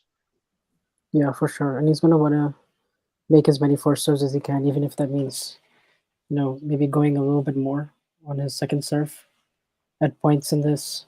It's going to want to be... He had a really good first serve percentage in the first 6 games of this match. He was at 86%, and now it's dropped quite a bit. So definitely deflating, and can be... You can start feeling it in your legs in this heat. And if you're Nava, you'll have such a big boost because you saved 5 break points and then you went on to win the set in that fashion. Now, it's sort of, for him, it's going to be a different sort of challenge. It's going to be maintaining that intensity and making sure he doesn't doesn't have a dip after such a high in those last 3 points, but especially set points. Possibly the best shot of his life. Yeah. Better than some of the shots he did against you, Vonch? Maybe not that, no. Shrihari, by the way, in the chat suggests that he thinks Nava is going to go through in 4 sets. I don't know if you thought that beforehand, Shrihari, or whether you've revised your thoughts. I have to say I thought Murray was going to prevail today, but long way to go yet. We'll see how that pans out. By the way, Wang is now at 40-30 here, so these are really tense moments for both players, albeit that Wang has a game point at 5-all. I'll talk us through this game point. She's about to serve, and she gets the serve in. Sakkari on the backhand return. Now Sakkari on the forehand, but she goes wide in the tram lines. Wang 6-5. How are your nerves, Maria? I don't know, but I imagine that there must be jangling somewhat. Nick, you've got a little wry smile. Was that because of some of the comments I was making about Sakkari? Yeah, Sakkari and nerve management doesn't have necessarily the best reputation, I would say. I think the most obvious thought I can think of is that French Open semi-final against Krejcikova last year, where she had match point, she fought for it, she always had it, and then it was so close in the end, and Krejcikova got it out. I think that's the closest I've ever seen her. But yeah, Sakkari's state right now, I don't know, especially since Wang's quite a young and up and coming player. I think it's quite interesting. We're watching both Murray and Sakkari. I find them both very similar players. Again, we talk about on-court attitude. They both talk to themselves a lot. You know where they're at emotionally, what they're thinking. So it's quite funny that we're watching them both today. Yeah, Yeah, for I'm sure. glad you mentioned the pronunciation there, Nick. Somebody's commented on in the live chat. I'm saying Wang, but it should be Wong. I will try and stick to Wong from now on. I'm very pleased that Nick at least can pronounce her name correctly, and I'll try and adjust that if I make a mistake again. There you go. Look, you're being praised in the live chat. Nick says it correctly. Boom. I will get lots of people's names wrong. That won't be the first or the last for sure. So Shuhiri has revised his prediction. He said he had Murray initially, but has switched. Things stand, etc. What are you thinking, Vaunch? Is it very much now advantage Nava? Yeah, I do really think Nava has the edge physically right now. Definitely looks like he has much more left in the tank. Shuhari is spot on about that. It will be interesting to see what happens as he gets closer to the finish line, particularly if he does manage to get a break and go up in the second set. Does he have the nerve management and the clutchness under pressure that he had in the first set, or is those thoughts going to start creeping in that he can actually win this? Because fear of winning is very real. I mean, judging by the second game, actually, he's already getting tight. He's made a few mistakes that's kind of let Murray in, and like Murray isn't doing that well to capitalize. But although having said that, Nava did play that last break point chance, safe break point very well. Played that point really strongly. But actually, I'm seeing signs of these tightening up already. Okay, that's yeah. I'll keep an eye on that. I actually haven't watched at all since the start of the first set, so. Just to take you to the Sakkari match here, I mean, right now it's 15-all, so Wong is actually 3 points from winning the match, but probably even more significant than that. There was a point just now that Sakkari had at the net, quite close to the net, where she just tried to sort of drop it over, and that's an excellent winner from Wong. It's now 15-30, so she's 2 points for victory. Oh. But Sakkari will be kicking herself regarding this point that she was very close to the net. She just needs to sort of guide it over, if you like, but unfortunately didn't guide it over, and it dumped it into the net. So Wong is 2 points from winning this match. Nerve management was something we mentioned, Nick. So this is interesting. I'll just take us through this next point or two before returning to both of you regarding that Murray match, because I do want to get your thoughts on that. But it's a second serve now for Maria Sakkari. The first serve going long. Let's see how this goes. Second serve. Here we go. Gets it in, which will be a relief for her. It's on the forehand of Sakkari, on the forehand of Wang, backhand Sakkari goes across court. They're both going cross court though. Sakkari mixes it up a bit, and Wong, they're very deep there, so we're still deep in the rally, and Wong is certainly on top of this point. Sakkari there goes for the passing shot but doesn't succeed. It's 2 match points for Wong. 15-40. Well, Sakkari there was really, as the point was progressing, was getting in further and further trouble. But the really crucial moment was a couple of risky shots from Wong, bringing up the opportunity to eventually put the smash winner away. So it's 2 match points for Wong. I will talk us through these points, or potentially just 1 point. We'll see how it goes. Sakkari about to serve now. This will be a first serve if she gets it in. Does she get it in? She does. It's a good first serve. Backhand goes wide. Wong has won. Wow. Oh dear. Oh man. Oh dear. My heart sinks. My heart sinks. I really worry about the scar tissue for Sakkari just generally the past 18 months. Yeah. I couldn't agree more. I mean, there's how many semi-finals at majors has she made? 2 or 3? 2 last year. Yeah. Okay, it's US just 2. Open And the French, but they came quickly after each other. Of course, last year she goes into the WTA finals. I don't know what this curse is from the WTA finals last year, but there's quite a few players that I think Sakkari got to the semi-finals that in Guadalajara, if I'm not mistaken. But anyway, she was certainly there. Badosa was there. Muguruza was there. I guess Ash Barty must have been there too, albeit that of course she's now retired. No, she wasn't there. She wasn't there. She wasn't there. She didn't play after the US Open. She shut it down for the year. But just on Sakkari, I was there for the semifinals of Indian Wells. We obviously know about the semifinal stat, but I was really, really impressed with her in Indian Wells in that match that she played against Badosa, because she really played some very clutch tennis. Came through in that 6-1 in the third and really just overpowered Badosa, and was so emotional afterwards on court, just so relieved, and she felt like she had the monkey off her back, and she was going to go on and win big titles and do big things. Lost the final pretty handily to Swiatek, but everyone loses finals to Swiatek, so that's not really anything to be sad about. But since then, she's lost more matches than she's won, and that's and only made one other semifinal, which was a 250 on grass. So I just really worry that she's not going to be able to get that form back that she captured last year, and that's what got her to 3 in the world. And I wonder what her ranking will be now, but clearly maybe that'll be good, that the pressure will be completely off and she can have a clean slate. But it's unfortunate. She was up 3-1 in this third set as well. Yeah, exactly. I just wrote this exactly what I wrote down. I wrote 3-1 and circled it. That was probably the key moment in the match. She takes a 3-1 lead in this set, but then loses 3 games on the bounce to go 4-3. She managed to stay nip and tuck throughout the next service games, albeit until 5-6. And yeah, I share your concerns, Vonch, because it was troubling anyway. It was troubling that she got to 2 semi-finals last year and couldn't quite get to the final. Perhaps then, as you understandably thought after Indian Wells, maybe she's got that monkey off her back by getting to that final. But it's really been all downhill since then. And just seeing her at the net there, as she congratulated Wang on the win, it was sort of a disconsolate handshake, so to speak. And Shrihari's also sad, wanted us to make a deep run, exactly the same. This has been brutal for Maria. I couldn't agree more there, Shrihari. She will drop like a stone, I would have thought, in the rankings, because she'll lose a lot of points from last year. She made the semi-finals at the US Open, so I don't know whether she'll be... Actually, the thing is, go on. Maybe not as much as I realized. She's right now 5 in the rankings. She was 3 earlier. But that's also because Sabalenka has a lot of points to defend. Yeah, she got to semi-finals last year as well. So it depends on how she does and if a few others do, like Kazakina and a few in the race as well at the minute. I mean, obviously US Open will change a lot because there's a lot of big points on offer, but coming into the US Open, still top 8 in the race, which is still... She was, yeah.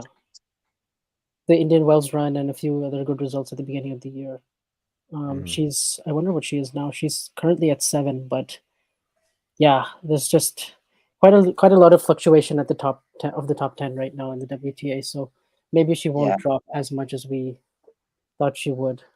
So we'll see. We'll keep an eye out on that. But yeah, I'm worried. As I say, I was worried last year anyway, and I thought she might be one of these sort of what's the expression, bridesmaids, if you like, in terms of majors. But I think I'm even more worried now because I don't know. She mentioned that she turned a corner recently, at least in terms of her confidence, perhaps.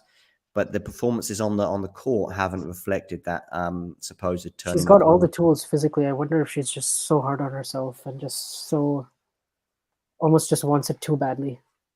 Yeah. And sometimes just gets in the way. What did you think though tactically? Do you think she could have done some things different in this match against Wang? And what are your thoughts on Wang as a whole, like her potential, and what impressed you about this win? Just quickly on Wang, and I'll come to Sakkari and the tactics in a second. Am I right in that Wang played Swiatek at the French Open this year? No, that's Zhang. So Zhang. Okay, so that's. I'm glad you picked me up on that one. I wasn't sure. Zhang, I remember pushing Swiatek at that tournament closer than anyone else. Listen, in terms of Sakkari, the problem is tactics aside. It's the big points and the nerves seem to get the better of her, and the unforced errors seem to, at least today, occur. But perhaps that's confirmation bias. I think is the theory they call it, when you're sort of looking for something and it does sort of appear. And in that final game of the match, there at 5-6, it was an unforced error that she went big on because that's what she likes to do. But she just went wide on it. She got a few lucky net cords, so perhaps fortune favored her. But I'm not going to analyze the match too much tactically because I'm trying to talk to you. I'm trying to sort of watch the match, of course, and we're sort of spinning a few plates, as they say. But certainly in terms of nerve management, that does seem to be the issue. I'm not here to tell her what to do with her coach, etc., or anything like that. But, you know, when you were talking there, Vonch, it was making me think about coach change times. I know her coach is British. I don't know much more about him. They've been together at least a couple of years because I know that he was certainly with her in Australia at the beginning of last year. He may well have been here for much longer. Just looking at a particular point here, that was a big moment. Yeah, 4-3 in that second set. Funny enough, actually, when that's a big point. Yes, coming back to that, just watching some of the highlights. If we go back to the second set of this, there was a moment I mentioned it on the stream. It was the moment when Wang breaks midway or towards the end of that second set. And what Sakkari really has the point in her hands. She goes not big enough, in my opinion. I was just talking about her going big on big points. Well, actually, she didn't quite go big enough, I think, as she's approaching the net and very much in charge of the point. And she goes down the middle. It's the right thing to do, probably, at that point. You don't go for the lines necessarily. You don't need to. But if you get enough power on it, you win the point. She didn't get enough power on it. But to compound her misery, Wang not only gets a racket on it, Sakkari lets it go. And it was a mistake. And again, it's probably a mental frailty. It's one of those moments. I don't know how well I've described that point, but basically she lets one go, lets it go over her head, and pays the price because Wang breaks. And that was to go take a 5-3 lead and therefore obviously win that second set. That's probably the point that she'll regret most. Anyway, I've talked a lot about Sakkari. Regarding Wang, excellent, clutch, cool. Lovely to see her team there celebrating as well. Really aggressive tennis as well. And she was rewarded for that aggressive tennis by what seemed to be important winners at important moments. I can see very important moment here. Go on, Nick. Very important moment here. It's break point. Epic rally. And Nava's missed. Nava's missed it. And Murray is a break up in the second set. It was epic rally all over. They were all over the place. Murray got that lob. Used that lob to perfection when Nava tried to finish it at the net, and then Nava came back in to try and finish again with a swing volley, just went way in the tram lines. So Murray fans, it's back on. What's the exact score, Nick? It is 3-2 Murray in second. Wow, this match is there must have been some in this point. Go on, Vonch. I'm just watching the same point that he described, and Murray read that swing volley and then managed to get a really nice hit on the lob, and then Nava just sprayed that one. Yeah, that's the point that should get Andy going. Listen, I'll come to you in a second, Isabel. I don't know if you've been watching the match at all while you were on your little break there. But go on, Nick. You had something to say? Might be worth checking in on Karina Buster versus Bublik because they're into a fourth set tiebreak and Bublik has a mini break to potentially take it to a fifth. You might want to have that one on. Thank you, Nick. I'm going to switch over right now to that particular match as it goes into a very tight moment in the tiebreak. Hopefully, I can be quick enough with the remote control to get me to that match before that tiebreak finishes. Isabel, did you manage to catch much of that? The beginning of this second set for Murray Nava? No, unfortunately not. I got a little preoccupied. But don't worry. So one of the other two, and I'll address you in a second. What this match seems to be taking forever because I know I've been talking a while and I've been looking at the Murray Sakkari match, and you're still only 5 games into this second set. I mean, that's just how it feels. Have we had some more long points and lots of juices, Nick? Yeah, not so much lots of juices. We did have one game on Nava's serve at it was like his second service game that went to a couple of juices.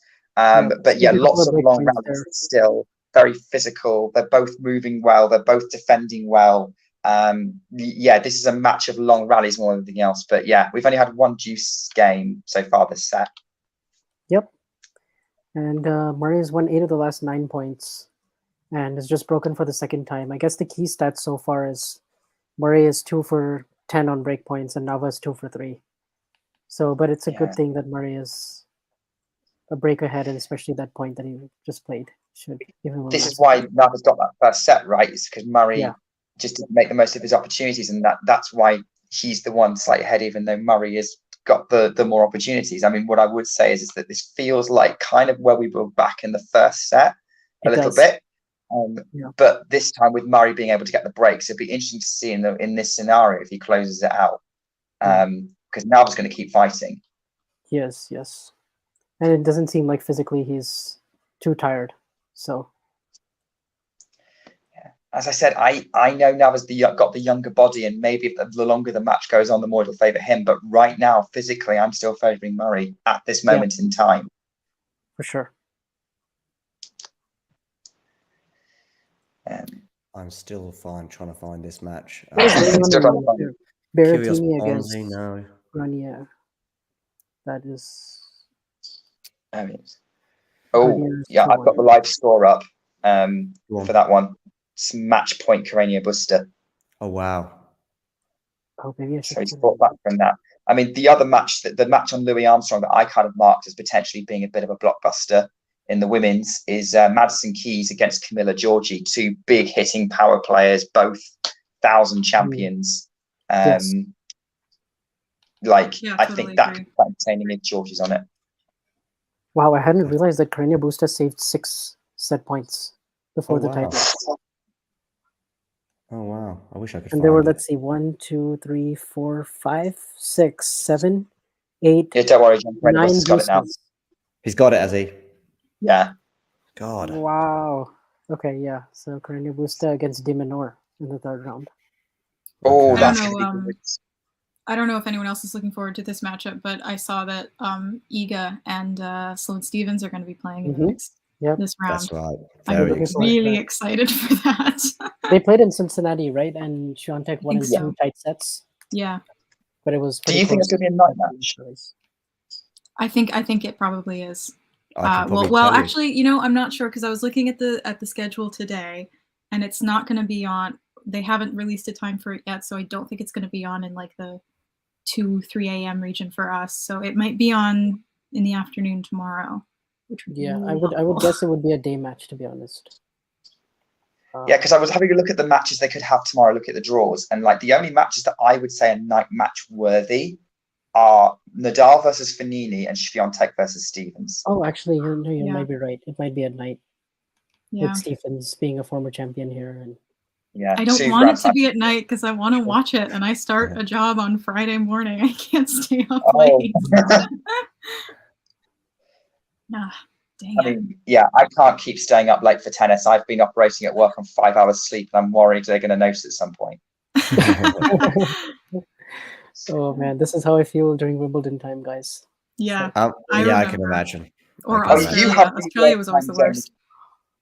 And even French You have Open. the In time Australia, you zone. miss all the night matches, like when you're here. Yeah. So it starts at like 4 p.m. and you could watch until after you get back from work or school until.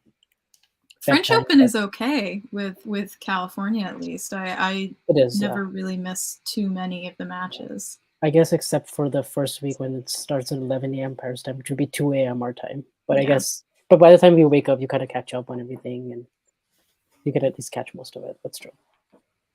I'm I gonna am go nervous over. for that Rafa Fanini match. Sorry, John. No, It's just don't worry, thinking about Isabel. that. Yeah, what you mean? You think Rafa might come unstuck? I just know that he doesn't like playing Fanini, and I just Mhm. remember that insane match they played at the U.S. Open back in like what was it, like 2016, 2017? 2015. When, you're right. 2015. Rafa was 2 sets to love up, but that was a very different Nadal, who was Yeah. You think? extremely, like just really at that point. some What people year was even it they thought played in gonna- Monte Carlo? What year was that? Yeah, 2019. 2019. So he's beaten him 4 times and 3 times on clay and once at the U.S. Open. So it's So they must have played each other a lot because I think Rafa's still got a winning record, right? it's 13-4. So this would be their 18th encounter. So they've played a lot. I Yeah. think they're about the same age. I think They so. are, yeah. I also just 35. don't like Fanini, so I don't want him to beat Rafa. Yeah. If I were to guess, though, I Oh, would yeah, think Rafa would come through in 3 or 4 sets. I would hope Yeah, so. I think Rafa will still emerge the winner, but I think it depends on what Rafa turns up. I think it's probably more, understandably, for the 22-time Grand Slam when it's on his racket. I've actually switched over to Berrettini just because I think you're right. The Madison Keys match could be very interesting, but that hasn't started yet. I finally got my remote control skills back to normal. I know what I was doing wrong and why I couldn't find PCB. It's kind of annoying because, of course, he ended up sealing the match in 4 sets. So he's going to play De Minaur. That's going to be a close one. I'd probably just favor PCB, but that could go either way. That's going to be lots of long rallies, I think. Yes. And both players are going to have a nightmare hitting through each other. But I guess PCB just has a little bit more of an all-round game, I would say, at this point. And he's just more confident having one camera. As well. And more firepower, just more on the serve, more on his groundies as well. Don't remember who it was, Isabel, but somebody in the live chat during your absence wanted to know who you have winning the women's US Open this year. Well, unfortunately, I had already lost that bracket. I think I had either Iga or Coco as the opponent with Halep in the final. But okay, so you had Halep to win. I did, yeah. As it stands now, I mean, I never want to make predictions with women's tennis. I'm putting more of my chips with Coco. She had a good opening match. But we'll just have to see. It's so hard to choose. It could be anyone. It could be the new Ukrainian girl. I have no idea. Yeah. So did you John, guys don't ask both? any of us about women's predictions because all of our predictions went out round one. Yes, all of them went out. So like I picked Osaka to win the tournament, and I think Nick, you picked Halep. I picked Halep as well. Yeah, so all three of us are in the same boat for sure. And I'm in the same boat on the men's side. I've been a bit fortunate for now on the women's side because I've got Swiatek, but that's kind of a boring prediction. So there we go. It could be right though. It could totally be her. I didn't see her first round match, so I don't know.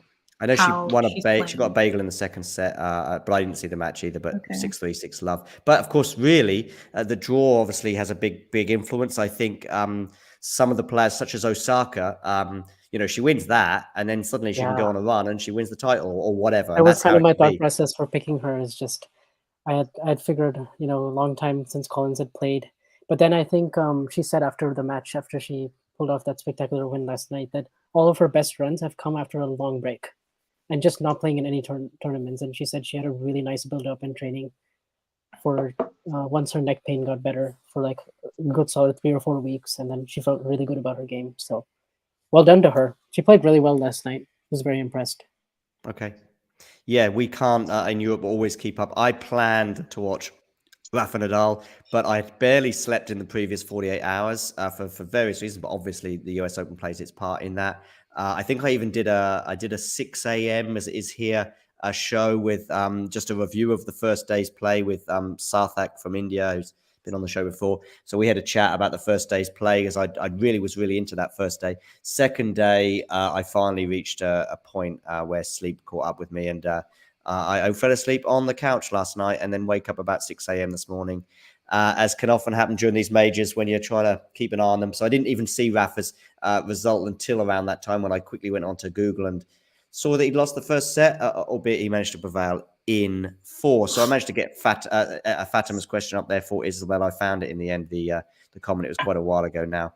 But yeah, so there we go. What's going on in the Andy Murray match, Nick? Nava just had another tough service game, but he actually came through that one. So yeah, at the minute it's again very like the first set. Murray is pressing on Nava's serve, but Nava's just coming up clutch, and it's more or less the same as it was. Andy's holding a lot more comfortably now. We'll see how he is when he comes out to serve to take a 5-3 lead. It could be an interesting one. I've not been paying too close attention because I've been chatting to you guys and just checking what else is going on. I'm getting notified about matches starting. So, but that's what I can tell. And like just checking those live scores, actually, Van der Zandschulp has now lost to Corentin Moutet. Oh, wow. Oh, wow, that is an upset because Van der Zandschulp has been very consistent in getting to at least round 3 of. Yeah, did well here last year as well. Yeah, made the quarterfinals. He was the only one to take a set off of Medvedev last year. Okay. What was that, Isabel? That's another one of my picks gone. Oh, same. Go. I picked him as well.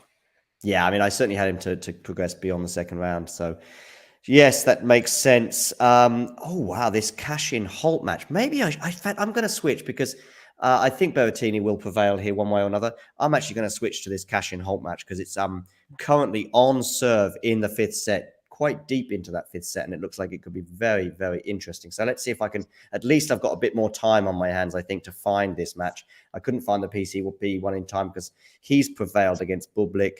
And like I said, 2-hour mark with Andy. And so 2-hour mark now, is it? Yeah, midway through the second set, but they've each won 73 points. Oh, nice. I like it. I like it when they pull up that stat. Of course, it's not the most relevant stat in tennis that we know, but it's still. I think it can often tell you how a match actually really is going. I think, by the way, on that point, I know Rafa lost in terms of points. Dominic Thiem in that 5-set match that they had at the US Open in 2018. Pretty sure Dominic Thiem got more points in that match, and even more interestingly, what's his name? The Russian Daniil Medvedev got more points than him in the final this year at the Australian Open too. Yeah, that's what happens when you have a like a decisive set in there. Like obviously Team Bagel Rafa, and then Right, and Medvedev had a 6-2. 6-2. So I think that's 6-2, where it yeah. comes from. Exactly. And that 6-2 set, by the way, could easily have been 6-love. I think Rafa was really struggling on his serve at the beginning of the match. And I think it was 2-all, but the service games from Rafa were like very lengthy and Rafa pulling it out of the bag as he often does. And yet it was still 2-all. But anyway, that's a tangent. Let's get back to the present. Isabel, tell me about what's happening in the Murray match right now. So it's 4-3. We're on Murray's serve, so he is up a break, I suppose. It's 15-all right now. Oh, yeah, just waiting for. Oh, now it's 30-15. Excuse me. Just waiting for Murray's serve. It seems like I haven't been paying super close attention because I've been also chatty. But it seems like the level isn't as intense as the first set.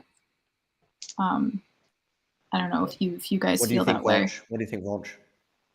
I think probably the intensity has just dropped a little bit naturally for both players, especially after the high of that first set. It was such high quality.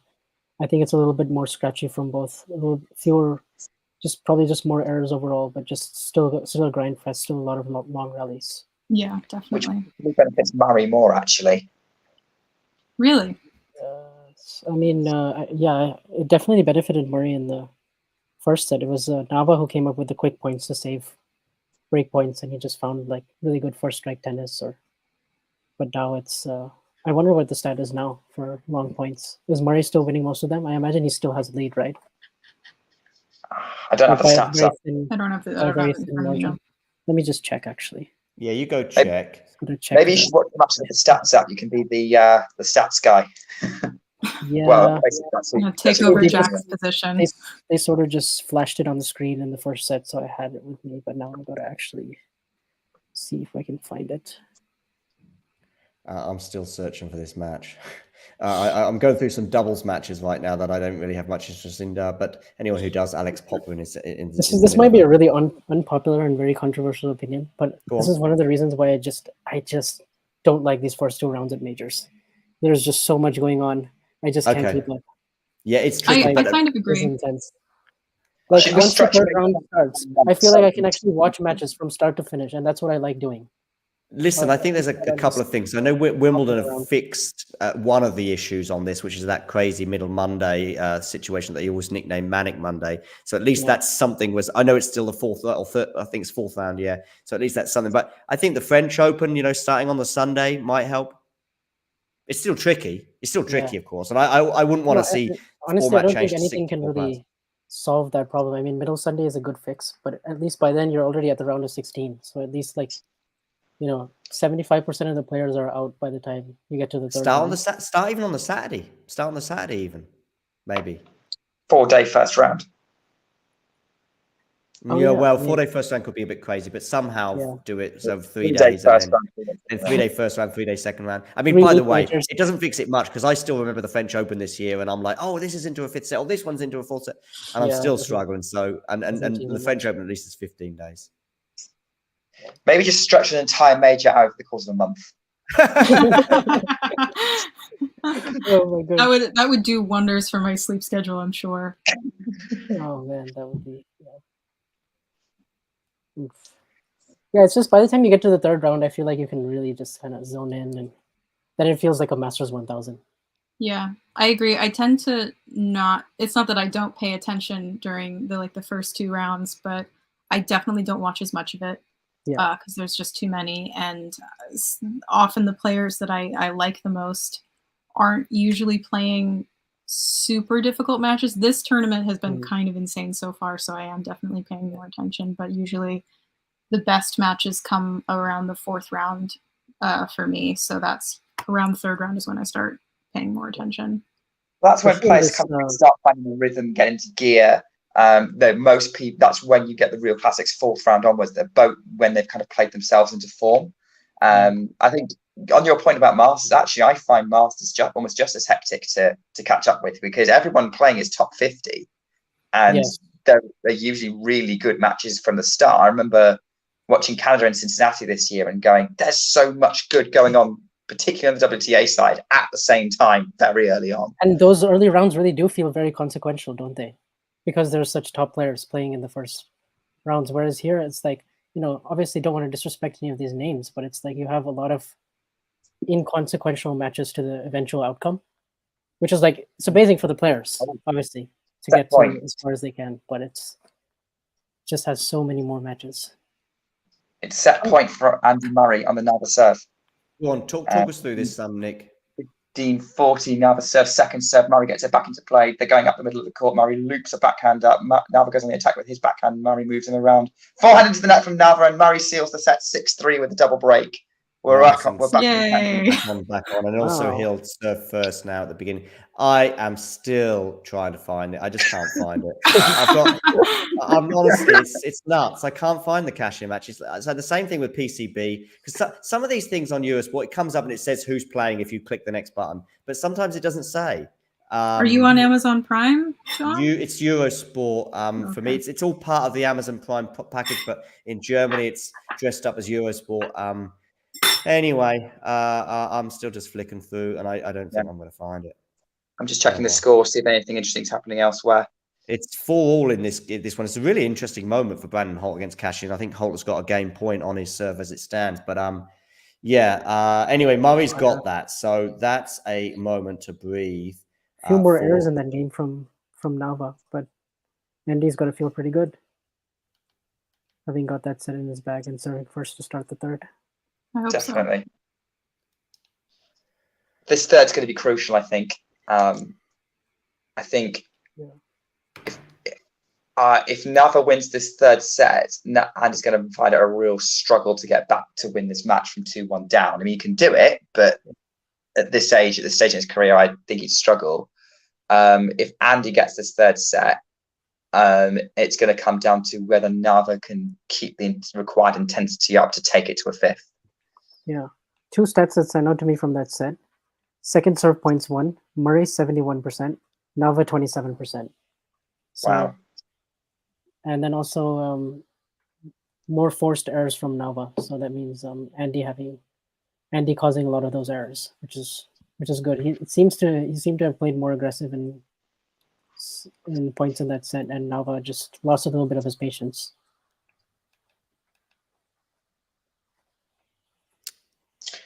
Okay. Yeah. Oh, and looks like this Carbayez Bayana beat Munar, so he'll face Denis Shapovalov. That was a match that was supposed to finish yesterday, but it got moved. Yeah. Or it got postponed. Keys break up on Georgie, Berrettini and Grenier going with serve in the third. Yeah, I've got Keys against Georgie on. I've given up on the other one. So yeah, Keys against Georgie, 15. Honestly, I've probably pressed about 100 buttons. Keep thinking that, and I'm sure it's on there somewhere. I just can't find it. It's just annoying because about 90% of the matches, or maybe even more than that, show you before you click on the button. It says Berrettini, Grenier, or it says Nava, Murray, or whatever. And I've probably clicked on Grenier, Berrettini about 73 times. Just thinking that maybe the caption is wrong, but each time it's Grenier against Berrettini. Anyway, I can see Jethro in the wings, so I'm going to see if we can have 5 people on the stream at the same time. We'll see how that works in terms of whether we can still have the live scores up. We'll see if that works. Do we make it smaller? Yes, it does, although Jethro, and I think Jethro seems to be a bit squashed in terms of how he's appeared on the screen. I don't know. My head is disappearing behind the number of seconds, but that's no big deal. Jethro, how are you? I'm very good, thanks. Just got back from work, so I'm a bit tired, but had a nap on the train, so I'm all good to go now. Nice. Have you seen any of the Murray match, or are you basically joining right now, both us and the Murray match? No, I've been following the score and Scott's tweets and Claire's tweets. And, so getting a very good idea of the match from them. So yeah, no doubt. So it's are you guys all watching it? As you can see, no, I'm going around the grounds, but the other 3 are watching it. And Jethro, you can feel free to watch mine. I'm sure that's probably the match that caught your attention most. I'm actually watching Madison Keys against Georgie. If, by the way, you can somehow, by the master of technology, Jethro, just dip into the last stages of Brandon Holt, Pedro Cashin, I think that would be very useful. Yes, happy to. If you could just dip into that and then switch to Murray afterwards, because this match between Holt and Cashin looks like a corker. It looks like it could be over with it anywhere between 30 seconds and 15 minutes, depending on what happens. But if you could just sort of keep an eye on that one for me. I'm at the beginning of Keys Georgie. Let me know when you've got that up on your stream, Jethro, and then we'll come back to you. Nick, are they having a break in the Murray Nava match? No, they've started the third set. 30-love and Murray serve, which it's a nice turn attempt, but then Murray just retrieving and Nava puts it way wide. So it's 40-love Murray on his opening service game. Nice. So that's a good point, a good start there. I am here at Keys. We've got 15-love and it's 3-1. A nice break of serve there. Jethro, have you managed to dip into the Cashin match yet? I am in. So Cashin's just coming out to serve to stay in it. Is it 4-5, isn't it? So Holt has obviously got the slight advantage there, 4-5. Listen, if a match point occurs, I mean, I may well see the moment it comes up as well, because I'm keeping an eye on the live scores. We'll definitely, you just watch the first couple of points. It may well go 15 or it might go love 30. We'll see. You just keep an eye on that really in a big way, and I'll come to you in about another minute or two to see where we're at there. In the meantime, because we're at the beginning of some of these matches or some of these sets as well, like with Murray, it does give us a chance to have a quick look around to see what's going on elsewhere. Kubler and Jabeur, I'm not sure if I'm saying that correctly. Kubler is serving for the match there. Obviously, that's one of those matches that are resuming. We've got Jethro there keeping an eye on Brandon Holt against Cashin. That's obviously a very tense moment as Cashin is serving to stay in the match. He's obviously would have bitten someone's hand off to get back to this, having lost the first two sets. So if he can just remind himself of that point, maybe that will help him as he tries to hold serve here. Murray's obviously a set all now, which was a very good news for him and his fans, because was in a spot of bother, you could say. Berrettini-Grenier, by the way, you would have thought that Berrettini would have put the power down, having got it back to one set all. But actually, that's 4 games all. So Grenier doing well there to stay in that, so to speak. Alison Risk is a set up, and it's on serve in the second set there. Zhang has got, who I mentioned earlier, of course, pushing Iga Swiatek probably closer than anyone else did at the French Open this year. Zhang there is a breakup, and 4-2. Madison Keys, which is on my screen right now, 3-1 up there. Madison Keys for the American, so she's a break up as well. And Kudermetova and Zanevska just getting underway. And Marino is a breakup on the conqueror of Iga Swiatek, Daria Snegur. So you mean Simona Halep? Yeah, sorry, what did I say? Igor, yes, thank you, French. Yes, you all knew who I was thinking of, but I said Iga Swiatek, didn't I? Yeah. But that's okay. We all know who's very much still in the tournament. Fans of the poll can relax. Daria Snegur, of course, beating Simona Halep in the first round, but she's a breakdown to Rebecca Marino. I think it's time to go over to you now, Jethro. What's happening? It's 30-15.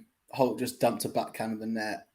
They both look quite tense, to be honest. They're kind of just trading backhands cross court at each other. And now Cashin's just hit a very tight forehand into the net, so it's 30 all. 30 all. 2 points from victory. Yeah, they both look very tight. I can imagine. Just keep an eye on this next point, Jethro, because we could well have a game point or a match point coming up. I see Nick is just having a short break and a well-earned one. So that's fair enough. Vanch, what has happened? Just give us 30 seconds on Andy Murray. Right now it is Nava is serving at 30-15, second game of the third set. And Nava with a fantastic overhead smash. Nice. Jethro, what's happening with Cashin? Terrible return from Holt into the net, and it's game point for Cashin. But they just showed a graphic, and Cashin's hit 60 unforced errors. So I'm not sure if he's going to navigate so easily here, but we'll see. Yeah, it's a lot of errors, but it's still not quite Aslan Karatsev levels at the Australian Open this year. I don't even remember if he won the match or not, but I think there was about 100 unforced errors from the Russian in that match. Oh, go on, Jethro. Very good backhand pass from Holt to make it juice. 2 points then again from victory for Holt. That would be an incredible sort of show of mental strength if he does manage to obviously get through. Thrashed his opponent in the first 2 sets, but then seeing his opponent come back at him. So it's 2 points away from victory now. It's deuce in that Holt cash-in match. I'll come to you again in a second, Jethro, because we'll either have game point or match point. Tell me as that happens, and we'll come back to you in a second. In fact, let's go back to you, Jethro. What's happening exactly? Ace. So that's advantage catching Game now. point for cash-in. Okay. Isabel, any thoughts on the Andy Murray White match? That I know you're munching through your dinner as well, and you have to come off mute as I catch you off guard somewhat there. Have you got any thoughts on the Andy Murray match? It's 1-1 at the moment. I think we're still kind of what Vance was saying earlier. I think is going to carry over into this set. That Nava is making a lot more unforced errors. And Murray's really pushing for those. He's done a lot of like kind of really throwaway shots. I don't really know. Cool. But he's still trying to like pump himself up. I still see him like doing a lot of fist pumps and kind of yelling at his box. Jethro. Catch him put in a second serve that sat right off a hole, and he just dumped it in the net. So that's 5-5. 5-5. Wow. So you're gonna have to stick with that one for a bit longer. I'm enjoying it. It's quite tense. I've got the volume off, but I can tell the crowd's going a bit wild. So the funny thing is as well, the next sort of 10 or 15 minutes will define this match, which could well be about 4 hours long. I have no idea. But Jethro, you can come on the podcast and tell us exactly how the match panned out and say exactly why, even though you just dipped in for the last 10 minutes, which is perfect in a way. Where we were before you came on air, we were discussing how we can cover some of these matches, and there's so many of them coming thick and fast at the beginning of tournaments. I think a 15-day tournament, as the French Open does, makes sense to me. Perhaps even 16 days, I think might help. I don't know how that would work in terms of the finances, whether that would increase or reduce those. But to me, it makes sense to do 15 or 16 days. Anyway, Jethro, at least you have a moment to breathe before this 11th game of the deciding set. Keys, by the way, is a double breakup now on Georgie, albeit that Georgie's actually got a chance to get it back to one break. It's 15-40. They pan to somebody in the crowd who I presume is her coach, but whoever she is, she's an Italian fan, so it may well be the reason I know it's an Italian fan is because she's wearing an Italian shirt, but it does seem to be in Georgie's box, so it may well be her coach. Vonch, they're stretching. Any thoughts on the Andy Murray match as it stands? No, I'm just watching this point at 30-15 in the third game. Murray serving, and they're having a really long rally. As they've often backhands, and Murray just dumps a backhand in the net, and he is quite furious. You three have a chat about the Andy Murray match. I say you three, obviously Jethro is keeping an eye elsewhere. I'm just coming away for about 15 seconds from the stream.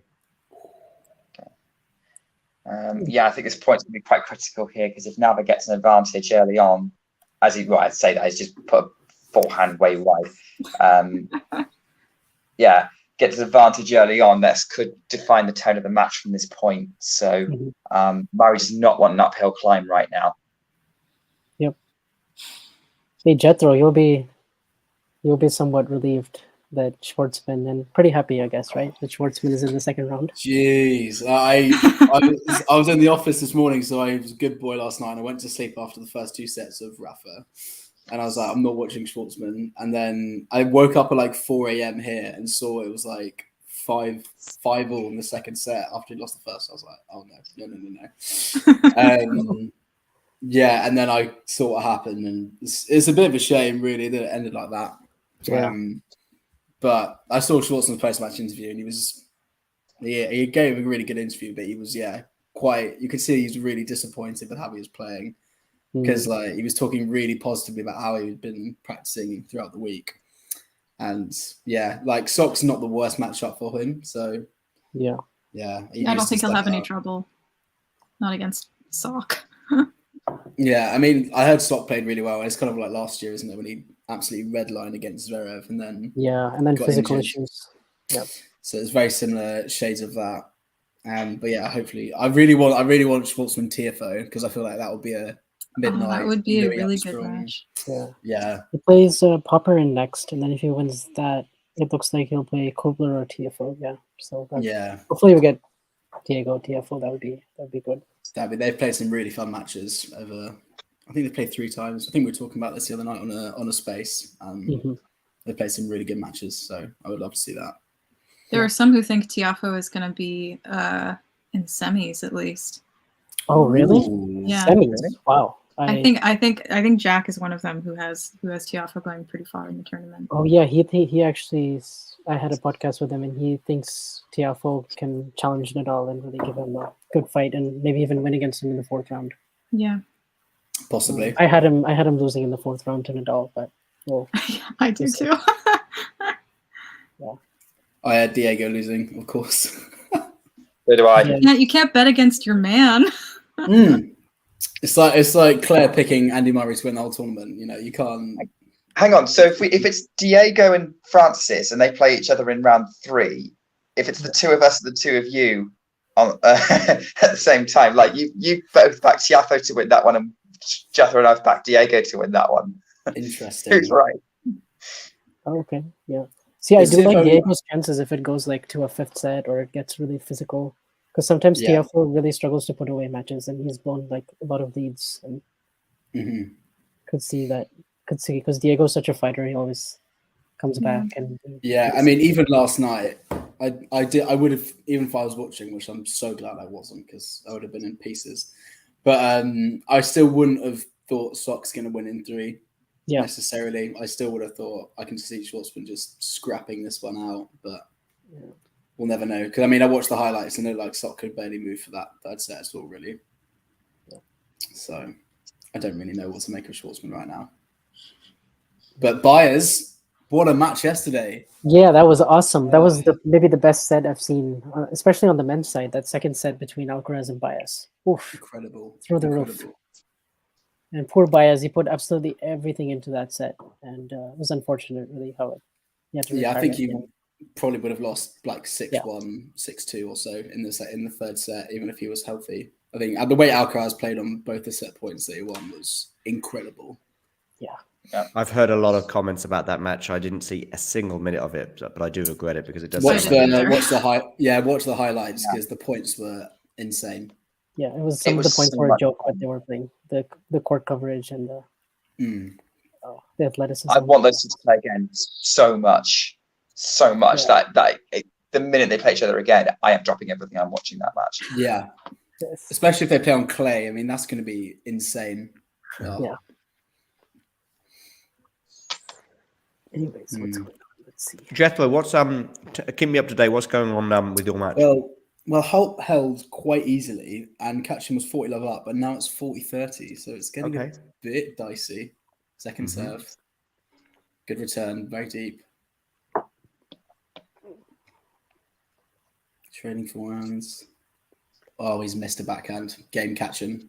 Okay. So it's a deciding tiebreak. Wow. We'll come. So it's going to be a super tiebreak, of course. So it'll be first to 10. Yeah.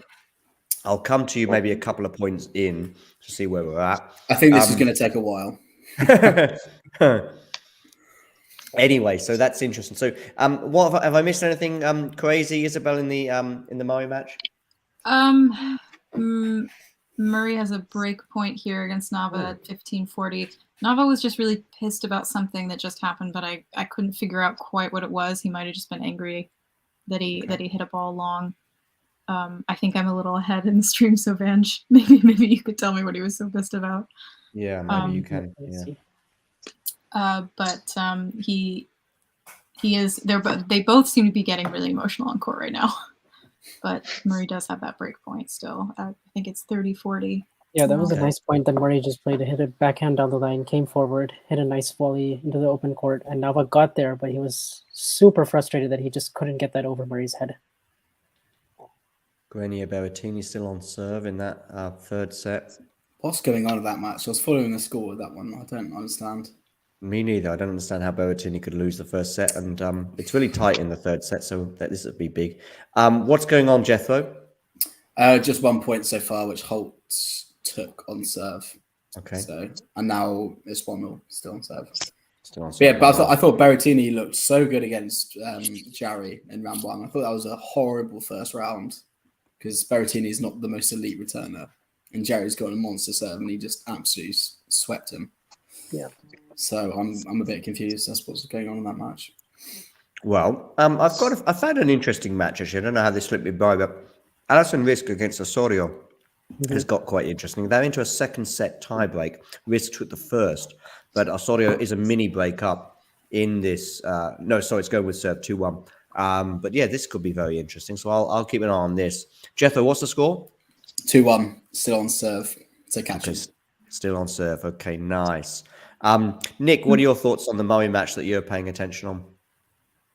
I think, well, look, at the minute, Andy's just broken. So Okay. at the minute, very much advantage Murray right now. He's the more solid player. I think Nava the least frustrated. I think he's just a little bit more. I think Nava's sort of was playing so well in set one, but maybe he's just not being able to maintain that level a little bit. And Murray's just solidified his game, because I saw a heat map earlier that Murray is sticking far more to the baseline in the set that he won compared to the one that he lost. So that tells something about the dynamic of the match is definitely shifted in his favor. Wow, that was a really good point that he displayed to break. Yeah, they're still playing some really impressive rallies. Yeah, and Murray, you can see is dictating points a lot more. These rallies are going more on his terms right now. Yeah, and he's stepping in. He's the one, particularly with his backhand, being way more aggressive. That's what he needs to do. He has one of the best backhands down the lines in the game. We're in another long rally right now, actually. Oh my! Just keeps going. Kachin got the mini break and had a golden chance for a double mini break. Hit a forehand open court and he hit it in the net. So it's game on still, I think. You've been tucked there for sure, Jethro. Yeah, 4-2 at the change of ends. 4-2 at the change of ends. In the favour of, sorry, Jack, in the favour of? Kachin. Kachin. I just called you Jack as well. It should be Jethro. Getting my J's muddled up. So rude. Okay, nice. So 4-2 anyway there. Cool. Vonch, is Murray going to win now comfortably? Now he's a breakup in that set? I like him to win this set for sure. I'm not sure about the fourth. But I definitely think he will win this third set now. Risk and Osorio are 3-all at the change of ends, so they're very much on serve in this second set tiebreak. Of course, should Risk go on to win this tiebreak, she will go on to win the match. She's serving at 3-all, so this is a very interesting moment in this match, second set tiebreak here. I'll just talk us through this next point to see if she can take up 4-3. It's got a very interesting service action, Alison Risk. I don't know if anyone's ever noticed that before. Yeah. Probably everybody. The world of tennis has probably noticed it, and I'm just the last one to realize. Anyway, it's 3-all. It's the same umpire, by the way, for this Risk Osorio match as the umpire that did the Nadal match, the final of the Australian Open. Anyway, in uninteresting stat news, that was 3-all. Anyway, second serve here for Risk. Osorio will be looking to attack this. She goes in there. I just heard an ooh from someone. Who was that? Yes. Holt shanked a forehand, but it landed in, so it's still in the rally. Oh wow! The intensity's been upped a bit here.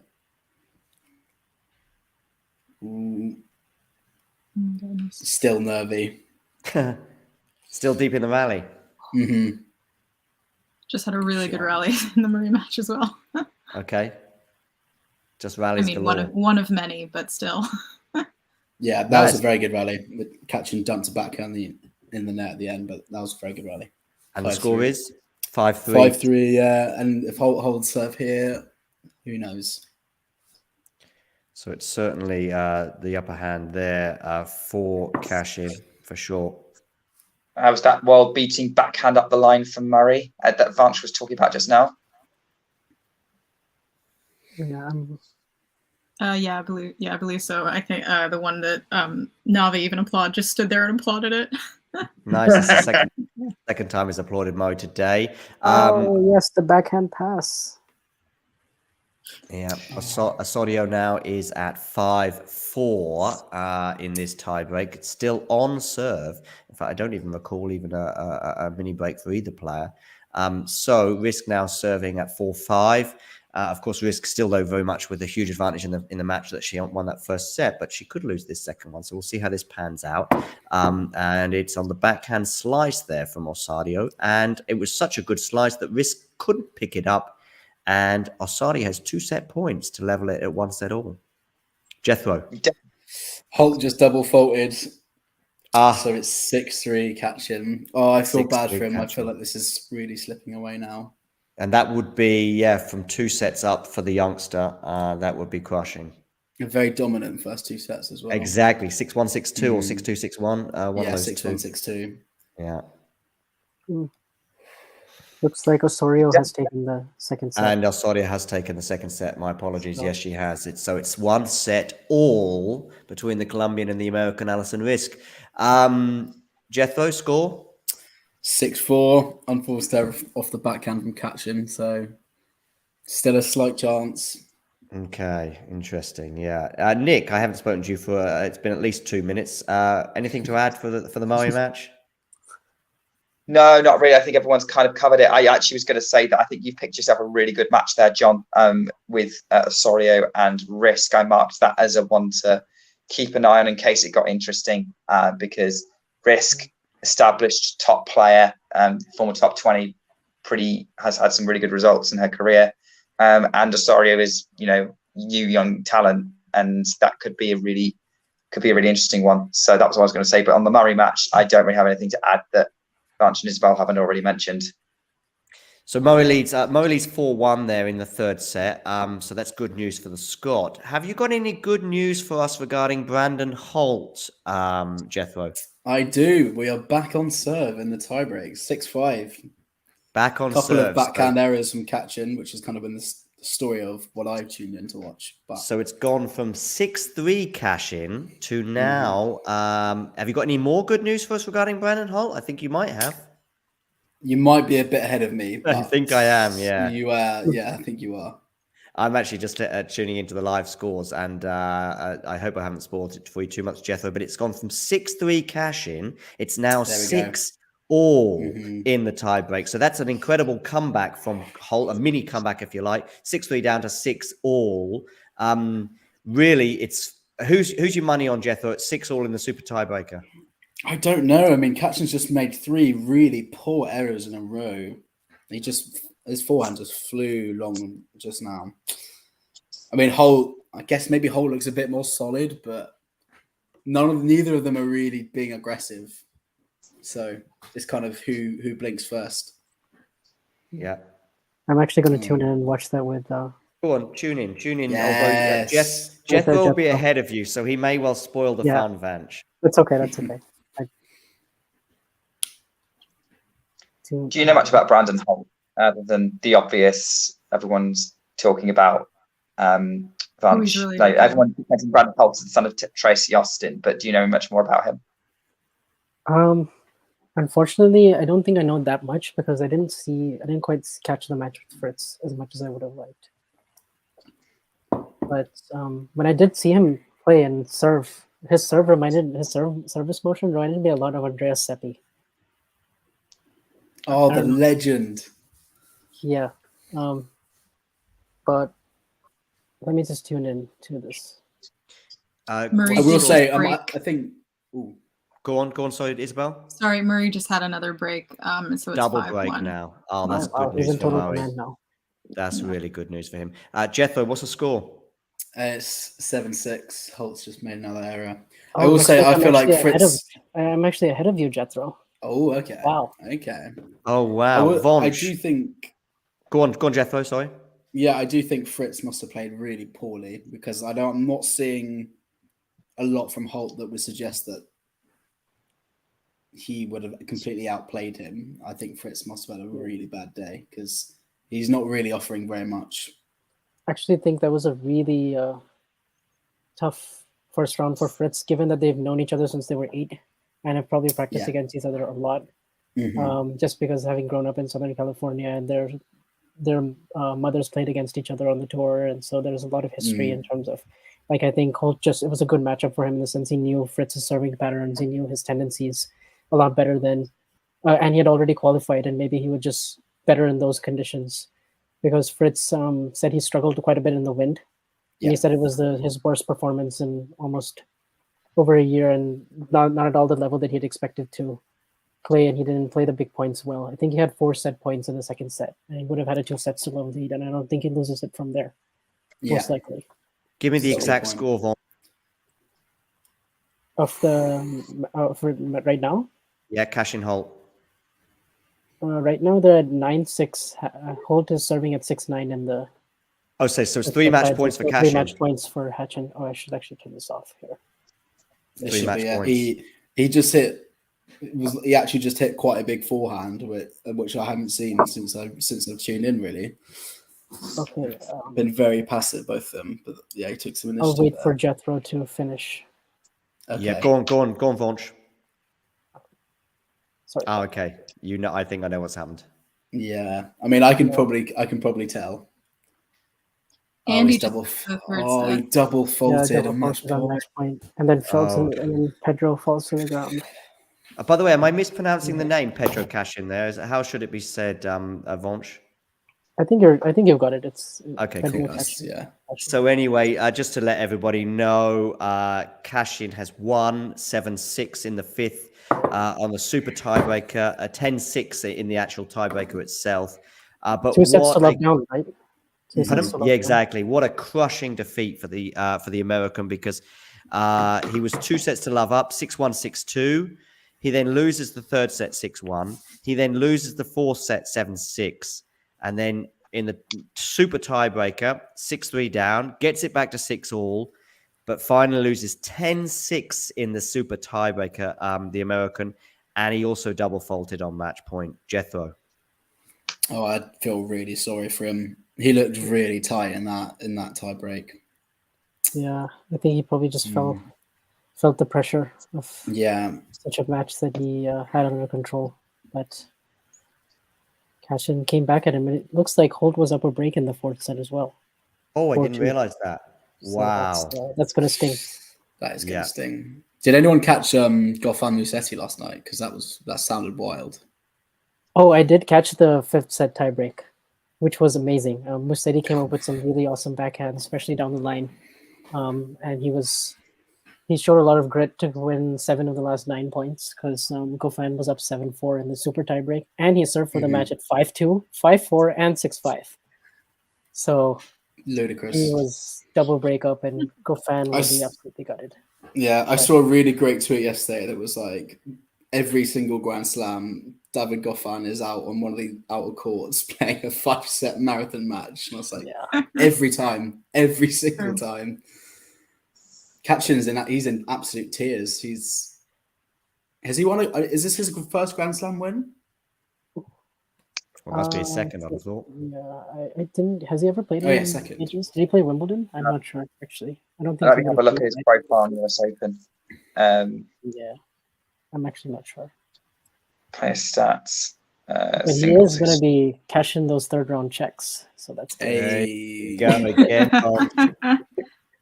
Yeah. Yeah, no, this is his first US Open. Made his Grand Slam debut at Roland Garros this year and got to the 2nd round. Oh, he did. Who did he? Do you know who he beat in the 1st round? I don't know. I've only got like the basics. He's 27, so he's pretty late in his career. Well, midway through. And he's had a really good results at challenger level this year. He's won like 3 challengers. He's 60 in the world. I didn't realize his ranking was that high. Yeah, the first time I saw him was when he beat Team in Team's comeback match, and I'd never really heard of him before, but I was quite impressed, and that win gave him so much confidence that he just went on an absolute tear and won loads of challenges. So good for him. Yeah, so I've just put up across the bottom of the screen there. I mean, that's crushing to not only lose the 5th set super tiebreaker, but to have a 2-set to love advantage, and also, as Vaunch pointed out, that he was a breakup in the 5th as well. That'll hurt. That'll hurt hard. Fingers crossed he can take it and learn from it. His mother, Tracy Austin, I'm sure will help try and rouse his spirits somewhat. And Lexi here saying no shame for the kid. He played well, for his first slam regarding Holt, and he can hopefully hold his head up high. Isabel, has Murray won that 3rd set yet? Yeah, he did. He won it 6-1, and it's 15-40 to Murray in the opening game.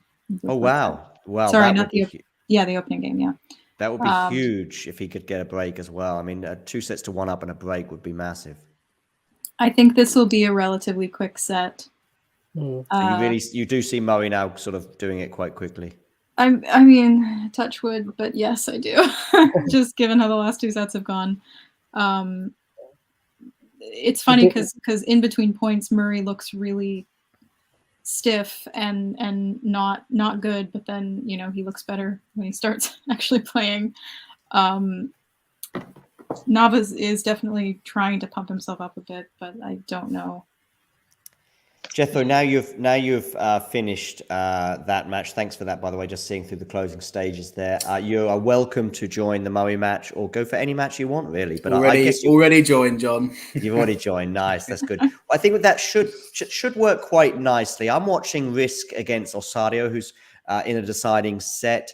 I think we'll basically see these 2 matches to the end. Murray's against Nava, who's obviously Murray did break him.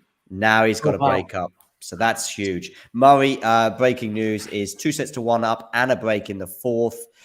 So that's huge. By the way, Osorio has just taken a tumble, but she looks like she's okay. That's on serve in the 3rd set.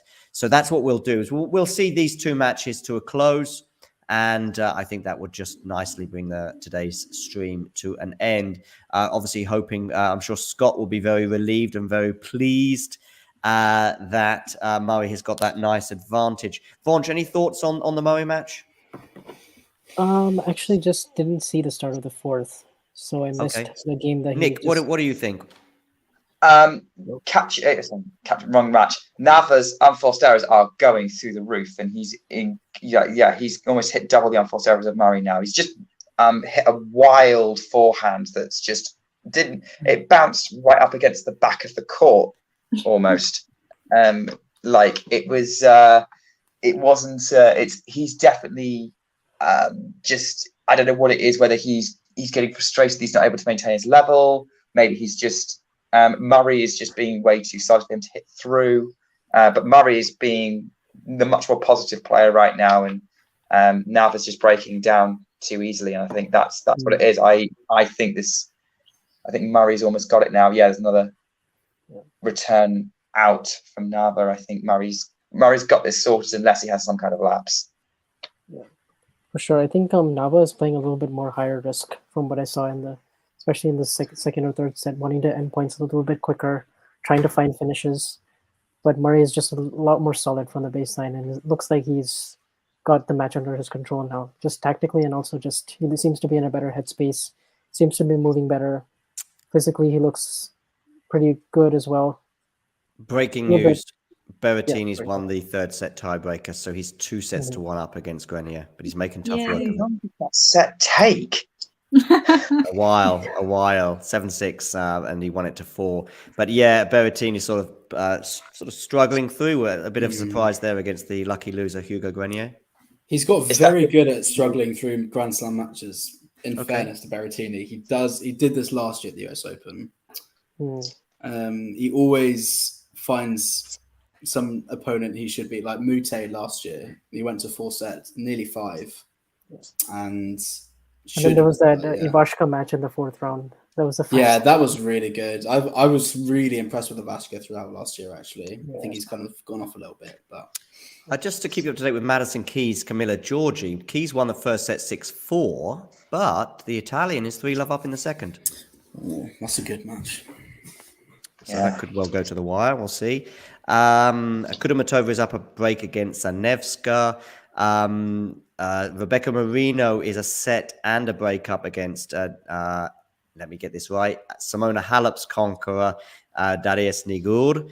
And Dalma Galfi and Harriet Dart are just warming up, which is nice. Zhang has won Allison is maybe at a risk of losing this match. No, Vaunch. I'm free to go, Vanch. Yeah. Sorry, I think that's an easy one. I want to just, I nearly did it before, by the way. When you said the risky tennis, right? When you were talking about risky tennis in the Murray match, I was thinking of a segue into the risk match, but I think you then kept talking, and it was like about 60 seconds later, so it was kind of too late to do the risk segue, so I didn't bother in the end. But anyway, Riskin Serrano on serve. Zhang has won the first set against Schmidlova, 7-5. As I said to you just now, breaking news that Matteo Berrettini has won that third set. Murray is very much on course to win this match in 4 sets. He is 2 sets to 1 up and a break to love. Okay, so we've got Jethro now. You're watching the Murray match. Do you see it as well? I mean, obviously, you're just dipping into that now, just starting your Murray thoughts. But do you see Murray winning this comfortably now, like Isabel does? Yeah, I mean, from the moment I tuned in, Nava hit an error, and he's very erratic, not just in his play, but in his body language is shocking, really. I mean, not that I'm having a go at him. Like, I'm sure this is a very emotional experience for him after winning that first set so well, but he seems a bit all over the place emotionally, and Murray's just gonna crush him from here, I think. Shot tolerance in general has just gone a bit awry, like just going for too ambitious of shots and not really staying in the rally long enough to cause damage. There seems to be something going on in the box. I don't know. They've all got their back turned from the court. I don't know what they're looking at. In bizarre breaking news anecdote update, there is a little thing that Eurosport do called Match Ball Becker, okay? And it's where Boris Becker gives us a little analysis either of a recent match or even the day's play. For obvious reasons, that show no longer exists. I was going to say, isn't he in prison? Yes, exactly. From prison. Oh man, that's well, exactly, that would be fun. So it's called it was called Match Ball Becker, and that's on the German version of Eurosport, if you like. But that obviously has been abandoned since the Germans' unfortunate prison sentence, let's say. However, they decided. Yeah, they've gone to obviously the marketing bots at Eurosport were thinking, well, how are we going to rename this? And they've gone for Matchball. So it's just called Matchball now. But what the marketing bots have forgotten to do is to take Boris Becker's image off the thing. So it actually says Matchball. And there's a picture of Boris Becker. I will take a picture of this and I'll put it on Twitter so everybody can see. But it just, yeah. So I think you're all up to date with that. But I will take a picture and put it on Twitter just to make it clearer. Maybe Eurosport might want to think about changing the image, at least for the duration of his prison sentence.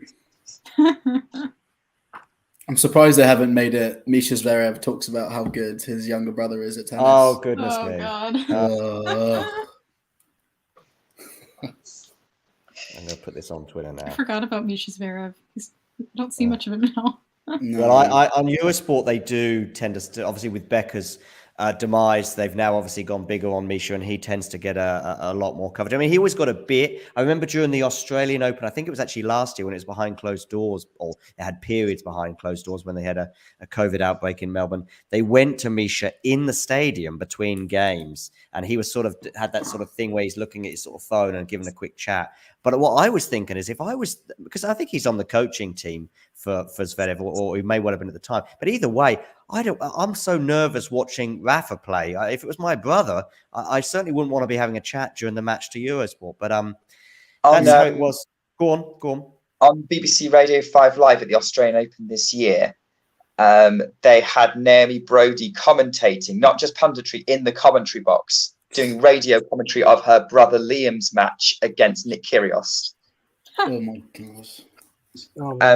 Conflict of interest. Imagine having to commentate on your brother playing Nick Kyrgios in Australia. I would. Oh my god. She did quite a good job. Obviously they knew full well her biases, but Naomi Brody is a class commentator. She is fantastic, and did an excellent job and made it quite fun to listen to. She is really, really great commentator, and Laura Robson as well. They are the two best commentators in tennis right now. Yeah, hands down. I find that the players who have just left, who have just retired very recently and just straight go into commentary, they tend to be really good at it. Yeah, I mean, they know the players as well. Wozniacki is doing a good job on TC every time I listen to her. I like Pecci, if I'm honest. But Pecci is has he been dumped by a TV station recently, or have I got that wrong? No, he's working for Amazon Prime. He's working for Amazon Prime right now as a pundit. He's courtside in the Andy Murray match, and he's commentating with them. I think he recently said that he wasn't working with the BBC due to fallout with people internally, but he didn't name names. It might have been a John Inverdale incident about 10 years ago. Yeah, who else was good? Johanna Konta was pretty good too. Oh, she's excellent. Yeah, she is. I think they need a big overhaul of. Yes. In Tennis Channel, they had CC Bellis commentate as well. She was quite a talent like 5 years ago. Beat. I would really love to see some like new faces in the US commentator box. Especially for ESPN. Oh my gosh. Oh my god, ESPN is such trash. For one thing, they have, I can't remember his name at the moment, but they have a commentator who is literally an NFL commentator also. And Chris Fowler, you mean? Like the Chris Fowler. Who sets and I just don't know why he's there sometimes. So yeah, there needs to be a big overhaul for ESPN because I can't listen to them anymore. I usually mute it when Who's it's that? on. Sorry, I just caught the end of your conversation there, Isabel. Who's that you're referring to? Chris Fowler. Oh, okay, I'm not sure who he is. Yeah, he's an American football commentator, and then also for some reason is a commentator for ESPN tennis. Yeah, he covers. I don't think. Yeah, I've never heard him commentate. I don't think he commentates outside the US. No. Yeah, I don't think he does. I tweeted about this yesterday, but it sometimes annoys me that sometimes commentators, they try to sort of mask their lack of research or knowledge by like discounting or maybe laughing about like lower ranked players, especially the ones in challengers and futures, and it can be kind of snide and like off-putting in a way. Yeah. So I remember when Federer was playing against Sumit Nagal in the first round of the US Indian, Open. Yeah, I remember that. It was, Me too. And he had just won the first set. Like he played really well, and he won the first set. And these commentators were going on and on about like, oh, he's never seen a ball like this in the Challenger Tour, and they've never heard of him. And now it's like they had like pretty much known nothing about him coming into the match, and like it was just. He's actually somebody I've tried. I'd love to have him on the channel for a chat, not a live sort of thing like now, but I've actually reached out to Nagal, but he's not responded yet. So if you're watching, Senor Nagal, please respond. Anyway, I'm going to go back to the Serrano match, by the way, and Serrano has a break in this third set. But I've just posted on Twitter as well the image I was referring to with Boris Becker. I've atted Eurosport to say that maybe you want to be updating this. Whether they will or not, I don't know, but that's up to them. But that unfortunate image of Boris Becker, you can find it on @TalkingTennisTT, which I've just put out there into the Twittersphere. Jethro, what's happening with Andy Murray? Just kind of cruise control at this point. He got another break, so he's 40-30 up now. It's just a bit of possession at this point, isn't it? Yeah, I think I'm a bit ahead of you. It's actually 4 love. Fantastic, fantastic. Why am I behind everyone? This is so unfair. Isabel's ahead of everyone else. Jethro, you made a mistake. It's that Cardiff internet. What can I say? It's kind of similar to the Nadal match in a way from last night.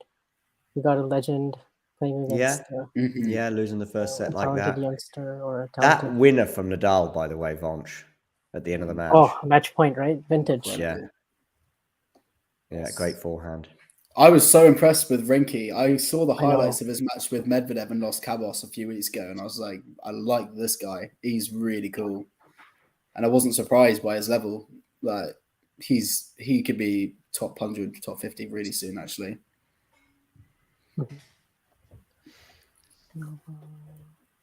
Yeah, I often find I've seen a lot of matches now where like in the first round, like a talented challenger level player or someone just outside the top 100 or 200 comes up and like takes a set off of a top player in the first round of the US Open.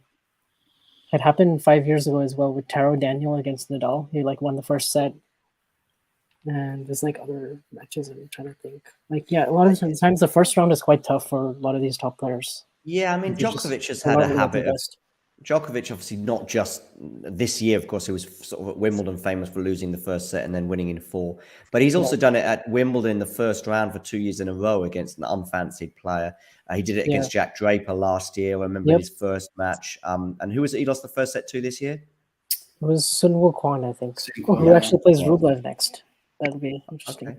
Second round match there for Kwong against Rublev. He struggled last night, didn't he? We did. I think me and Jack said the other day on the draw analysis that might be a tough match for Rublev, and it was. Yeah. I'm just floating around now, having a look at various different matches. I've got back to my usual thing where I can't find the match I want. I want to find Serrano, but I had her on TV a little while ago, and I've lost her now. As I was making fun of Boris Becker's face on the Eurosport thing. So Eurosport obviously paying me back by taking Serrano away from me. Oh, I've got it. Oh, by the way, she's a double breakup. Osorio is in this deciding set. So Eurosport, you can't escape my clutches. I've got you where I want you. And that's exactly where Alison Risk is for the Colombian, I guess. She's 4-1 up. Alison is really at risk, huh? Yeah. Stop. With your listen, Von, you cashed in the first time you did it about 3 hours ago. It was good. I think it's good. Down. Yeah, I need to let go. The second time you did the cashed in one, it was a bit like, well, I think he's pushing it a bit here. He's right, riding I kind of have a wave bad habit of too much. repeating. And now things. Risk. I think you've done Risk twice. Let's find some other person to do it on. No, I think it would be fun to keep count on how many of those puns you make throughout this tournament. That depends if Risk wins or not. Yeah. Let's take us. We'll come back to Andy Murray in a minute. He's a double breakup. He's about to get beagled. Nava. It's 5-love actually. 5-love. So is Andy spoiler alert? Sorry. Is Andy Murray serving? Is Andy Murray serving for the match? Yes, I believe so. Yeah, he is. Are they having a break, or is he going to be serving it now? Yeah, they're having a break. Okay, great. So everyone chill out while Andy Murray has a well-earned break. I'll probably get maybe even Isabel. It seems like Isabel is it likely that Isabel's in the lead of everyone, or is she at the same pace as you, Nick? No, Isabel's streets ahead of me in more ways than one. Very good, Nick. Very good. All right, well, we'll come to Isabel in a minute to maybe just take us through the final game, given that that her stream is the furthest ahead. That's an excellent backhand, by the way, from Risk. But she's in a lot of bother here, a double breakdown in the third set. So it looks like Murray will probably finish just before this match. We'll see how that pans out, and we'll come to Isabel in a minute. Before we do that, I'm just going to go a little bit around the grounds to see what else is going on. Grenier and Berrettini are on serve again in the fourth set. Berrettini leads that one 2-1. By the way, Alison Risk has got one of the breaks back now on Serrano, so it's 4-2 in this match, and I'm just seeing that as well up on my TV as well. So that's 4-2. So that's good news for the American. At least she's got one of the breaks back. Zhang is really very much in control. She's on the verge of victory. A double break up in the second set. She hasn't won the first. Georgie's still one break ahead of Keys in the second set. So that could well be one set all before we know it. And Marino is a breakup in the deciding set against Nigur. So the Ukrainian in a spot of bother there. And Harriet Dart is already a breakdown against Dalma Galfi. Does anybody know anything about Dalma Galfi? Personally, No, not really. Poor old Dalma. Well, we'll have to start learning, or maybe we'll have to start learning about her a bit more, especially if she prevails today in that second There's probably round people match. who don't watch UK tennis going, "Oh, who's Harriet Dart?" So, well, indeed. I'm showing my bias for sure. Anyway, I so definitely Marino. didn't know who she was until this No, tournament. me neither. I actually thought that probably someone like Vaunch would go, "Oh yeah, she's a blah blah blah blah blah." But even no, Vaunch, we need Damien for that. Yeah, Damien for sure. I had him on the show on Sunday. He actually influenced me in my bracket, and I switched at the right time and went for Wu against Basilashvili after that show, and I'm glad I did because he beat the Georgian in that match quite comfortably. Yeah. So anyway, yeah, Damien's certainly the man for qualifiers and perhaps some of the other lower ranked players. And check out that chat that we had. I think it's still aged quite well. It's on Sunday, so it's before the US Open, but still very relevant as we see some of these qualifiers flying high. Go on, Isabel, tell us what's happening with Andy Murray. I believe we're at match point, actually. He's There you go. got triple match point here. Oh, 40 love. So not only is he 5 love up, he's 40 love up. Yeah. So Isabel, give me, go on. Sorry, we're mid rally. Forehand down the line, backhand from Nava straight into the net, and it's over. Andy Murray wins. Yeah. Boom! Everybody happy. He hasn't actually won yet. It's Andy Murray is about to serve. Why don't you narrate the point Go then? on. Great first serve. Murray He's still 2 points down the away. line. Good cross-court forehand from Nava. And Nava dumps into the net and Murray wins. Murray wins a second time in the space of 2 minutes. And he's going to win a third time when Vance catches up. That's great. Well, Scott and Claire will be happy. Yeah, yes. very much Actually, so. The only thing I know about Gelfi is she won the US Open Juniors in 2015. And it was against Sophia Kenin in the final. I remember that, actually.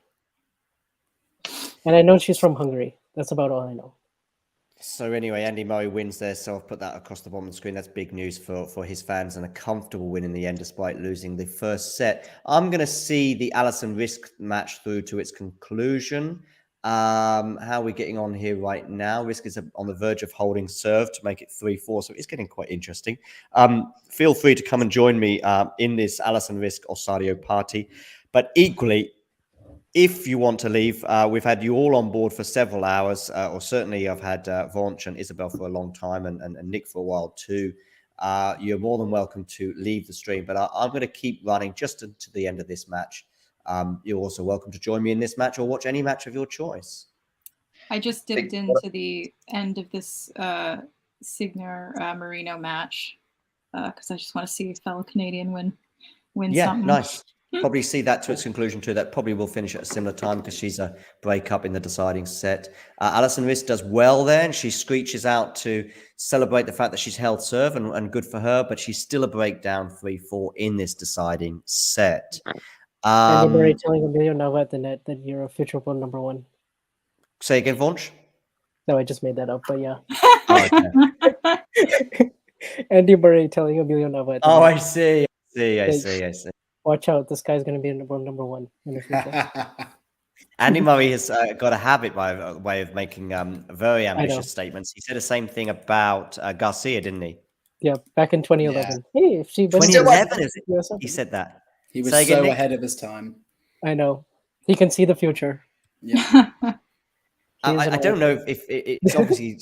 I guess Fiontek is way ahead in the points situation with her, but she could easily break top 10 in the next 10 days. Yeah.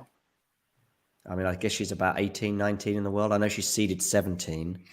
Yeah. Is there anyone missing from the women's side? I don't know. I know on the men's side, of course, you've got 2 or 3 sort of players missing in the sort of top 20 or top 30. But yes, if she has a good run. Go on, Nick, sorry. I was going to say, there's no one really missing in the women's draw. Seeds-wise, like all the top players are there. Interesting comment here from Ghost of, I'm going to say Gerantalis. Anyway, whatever, let's call you Ghost in the live chat. He just simply says, vote leave. I have no idea what that could be about. It could be about Brexit. It could be about Scottish independence. It could be about just about anything. It could be Catalan independence. I really don't know. Perhaps because Murray's just won, it could well be to do with Scotland. I have no idea. There's so many leave options. Or he could just be telling us to leave. He could be saying, get off my screen. I want to be doing and watching something else.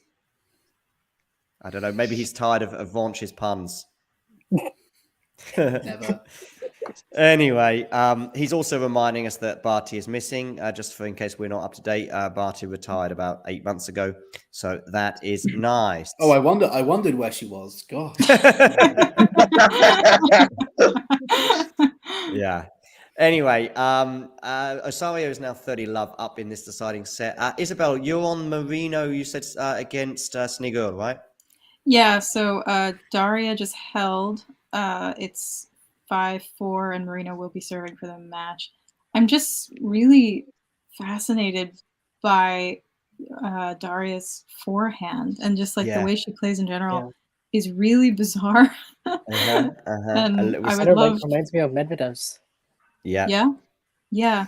A lot of people have said that her stance, not always. I mean, most players' stance is for receiving the serve is fairly consistent, but actually she does mix it up a bit. And one of her stances that she was using the other day was as well Medvedev-esque as to receive the serve. You know, that sort of thing that Medvedev does when he rocks back and forward with a 1 foot ahead of the other. I actually think the return of serve is a really interesting moment to I know we look at the serves as well, but I always think of Federer spinning the racket, so you don't know what he's preparing to do.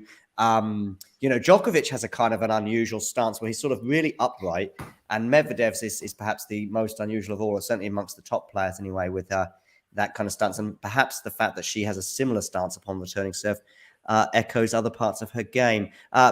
Is Marino going to do this then? What's the score right now, Isabel? Have they started? They just did a change of ends. So, okay. Jethro, what are you dipping into a match right now, Jethro? So I've tuned into Berrettini, so I've been watching for the last 5 minutes or so, and I think I know why it's so uncomfortable. Grenier is doing a very good job of hitting into his backhand, and Berrettini's gone into that mode where he doesn't want to hit an actual backhand, and he's just cutting the ball and slicing it, and he's not timing well at all. And when his backhand's really failing, it puts more pressure on his forehand. We've seen it a million times. But as long as he's serving well, I think he'll still win. But I can see why the rallies aren't going his way at the minute. So I'm just laughing at some of the things in the live chat. Nick, what match are you watching? I am watching Madison Keys against Camilla Giorgi, and it is a very good match. Yeah, Giorgi it's now 5-4 Giorgi. Keys managed to get the match back because Giorgi was a breakup. That's right, she was, yeah. In the early in the set, Keys got it back on terms, but yeah, I'm really enjoying the rallies these two are producing. As I thought earlier, like some really good example of some big hitting tennis from both, and they're not wildly missing either. So they're really competing, and it's really fun to watch. They had a really good rally at one point. So I'm enjoying. Sorry, Nick, go on. That's just I'm enjoying this. Yeah, Alison Risk, who was a double breakdown in this deciding set, is now threatening to gain parity. It's deuce, although she's just gone long there. So Osorio has got a game point to take a 5-3 lead. But Risk was a double breakdown. She got one of the breaks back, and it's now 4-3. So we'll see how that pans out. Vonch, what match are you currently watching? He's not watching a match. No, I just took him off the stream by mistake. Sorry for that, Vonch. It's Jethro. I wanted to just sort of get rid of his screen until he comes back. Vonch, what match are you watching? I'm watching Osorio and Risk right now. Okay, nice. I may well be slightly ahead of you. It's now advantage Osorio, although Risk should win that point, and she does. So it's back to deuce. I don't know how far behind you are, Vonch. You don't think the grass is very green for Hugo, do you? In that match against Berrettini? Who's Berrettini playing? What's the name of his? Oh, okay, Grenier. Yeah. Vonch, tell me. Tell me what you've John, take you off the stream again. John, take you off the stream again. I can do. I can do this. I can do this, and I think I can also do this as well. Bring in the super sub. Yay! There you go. Vonch, what's your thoughts on this Osorio Risk match, given what I've been saying in terms of the way this Risk has now got a break point, by the way. So that would be Risk massive. is really fighting hard, and she looks determined to get back into this and make it 4-all. And right now it's second serve, Osorio serving. Yeah. All of you, Risk, by the way, who are watching, sorry to interrupt you there, Vonch. All of you who are watching, make sure you hit that like button and subscribe. Isabel, has Marino done it? No, not yet. Actually, Daria has a second break point. In this. Listen, Isabel, you and I are actually being pitted against each other again, because when we were watching Snigod against Halep, I was with the Ukrainian, you were with Halep, and again today I'm rooting for her, although she's obviously got a long way to come back, but if she could break serve, that would be amazing. She actually did just break her, so now boom. Sorry, Isabel. Listen, No. at least All right, I have 2 other Canadian women in this tournament to root Yeah. for. So yeah, for sure. And obviously a few Canadian men too, with Felix and Shapovalov still. Is Felix playing today? yeah, I he's think playing Thanks, tonight. it's Draper. Playing against tonight, Draper, yeah. that could be I can't Oh, yeah. wait. be a I would five-setter. love to watch it. What time is so? Serena kicks off. Does she on Ash tonight? Yeah, so Jack Draper against Felix is on at the same time as Serena and Kontaveit. They're on. Okay. That's the first night match on Louis Armstrong, whereas the Serena match is the first night on Ash. I'll in the night probably session. watch Serena. I'll probably stay awake for the Serena match and then switch over and hopefully manage to stay awake for the duration of Felix against Draper. Do we all think Felix will win, albeit with us dropping a set or two? I can see Draper winning it. It depends how Felix plays because he is so hit and miss. But I'm gonna I hope say it's a good Felix in match. 5 sets. Yeah, Okay. good call. I'll say Felix Felix in 4. Say again, Nick. Felix is dropping at least one set. Yeah. Probably. Yeah. The way Draper's playing, I mean, I don't know how he lost to Husler, I think I pronounced it last week, because he was playing so well in Winston-Salem. But yeah. Once this Osorio Risk match does finish, and they are back on serve, which They're is back on serve, massive. yeah. Once this match does finish, I will bring the stream to an end wherever the other matches are at. Knowing the Berrettini match, that could go on for a while, given the comments we were talking about earlier with that third set seeming to last a long time. So, but anyway, once this Osorio Risk match does come to an end, and Osario's got love 30 here, I might just talk us through this point because this could be big.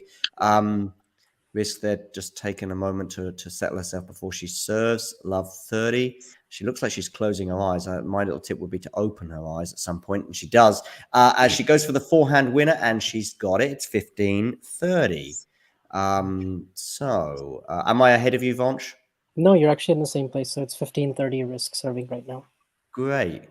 I'll also talk us through this point, and then you'll be able to give us a really good idea if we're pretty much dead at the same point in the match, and we may well be. Let's see. So Risk is about to serve for the first serve. She goes long on the first serve, so it'll be a second serve for the Colombian to look at as she seeks to break again. She's obviously ceded a huge advantage in this third set. Second serve from Risk goes to the backhand. They're going backhand to backhand. Backhand of Osorio goes quite deep. That's a decent one. Forehand, though, that's now sort of reset the rally, I would say. And Osorio takes a risk, and I didn't mean to say that. It's just the only word I could think of. And it's now 30-all because it was an unforced error from the Colombian. 30-all, 4-all. And that may well appear like it's absolutely sort of dead level, but the momentum shift towards the American must be massive at this point, having been a double breakdown in this deciding set. So I'm sure many people watching will be fancying the American. So here we go. Risk with the first serve. Let's see what happens. She gets it in and brings up a sort of a forced error, you could say, from the Colombian. So it's now 40-30. Vonch.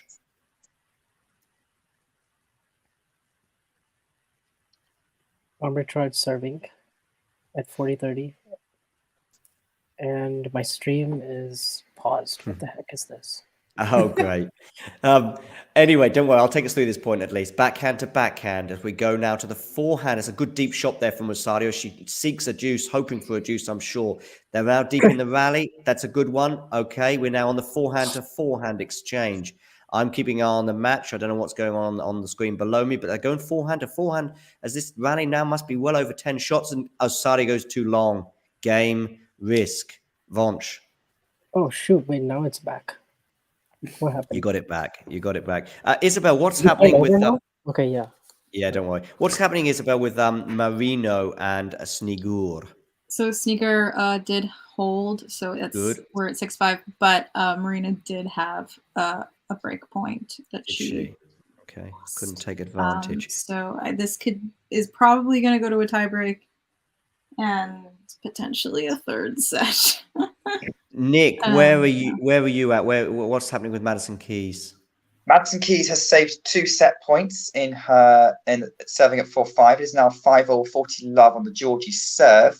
As well, she blasts the backhand wide, trying to go for a winner to finish to get 5 match in the game. But yeah, this is still a very, very good match over here.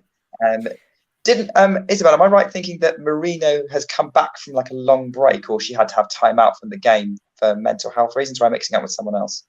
I'm not sure. I don't know her career very well. That could be true because I haven't seen her name on many draws in a while, but I don't know the details, certainly. I'm going to dive out for 30 seconds. I'll be back. I know Bianca took pretty long break as well, as did Layla. All the Canadian women really have. Well, I think, Bianca definitely. Layla got injured, which was her issue. How are you feeling about Layla? At the French Open when she got injured, she was playing so well. Yeah. I know. It's so gutting. I love Layla. I really do. One of my favorite players right now. I mean, I now didn't it's realise how eager. popular she was. What was that? I hadn't realised how popular she was, but speaking to people in the last 6 months or so, I've really noticed it. I love how she just scraps for everything. She's so gritty. Insane. I was in Toronto during her US Open run, and my family was so excited. They were just absolutely ecstatic for a Canadian woman to potentially win again. They were just like, we're gonna take it. Dream US Open final, Bianca versus Layla. Sorry? Dream US Open final, Bianca versus Layla. Oh, incredible. That would be so good. I don't know. I think although I don't know that they would meet in the final because they're. No, not this year. It wouldn't happen this year. They'd have to be, I think they'd have to be Next semis. Year. Yeah. They could definitely meet up, which would be very cool. I don't know who would come out in New York.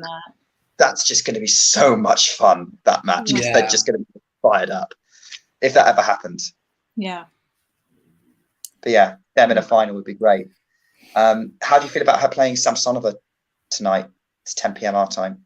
I don't know a lot about her. I know that I think Jack and Fancher fans are believers in her. Power player. She's a big power player. So she kind of broke through last year when winning the Berlin 500 and got to the Wimbledon 4th round. She's very good on grass. Mm-hmm. And then recently she's managed to she's won 2 titles on hard court. She won Washington and she won Cleveland. So she's won 2 US hard court 250s in the run up. So she's looking good. But yeah, power player, very confident right now. Yeah, it could definitely be a challenge for Layla, especially coming off injured.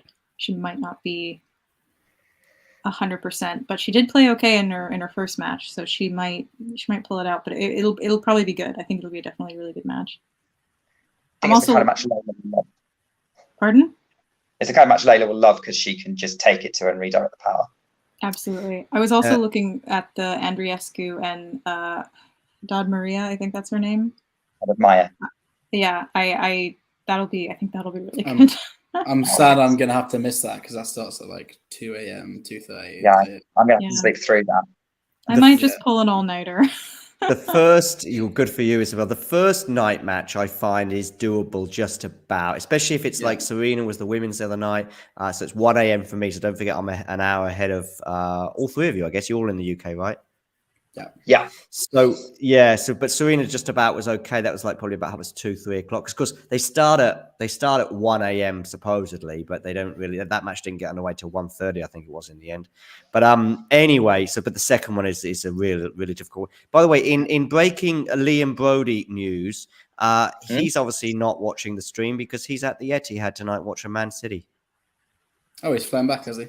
Yeah, he went. I think he's been back 2 or 3 days actually, because I think he'd also tweeted a funny tweet. He's quite funny. Got a follow on Twitter actually. He tweeted from what did he say? From New York City to Anglesey or something. I think he was somewhere already back in the UK, somewhere obscure. But he's at the Man City match tonight, so he's probably got us on the stream. I would have thought. He's probably got us on the stream. And he's watching he's obviously watching the Man City match as well. Fair enough, but occasionally he'll obviously be dipping into our expertise and knowledge. I hope he knows that I've still not forgiven him for beating Schwartzman at London this year. So Liam, Jethro, I was actually at that match. Were you? Yeah, me and Jack, we sat through. I think it was the first 3 sets, and we left before, like after Diego had won something like 5 or 6 games in a row, we were like, oh cool, like he's got it in the bag. We can go watch a different match, and we left. And then by the time we got back to like the main lawn, it was suddenly in like a 5th set, and we were like, oh, what the heck happened? So I was not a happy bunny. Osorio was serving to stay in the match, and she served it out well, if is even the correct expression to use. It's 5-all now, as this really becomes a nerve jangler here. I don't know if Vonch is coming back. I know he's left. Did he say anything, or was it did he just crash? He disappeared. Okay, so I don't know if he has. Let's see if we can get him back. I don't know. It's just his screen's gone. But anyway, I'm all over this one. Isabel, what's happening with Snigur and Marino? So it's 5-all in the 2nd set tiebreak. Marino serving. Oh, she did have 6-5. She did have a couple of. Is that match point points. Marino or set point Snigur? Neither. 6-5 in the tie. Oh, so 6-5 in the set. Yes. No, sorry. 6-5 in the 2nd set tiebreak. To so Marino that will be set point or match point. Yes. So I'm just waiting for them to Don't start. worry. Is it 6-5 to Snigur or 6-5 to Marino? Marino. Oh, so it's match point. Yeah, she's just stepping up to serve. Go on. So she serves. Marino hits it backhand cross court, and immediately into the net by Snigur. And yeah, Marino takes it. There you go. 7-6 in the decider. Oh, sorry, in the 2nd set there. So Marino through. Snigur is out. Isabel is happy. Nick, are you happy watching your match?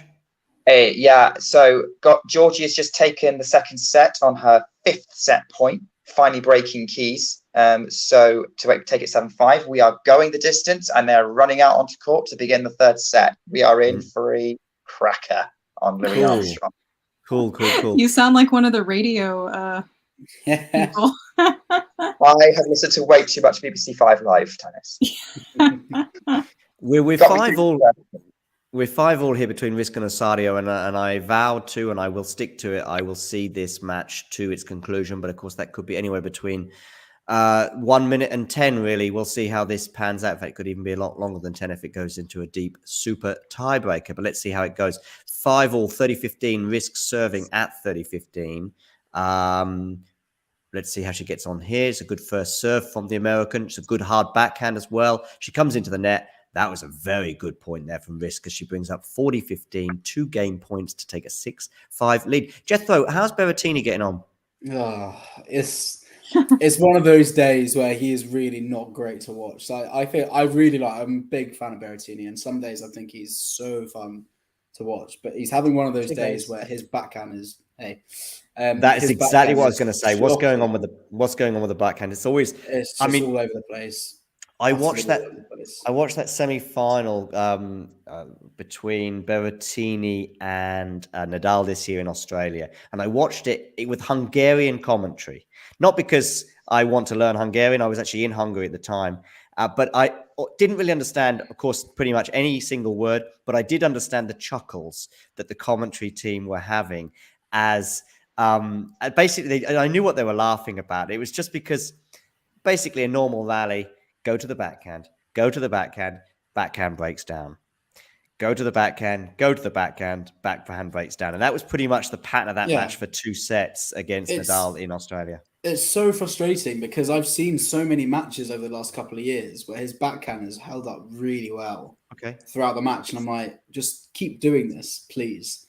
And then he has matches like today where I haven't seen him try and hit a flat backhand for like half an hour. And every time he's not slicing it well. Like usually he at least slices it well, but he's not been doing that well today. Isabel, by the way, listen, you're more than, I'm going to be leaving in about 15 minutes, or depends on when this match ends. But you're more than welcome either to join me for the last stages of Risk Osorio, or even leave yourself. I completely listen. You've been with us for 4.5 hours, or 4 hours. Yeah, I'm having a great time. It's fun to watch tennis with other people. We'll be here another 5 or 10 minutes at least, depending on how this Osorio match goes. I've jumped into the Keys Georgie match. Keys Georgie's cool. I can understand why.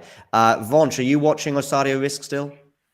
Actually just came back from getting some lunch, but now I'm back and I'm looking at scores. Okay, And cool. I'm just gonna stream up really quick. Got some Fair enough. breaking news. Go on, Jethro. Serena and Venus will play doubles at Arthur Ashe Stadium. Okay. I'm assuming Yeah. that's tomorrow night's schedule. Yeah. Oh, Yeah, Serena playing wow. 2 matches in a day would be a bit nuts.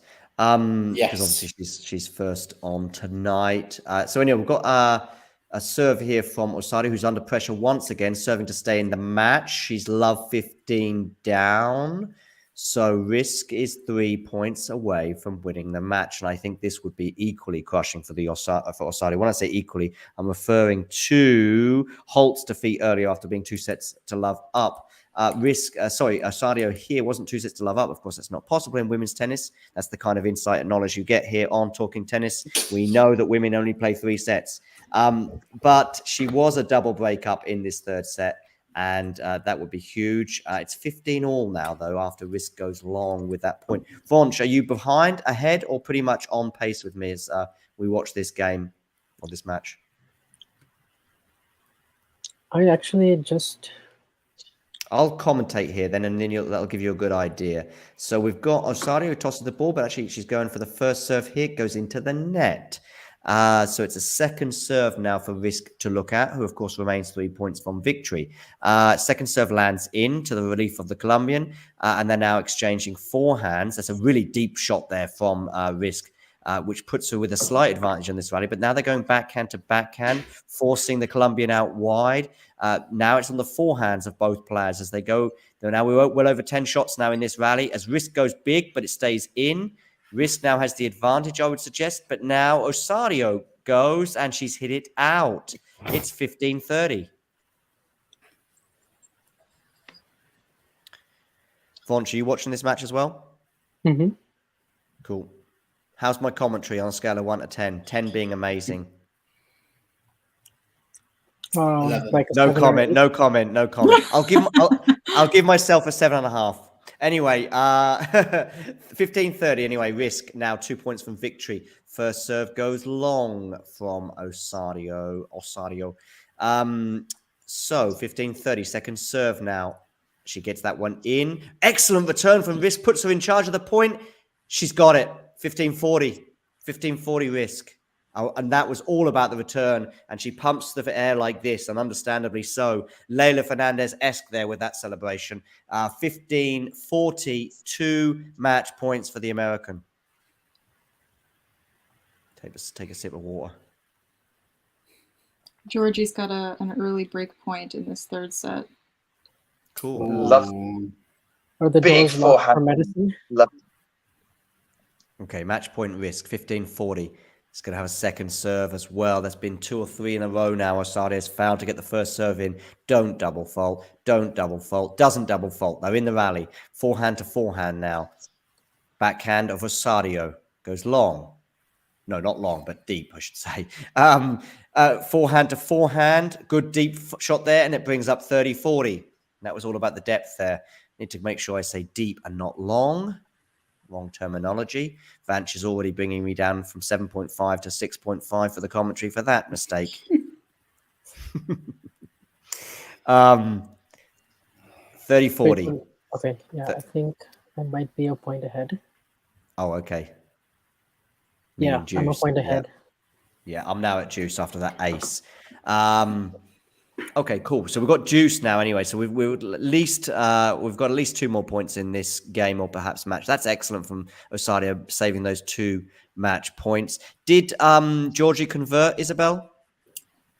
Keys has managed to get it up to its ad for her. Okay, nice. So Keys saving that break point and now threatening to win that game. That's love all still. So in that set, is that right?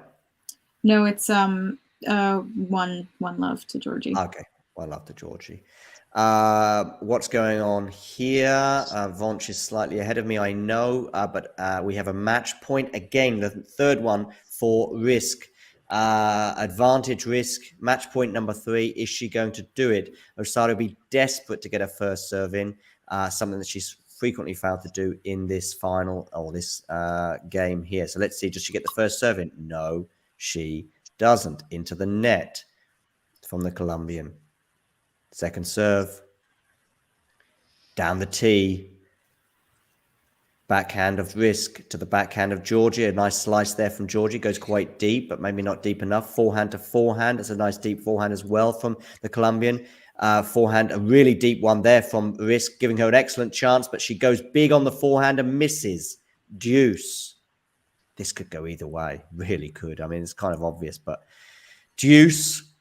6-5. 3 match points going a begging there for the American as the Colombian gets it back to deuce.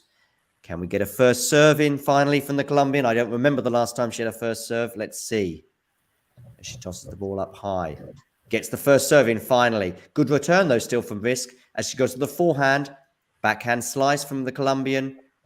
Good, nice depth there, though. And there's a moon ball, an excellent moon ball from the Colombian that really puts her in charge of the rally. Although now, yes, that was good play from the Colombian. I think that was the moon ball. It was really deep moon ball from her. And I've said moon ball about 73 times in the space of 30 seconds. I'll try and stop saying it again as she brings up advantage. And therefore, I believe it's her first game point. Did Keys finally save that, by the way, Isabel? Yeah, she did manage to hold. Georgie's playing really well, though. She's really in command of her own games. Nick, who's winning this match, Keys or Georgie? Right now, Georgie, I'd say. Keys, she's really making Keys feel uncomfortable. She's really swinging at the ball, and it's landing in, and she's hitting winners and looks really assertive out there. And it's just bothering Keys in her service games. I think Georgie's, at the minute, the momentum's with her. Yeah. And Osorio just does a backhand error into the net. So it's back to deuce now. Risk looking for her 4th match point. Osorio looking for her 2nd game point. So I guess we've had about 3 deuces so far. Jethro, you look enthralled by Matteo Berrettini's match. It's just so sad to see Berrettini play like this. I still think he's going to win. I mean, it's 2 sets to 1, right? And they're on it's serve, not his yeah? day. It's not. Yeah, he's just making so many errors. It's just not his day. And it's 15-30 here, so he makes another error and it's going to be break points. So he needs to tighten up.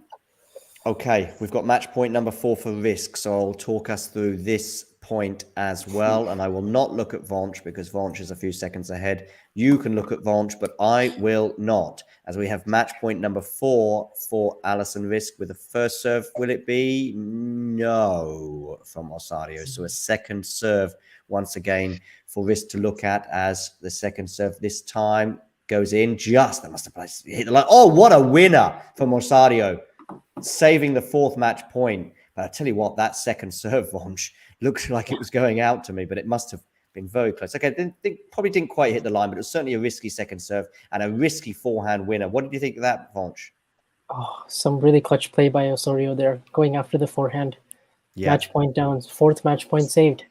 Yeah. And I'm a point ahead of you, so I won't tell you whether it'll be she's match got a point game number 5 point now. or She's now okay, got a game good. point. It must be about 5. I don't know how many seconds we are different. Vonch, maybe 5 or 10 seconds, do you think? Yeah. Oh, and Cool. Camila says, Osorio Risk. That is 6-all in the tiebreak. There you go. Nice play there from Osorio. Yes, I think there's about 5 seconds difference. So excellent play there, saving 4 match points, including at 15:40. I think we had about half a dozen juices as well. And finally, we're going to a tiebreak. So, Vonch, who's winning, Risk or Osorio? I'm going to say Osorio. I'm going to say Risk. All right. There we go. We have a match.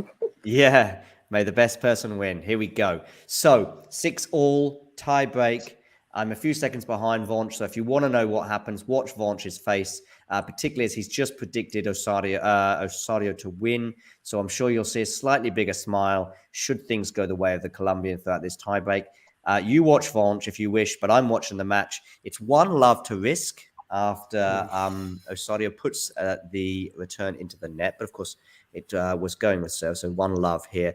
We've got a super tiebreak as well, so it'll be going to 10 points because this is the deciding set. Goes long on the first serve there, Osorio. Jethro, did we get a break of serve in your match? We had a break point and Berrettini smacked a forehand, it clipped the top of the net, and was an effective drop shot. So got very, very lucky there. He's not even making his first serves right now. What's the score in the fourth set? 5-all juice. 5-all juice. Okay, so that's getting tight as well. And that could well go 5. I feel like it might. I think Grenier looks so much more solid, and Berrettini's not making his first serve at all. Okay, and Risk takes a mini break, so she's 2-love up, and she's got a second serve of Osorio. I have no idea what the stats are, but from the last couple of games, Osorio is just not getting that first serve in. She gets the second serve in, though, to her relief, and she lofts the ball high. She's now on a backhand there, Colombian, backhand to backhand. Now on the forehand of the Colombian, she goes deep. That's nice, but so does Alison Risk. That was an excellent deep shot there from the American. And finally, she wins the point after an unforced error from the Colombian into the net. But I think really, once we saw Osorio go deep, excellently so, but then the response from Risk was even deeper. She probably hit the line, I would suggest, that really meant that she ended up winning that point. So good play there from the American. 3-love, double break. Vonch, how are you feeling about your Osorio prediction? Not so great. Nick, are we missing anything with the match that you're watching with Madison Keys and Giorgio? Keys had a much better service game last time to hold a bit more easy than she has been, and we're in the middle of a really cool hit one with a passing shot to make it 2-all, 15-all. That's great passing shot. It was so good.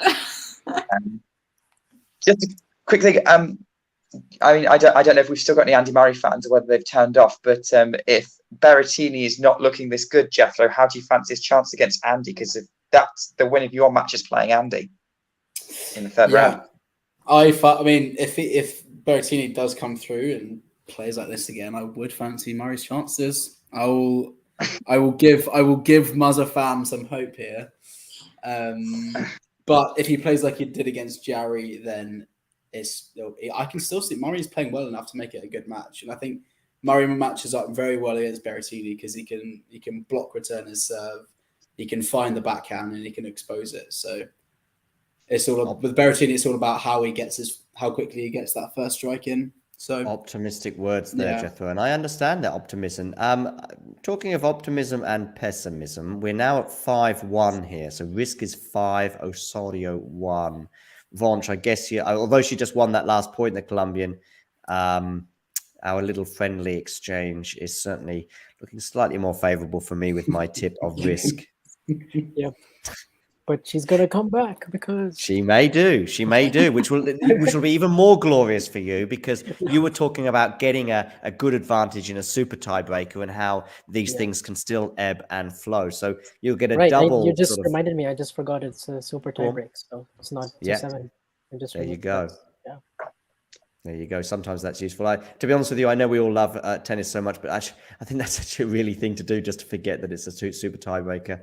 I remember being at Wimbledon, which is probably not a great example because I saw somebody tweet the other day that they think, there's a lot of people at these matches that don't really, understand or really big fans of tennis. But I actually find Wimbledon probably of the 4 majors the worst for that in terms of people quaffing champagne and offer various corporate things, and they're not really that interested in the tennis. I mean, even the Nadal Fritz match, which was epic this year. I mean, there was some people that were just sort of arriving at their seat during the 4th set, and then they disappeared during the 5th. It just didn't make much sense to me. But there we go. That's tennis. 5-2 now, Risk. So some optimism perhaps for the Colombian and her supporters, i.e. Vanch. But maybe they've been quelled a bit because it's now 6-2 to Risk. Jethro is so frustrated with Berrettini's backhand, he stormed off. That match is Hugo versus Hugo, right? Which one's that, sorry? Berrettini versus Grenier. Why do you call Berrettini Hugo? Because, Hugo Boss. Hugo Boss. Oh, okay, yeah, true. That was a real, what's the word I'm looking for? That was a real tenuous nickname link. Did Berrettini get broken, Jethro? No, he actually played some good tennis for the last few points. So now it's interesting to see. This is when Greg Rosetsky would say, now we're going to learn a lot about this young player when they come out to serve to stay in the match. And he says it every single match. So yeah, in the words of Greg Rosetsky, we're going to learn a lot about Grenier. So we'll see. But he's been serving really well. So it's 5-6. Osorios Grenier is just sliced serving, the right? forehand into the net. Yeah, I've just seen that too, Vance. Yeah, 7-3 now risk. So it's 5-6, Jethro, is that right, with Grenier serving? Yeah. Serving to stay in the match, of course. And Nick, what's the score in the Keys Georgie match? Still going with serve 3-2 to Camilla Georgie. Keys is just coming out to serve. We are 1 hour and 42 minutes into the match.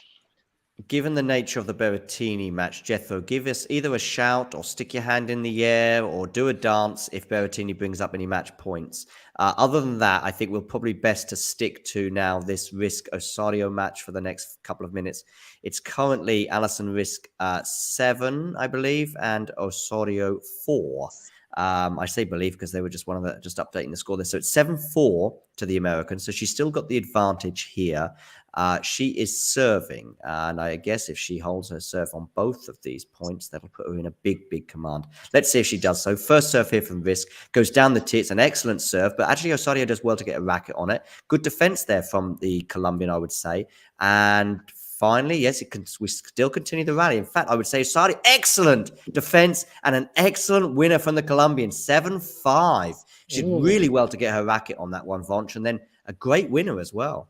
Yeah, 7-2 to 7-5. All of a sudden, you feel like Osorio getting back some of that momentum.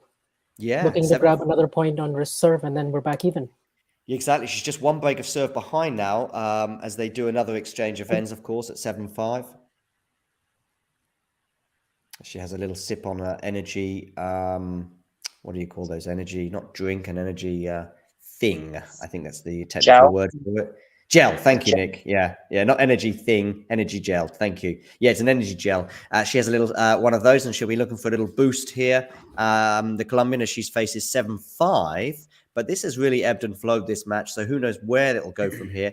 Alison Risk with the mini break advantage, but just the one. She had 2 mini break advantages until that amazing winner from Osorio, bringing it back to 7-5. So let's see how she gets on here.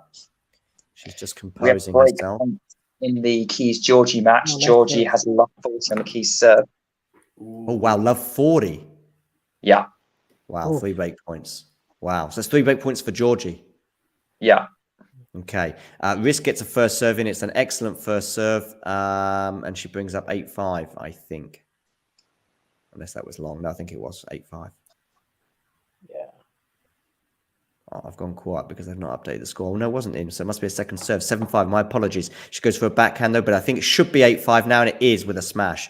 8-5 to the American. That's huge. Vonch. Yes, definitely huge, and really good approach shot. Cross-court backhand, comes in. High margin tennis. And nice put away at the net.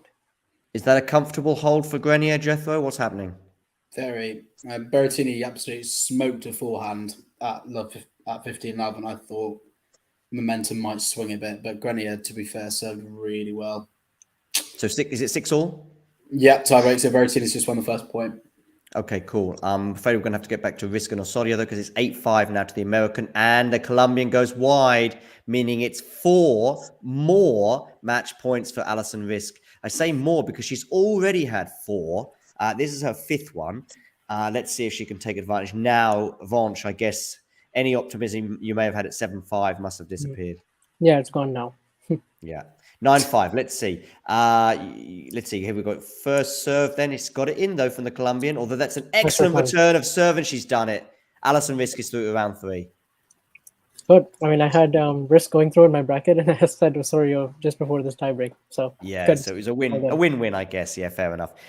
So Risk is through. Osorio will be disappointed, of course. I think she had a double break advantage in that third set. She's not showing too much of that disappointment at the net. It's a nice exchange between the two. I'm pretty sure I'm not imagining this, that she did have a double break in that third set. So that'll be huge. It's huge for Risk, but it's also huge in terms of the disappointment for the... Yeah, she was up 4-1 double break. So that'll... It's huge. And she did well to get herself into the tiebreak. And then get herself back from 7-2 to 7-5. But Risk is still the much more experienced player on these bigger stages, having made a Wimbledon quarterfinal, having beaten Barty at Wimbledon in 2019, having pushed Serena. This is where she belongs in the third round of a major. So there you go. Alison Risk is through. Osorio is out. Jethro, how is the tiebreak between Berrettini and Grenier going? We have a mini break for Berrettini. Okay, so they've just pulled out a stat that probably reveals why this match has been such a struggle. I mean, Berrettini's hit 70 winners, which is good. Grenier's hit 28. So you can probably guess why Berrettini's not won this comfortably, because he's hit a lot of errors and he's just hit another one to give the mini break back. Oh, God. Oh. You look like the you've been Italian. having much fun watching this. Isabel was watching the quarter match on Monday. It's exactly what I'm thinking. And I felt the same way when I was watching Catching the Holt earlier. I was like, this is actually reminding me of how Isabel was watching quarters match, because that did not sound fun at all. It just wasn't, the tennis wasn't interesting or entertaining. I'm like, just watching people hold serve without any good rallies. Yeah. It's so boring. Makes me kind of understand people who like don't really like tennis. Yes, or men's tennis at least, when it's just serving. Yeah.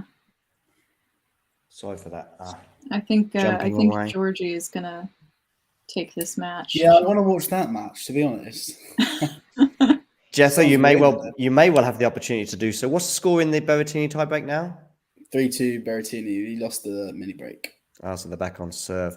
But that one could be, of course, don't forget, people, I'm not saying it to you guys, but I'm saying to the people that are tuning in, that is obviously just until 7 points. It's not a super tiebreaker because it's the fourth set. Anyway, Alison Risk will be delighted she's through. Osorio will be very depressed about losing those two breaks. The advantage that she had earlier then, coming up later or shortly, will have had Admire against Andreescu.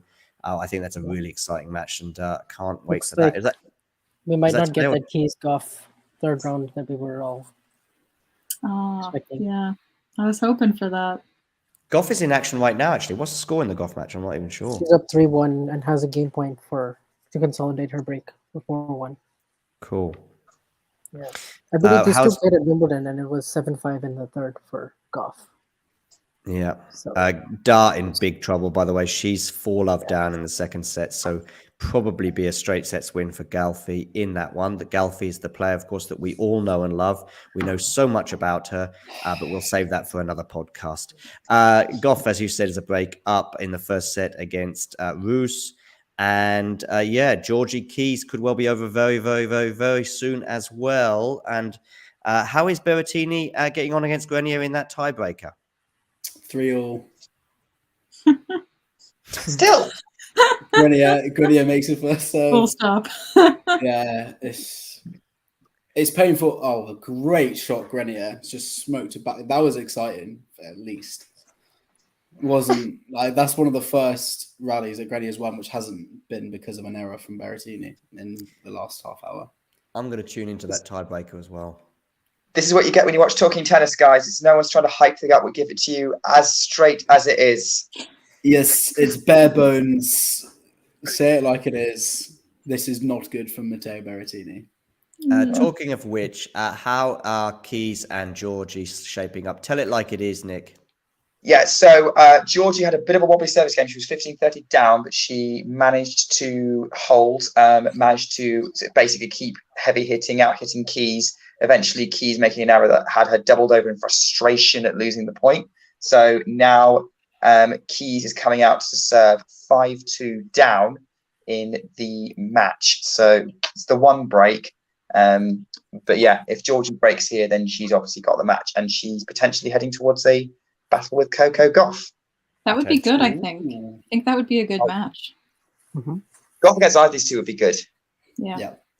Well, we'll see. Gauff is obviously a breakup. I'm actually now tuning into this tiebreak, and tell you what, Berrettini, that 1-2 Jethro for the a really good serve, and I'm surprised that actually Grenier managed to get a racket on it.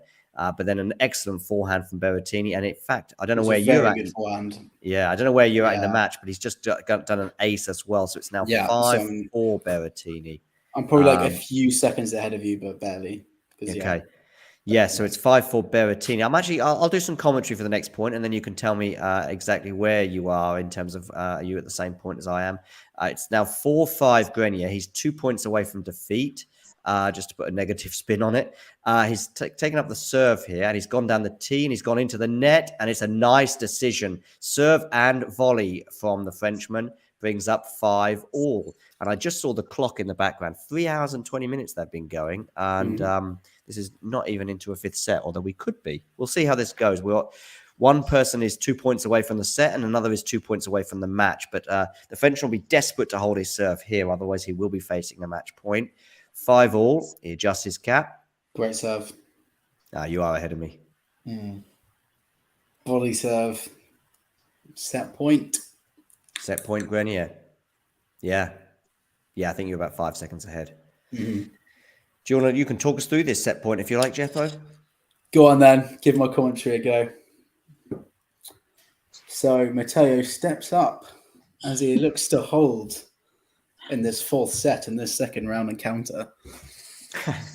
What's he going to do?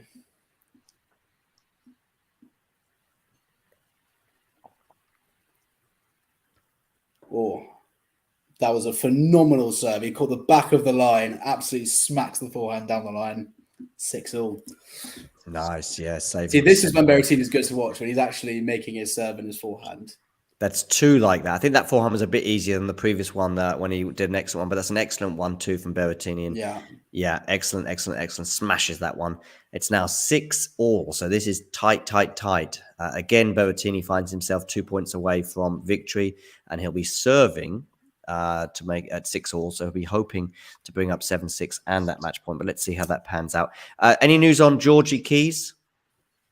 Keys held. So it's 5-3, and Georgie's serving for it. I know I keep saying this, but let's imagine that Georgie does close it out. I think that will then close out the stream no matter what happens in the Grenier-Berrettini match. Of course, Berrettini could well win, which will be job done for the Italian too. But we'll probably just see these two. And unless Keys gets broken, unless Georgie gets broken here, we'll just see these two matches to their conclusion. She's left her down with a one out. Yeah. Oh dear. Vanch, what match are you watching, by the way? I'm just tuning into Berrettini and Grenier. Cool. 6-all. Take us through this point, Jethro. It was a good return off the second serve from Grenier. Berrettini went down the line. Now they're engaging in a cross-court battle with the forehands. Berrettini's going quite short. Doesn't look very comfortable. And Grenier's put it long on the backhand. So we have match point for Berrettini. Nice. Good commentary too. Thank you. Oh, thank you so much. Yeah, I'm about 5 seconds behind, so I've just seen that. Yeah, he'll be disappointed with how he went long there. That wasn't a very good shot. No, I agree. There. So talk us through this match point as well, Jethro.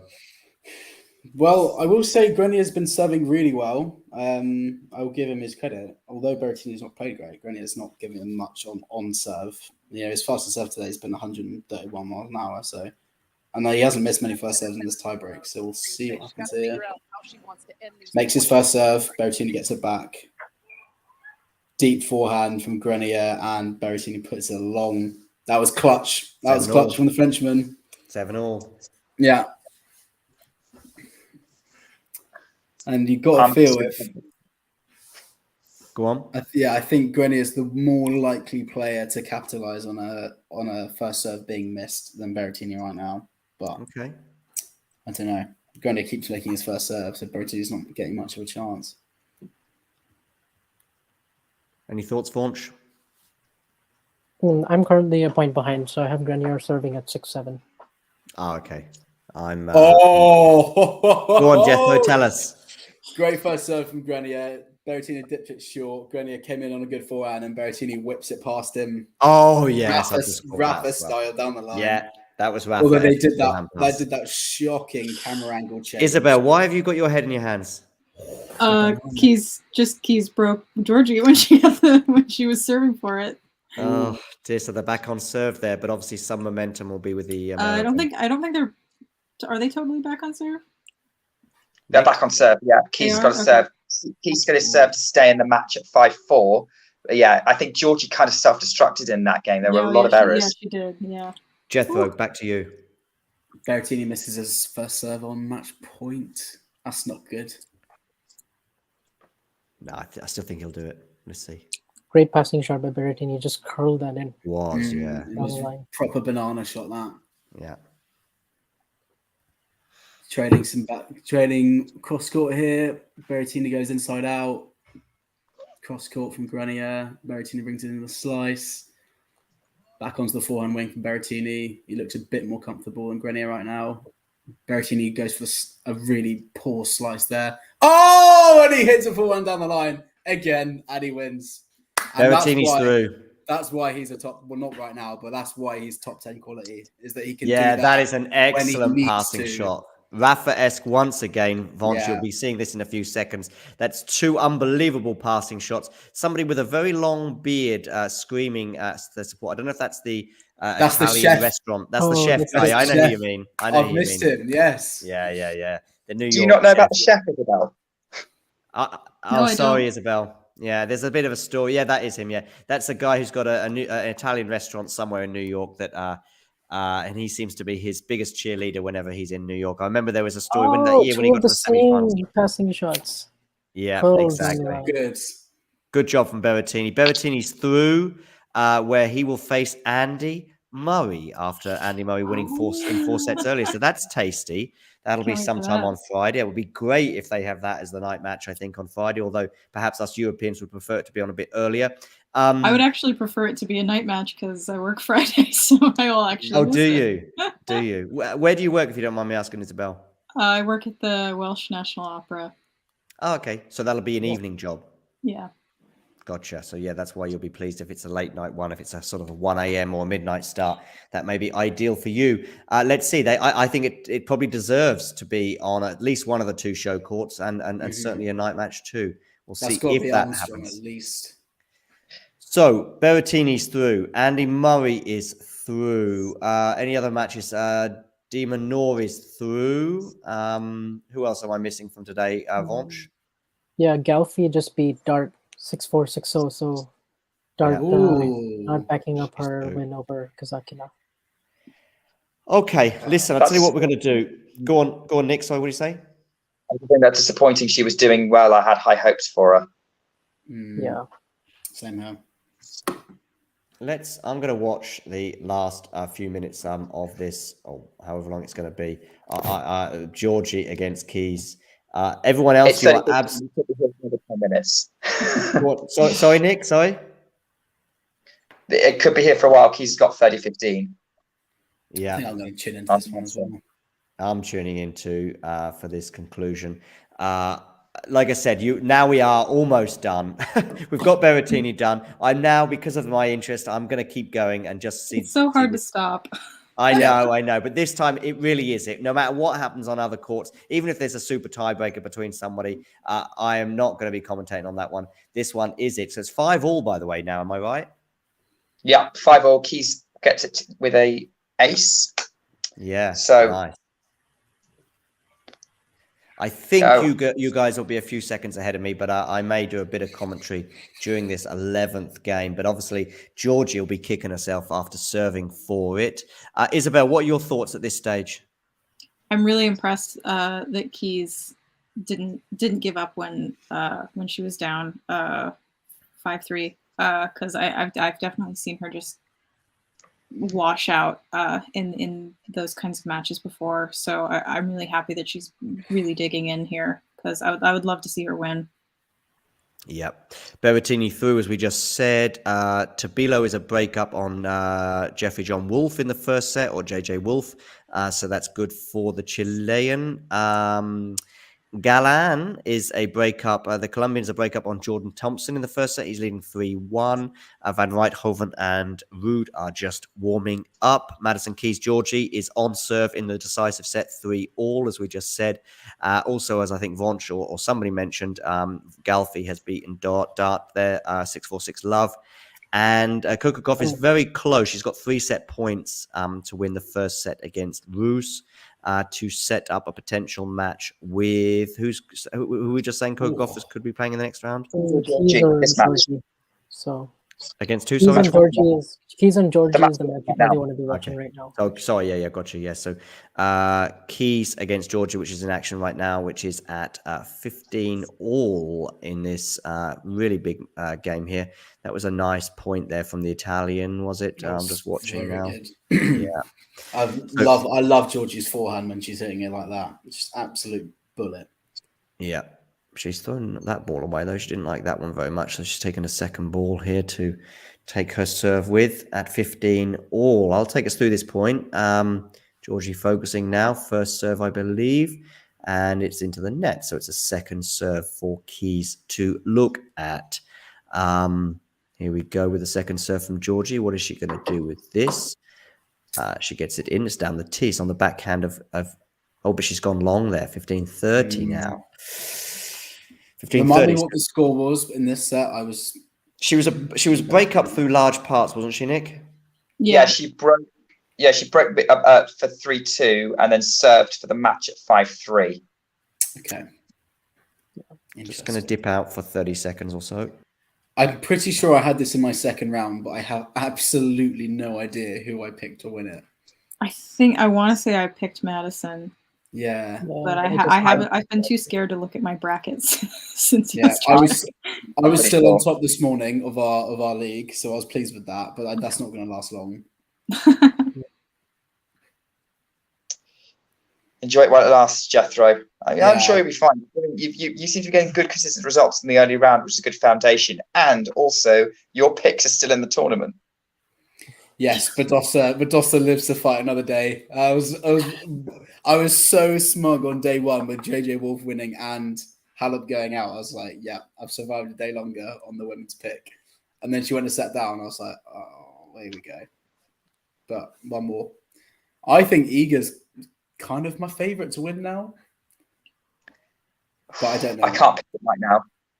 Because I had her losing to Anisimova.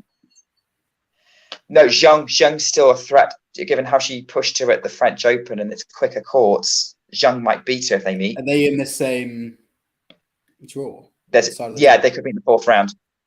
Oh, fourth round, potentially. I would love that much, to be fair. But I mean, I had Anisimova reaching the quarters, and then she rather rudely didn't tell me that she broke her toe last week. So, yeah. What was a man to do? But yeah. Keith's going to be annoyed with herself for missing that forehand. Yeah. Actually, you can see on her face. She's annoyed with it. I think I'm only a couple seconds ahead of you. Yeah, I don't think it's much. It's just such a good match, though, isn't it? Like, I can see you. I wish I could watch with this. I wish I could watch with the sound on. Yeah, same. Sometimes that just ups the intensity. Mute yourself and put the sound on if you want, but then we wouldn't hear your voice, which is half the point. Yeah. Yeah, we can all just mute ourselves watching tennis. No one says anything for 5 hours.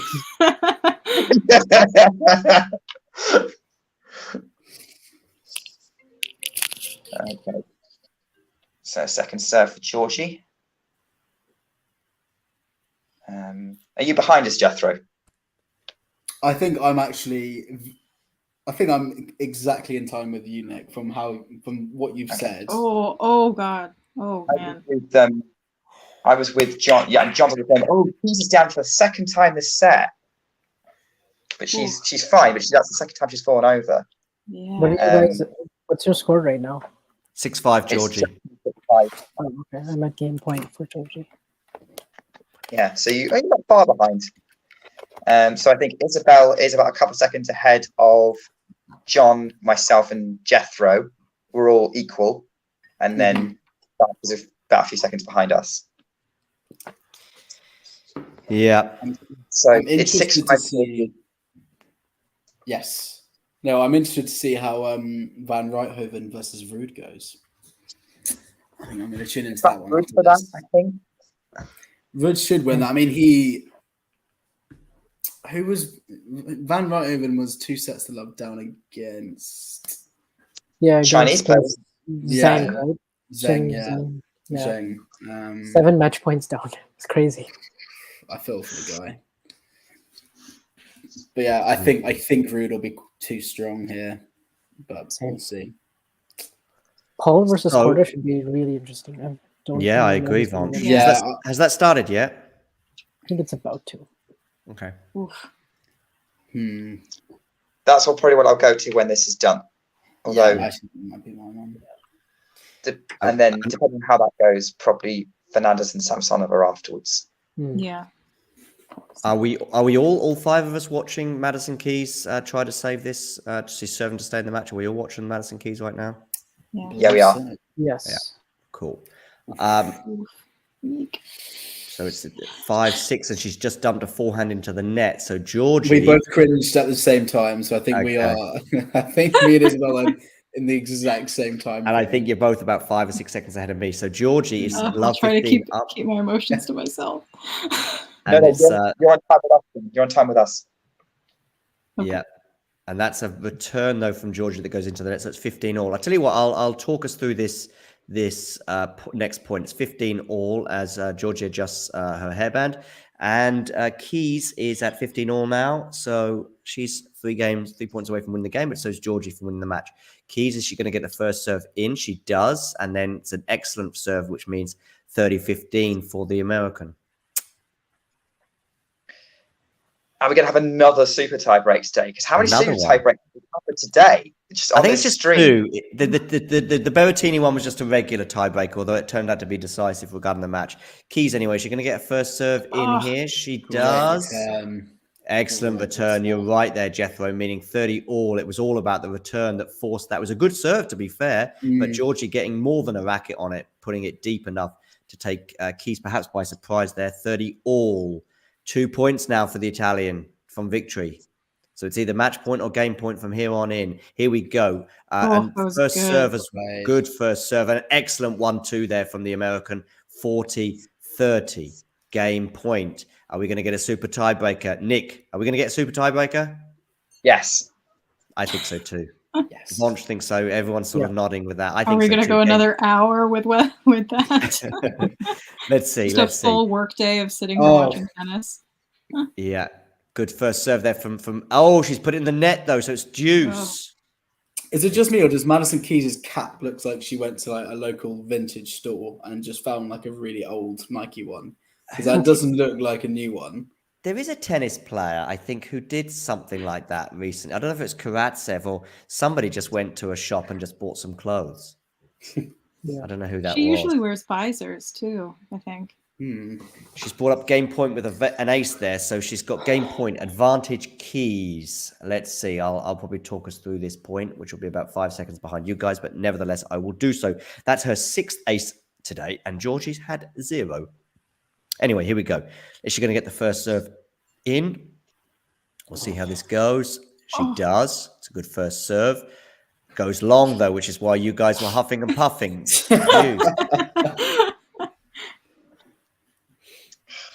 I think it was a good return from Georgie, though. Like, I think that threw Keys off a bit. Like, it was a really good serve, and Georgie got a really decent purchase off it anyway. Juice. Another very good return. Great serve. Oh, nice. Just another one of those. Ace for Keys. So you're on Keys' side there, Isabel. I think I am a little bit. I don't. I really care. like Georgie too. If she wins, it'll be a good match in the next round. Because Yeah. you're rooting for Keys, I'm rooting for Georgie. That's the way it is today. Oh, Advantage okay. Keys. I'm rooting for whoever I had going further in my bracket. I'm just going to be selfish here. Keys, me. I think Keys, but I can't remember, to be honest with you. I don't have either of these players going deep anyway. Second serve here for Georgie to look at. She's really, really far into the court. She really obviously doesn't rate Keys' second serve. She's about a meter in by the looks of things. Here we go. Second serve. Good return. Decent return, but it's a forehand error really there from Keys, meaning deuce. She got a bit sucked out by the return position. Yeah. Finally, my Boris Becker tweet gets a bit of traction. Somebody's replied. And not Eurosport, though. Was it Misha Zverev? A nice. Is that an ace there from Keys? I think it is, bringing up I thought advantage she'd for the missed that. American. Yes. Yeah, I thought she had. It was a funny angle the camera went for Why that did they do particular that? serve. Yeah, that was a bizarre one, which meant I had no viewpoint on it. But she's got an advantage after that ace. Game point once again. She just sort of gathers herself. Maybe there's a bit of commotion in the stadium. Advantage keys. Is she going to get the first serve in? Yes, she does. Forehand. Good return there from Georgie, but nice exchange here. Forehand now into the net, meaning we have a tiebreaker. Super tiebreaker, Nick. Oh, yes. Why did they change to the super tiebreak in these Grand Slams now? What was the point of that? John Isner is the answer to that. John Isner. And also Yeah, they did it in Australia they did it in Australia, and then they thought, oh, we'll just make it uniform. Mm-hmm. Yeah, because all the different slams had different ways of deciding it. At one point, like Australia had the super tiebreaker, Wimbledon had a regular tiebreaker at 12-all, US Open had a regular tiebreaker at 6-all, and the French just carried on with 2 games over. But yeah, these guys are right. John Isner ruined it because essentially he just kept on having marathon matches that would never end. You know, you get the classic like Nadal Federer, you get like 9-7, and you're like, okay, that's acceptable. That's great. That's what we want. Or like same score with like Wawrinka, Djokovic, 9-7 or whatever in the Australian Open. But then you just get Isner 70-68, 24-22. This is ridiculous. I can't wait for him to retire. I hate it. He's going to keep going to his 40s. He's going to keep going into his 40s because he doesn't take much effort. No, I guess not. Ugh. I do have a theory of like these extended final sets, though, that actually past a certain point, they actually stop being good matches. So, like we talk about 9-7. So I think, yeah, getting to like 7-all or like that kind of scoreline past that point, like 10-8 or something like that, or even like 12-all, past 12-all, they're both too tired to make it a good match. Yeah. I actually really like this rule. 6-all, I think, is a good point. And the 10-point tiebreaker adds some more drama to it. Oh yeah, it does. I don't hate it. Well, I thought the 12-all thing you're talking about the deciding set. You know, the 12-all Federer, Djokovic final in 2019. I thought that was all right. It's not 12-all, is it? Yeah, that was good. Like if it's 13, then it gets a bit long and everyone's too tired. Yeah. Like that Federer Djokovic in 2019. Yeah, I think we're all in agreement that 66-all John Isner against who was that? Who was that match? Nicholas Mahut. Nicholas Mahut, thank you. Yeah, I think we're all in agreement that 66-all is a bit too much. What did that finish? Was it 68, 66, something like that? 70, 68. 68. So at 68-all, I wonder whether they were thinking, I mean, actually, it's one of those matches where they, I mean, at 30-all, they must be going, it could be a bit. Anyway, listen, let's get back to this. 4-love Keys here. She's really in charge of this tiebreaker. Here we go. Backhand to backhand now. Forehand of Georgie to the forehand of Keys. Their forehand exchanges. There's a nice deep shot there from Georgie, but she's still not in charge of the point. Forehand to forehand. They're really hitting this with venom as they go to the backhand to backhand now. It's a really good shot there from Keys. Backhand down the line, though. Now they're going down the middle of the court. This is turning into an epic rally. This is turning into an epic rally that Keys finally puts into the net 4-1. Oh my God. Jeffo, tell me what you're thinking. Amazing. And like I'm gonna say, like, this is better ball striking than all 3 men's matches I've watched so far today. Yeah, to be fair, you were looking at Berrettini's backhand for quite some time, so that's understandable. 4-1 now. Keys has the advantage, but honestly, they were hitting the ball with such venom there, such venom. Yeah. Vaughn, any thoughts? Keys tends to do really well in these match tiebreaks, these 10-point tiebreaks this year.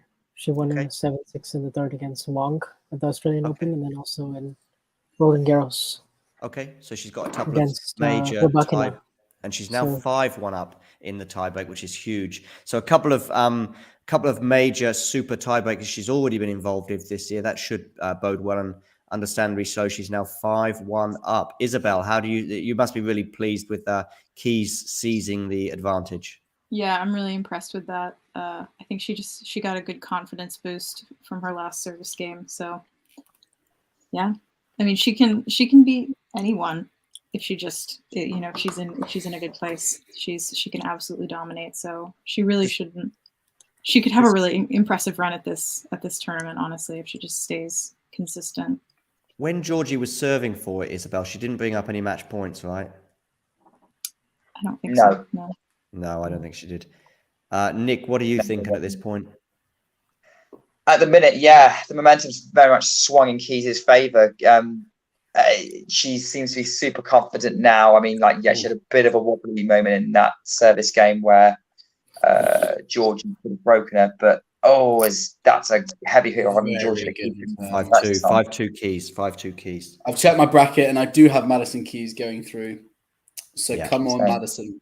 Do you have her playing Georgie in this? Did you have Georgie going through as well, as in like the previous round? I had the meeting here, yes. Yeah. And then Same. I've got Madison going out to Coco Goff for the next round, I think. Jethro Nostradamus, then you've got all of that right. You had this matchup, and you've also got Goff against Madison Keys, and Madison Keys now 6-2 up because Georgia just went long there, so she's 4 points from victory. 6-2 Keys. Somebody in the crowd saying calm down. I'm guessing. In fact, I'm not even going to guess. Here we go. So 6-3 now, though, because a good first serve there from Georgie brings up 6-3. But now we're on the Keys serve. Let me try and work this out. I think she's got two. Mini break advantage here. Yeah, that's right. 6-3. So here we go now on the Keys serve. 6-3. Sorry, Keys. Here we go. Georgie just preparing herself to return for this first serve from Keys if it goes in. That was a smart serve. She took the pace off and kicked it out wide a bit. And yeah, that was very smart. Very good point. She didn't take a huge risk in terms of where the ball landed. But as you said, it kicked up nastily for the Italian, probably deceiving her enough. Although, why does it say 6-4? Oh, no, 7-3. Yeah, I was going to say they made a mistake. 7-3 now, Keys. Excellent serve there. Good point. Jethro, that's what we're here for. 7-3. First serve here. We're going to get first serve here from Keys. Let me see. She tosses the ball in the air. Doesn't happen. Some murmurings from Vonch. I'll come to you in a second. You're ahead of me? Yeah, sure. Okay, yeah. 7-4. Yeah. Yes. Georgie serving at 4-7. So Keys still 3 points from victory. But here we go. Let's see, because after this point, there'll be a change around. Will it be 8-4? Will it be 7-5? Georgie to serve. Tosses up high into the net on the first serve. Let's see how she gets on with the second serve. She'll be desperate to get this one in. Don't want to be double faulting at this point in the match. And she gets it into the backhand of Keys from the forehand of Georgie, going pretty big on the forehand. It's big enough to force the error. 7-5 at the changeover. Maybe Georgie's forgotten that there's a changeover because she's walked to the back of the court. Maybe I'm surprised more players don't forget there's a changeover. I so would. I think there was a match earlier this year when Nadal won a game and he didn't realise. I think the umpire says, "Yeah, you've won that game," and he's like, "What? Oh, have I? Okay." That was in Madrid, I think. I think I've seen Federer do that before as well, actually. Yeah. And she on to getting the change of ends wrong. She at the French Open, she sat down guzzling her water, and then she was like, "Oh." That was so funny. People in the live chat, get your thoughts. We're at 7-5 here for Keys in this deciding super tiebreaker. Live chat people, let us know what you think. Here we go, 7-5. We're going to get the first serve in. We are on the backhand, forehand to backhand. Backhand. Now there's a nice little rally going here, although Georgie's gone long. It's now 8-5 for the American. Huge advantage, you would think, at this point. Vonch, any thoughts? I'm actually a point behind you guys. Oh, okay. You keep bouncing around. 1 minute you're a point ahead, and then you're a point behind. I can't keep up with the roller coaster that is Vanch's stream. Refresh it so that it's sort of at sync with the live scores, but then if you leave it on your screen for too long, then you have to refresh it. 8-5 Keys. I'm at 5-7. 9-5 Keys. 4 match points for the American. Oh my god. Here we go. Here we go. You can't choke from here, sure. Jethro, talk us through this match point. Just bang your first serve in, Madison. That's all you need to do. Makes a great serve. Right on the baseline return from Georgie. Oh, and Keys long. that backhand return was on the back of the line. That was decisive. Isabel, you look stressed. It's just tight, isn't it? Oh my, Keys' backhand missed by a millimeter. Oh yeah, it seemed to be a bit further actually when I first saw it. Yeah, I thought so. Still got 3 match points, and at least one of them be on her serve as well. So anyway, Georgie here. Oh my god! There you go. Keys has done it. That Keys has done nowhere. it. 10-6 in the deciding celebration. of the tiebreaker. That's 3 now, I believe, this year, Vonch, that she's won. Georgie not happy at the net there, understandably so, having served for the match, but Keys does it again. Yeah. I need to see this match point and handshake. Yeah, the handshake was not great. lukewarm, I would suggest. It wasn't quite Ostapenko levels though. No, well, what is Ostapenko levels? Ostapenko. There we go. Listen, it's been great to have you all on board. I'm going to get you all for a final thought. You can choose the match of your choice, considering we've watched about 10 matches between us today. Isabel, any final thoughts either on that match or any other match today? I think we've had some really good matches today. I've really enjoyed all of it. I'm excited. Nice. You've seen Murray obviously winning 4 sets, and you've seen Keys there winning 3 amongst other matches, which has been great, I guess, for you, Isabel, because I guess you were rooting for both those 2 players. Indeed. Nick, what are your final thoughts? Final thoughts. Yeah, it's been, like Isabel said, very good day, very good tennis watching experience. Really, really enjoyed. Well, first of all, seeing almost vintage Murray. Okay, I'll that first set. Even I know kind of vintage Murray match would make it life harder for himself, but like once he was in control, and looking like his old self, dare I suggest. He was looking great. And then that Keys Georgie match, wonderful rallies between those 2 players. I was really enjoyed watching that with all of you. And just one quick comment from me to say that like we always seem to do a stream whenever there's an Andy Murray match, and I think we're very much in danger of becoming Murray Musings TV.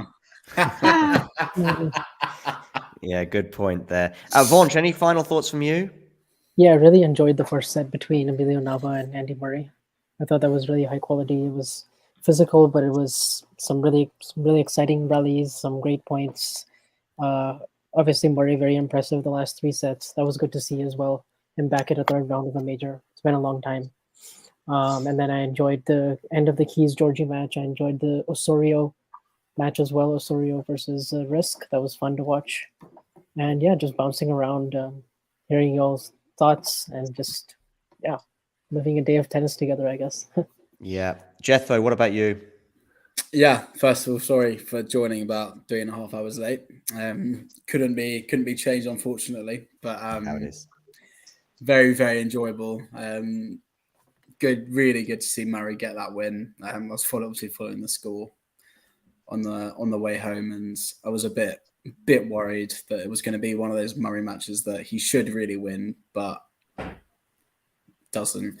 And I think I read him saying that this is the best he's felt physically in years. So good. That's really good to hear. Yes, Berrettini was a struggle to get through, but good to see him get the win. Good to see Pedro catching doing well. And yeah, I mean, I really like the ending to that Keys v Georgie match. The ball striking was on another level. It was, really good. I agree. Yeah, and obviously that's going to be exciting with Berrettini playing Murray in the next round. And you're obviously on a bit of a roll, Jethro. You had Keys playing Georgie at this stage. You also had Keys winning. And I think you also predicted Murray to play Berrettini at that stage too, right? Yeah, I mean, it's crazy. I had 2 minutes to do the women's bracket in the pub on Saturday, and I'm doing really well. So maybe I should do that every time. Maybe you should, have a few drinks and do it 48 hours before more often. I'm going to put a negative spin to conclude, and you'll have to boo me off stage, but I'm fine with that because I'm a bit sad for Osorio, who was a breakup. I think she was a double breakup, but losing that match. Holt, of course, 2 sets up before losing, and also losing on a double fault, and also having a breakup in the 5th set as well. So that will be disappointing as well. And then Georgie as well, serving for the match, not doing it. So for me, the day has been about 3 collapses of various different degrees. And on that sad note, I'm going to say goodbye to you all and enjoy the rest of the day's tennis. There's still plenty more fun to have, not least Serena Williams in action later. Goodbye, everybody. Have a good one. Bye. Bye. Bye. See you all.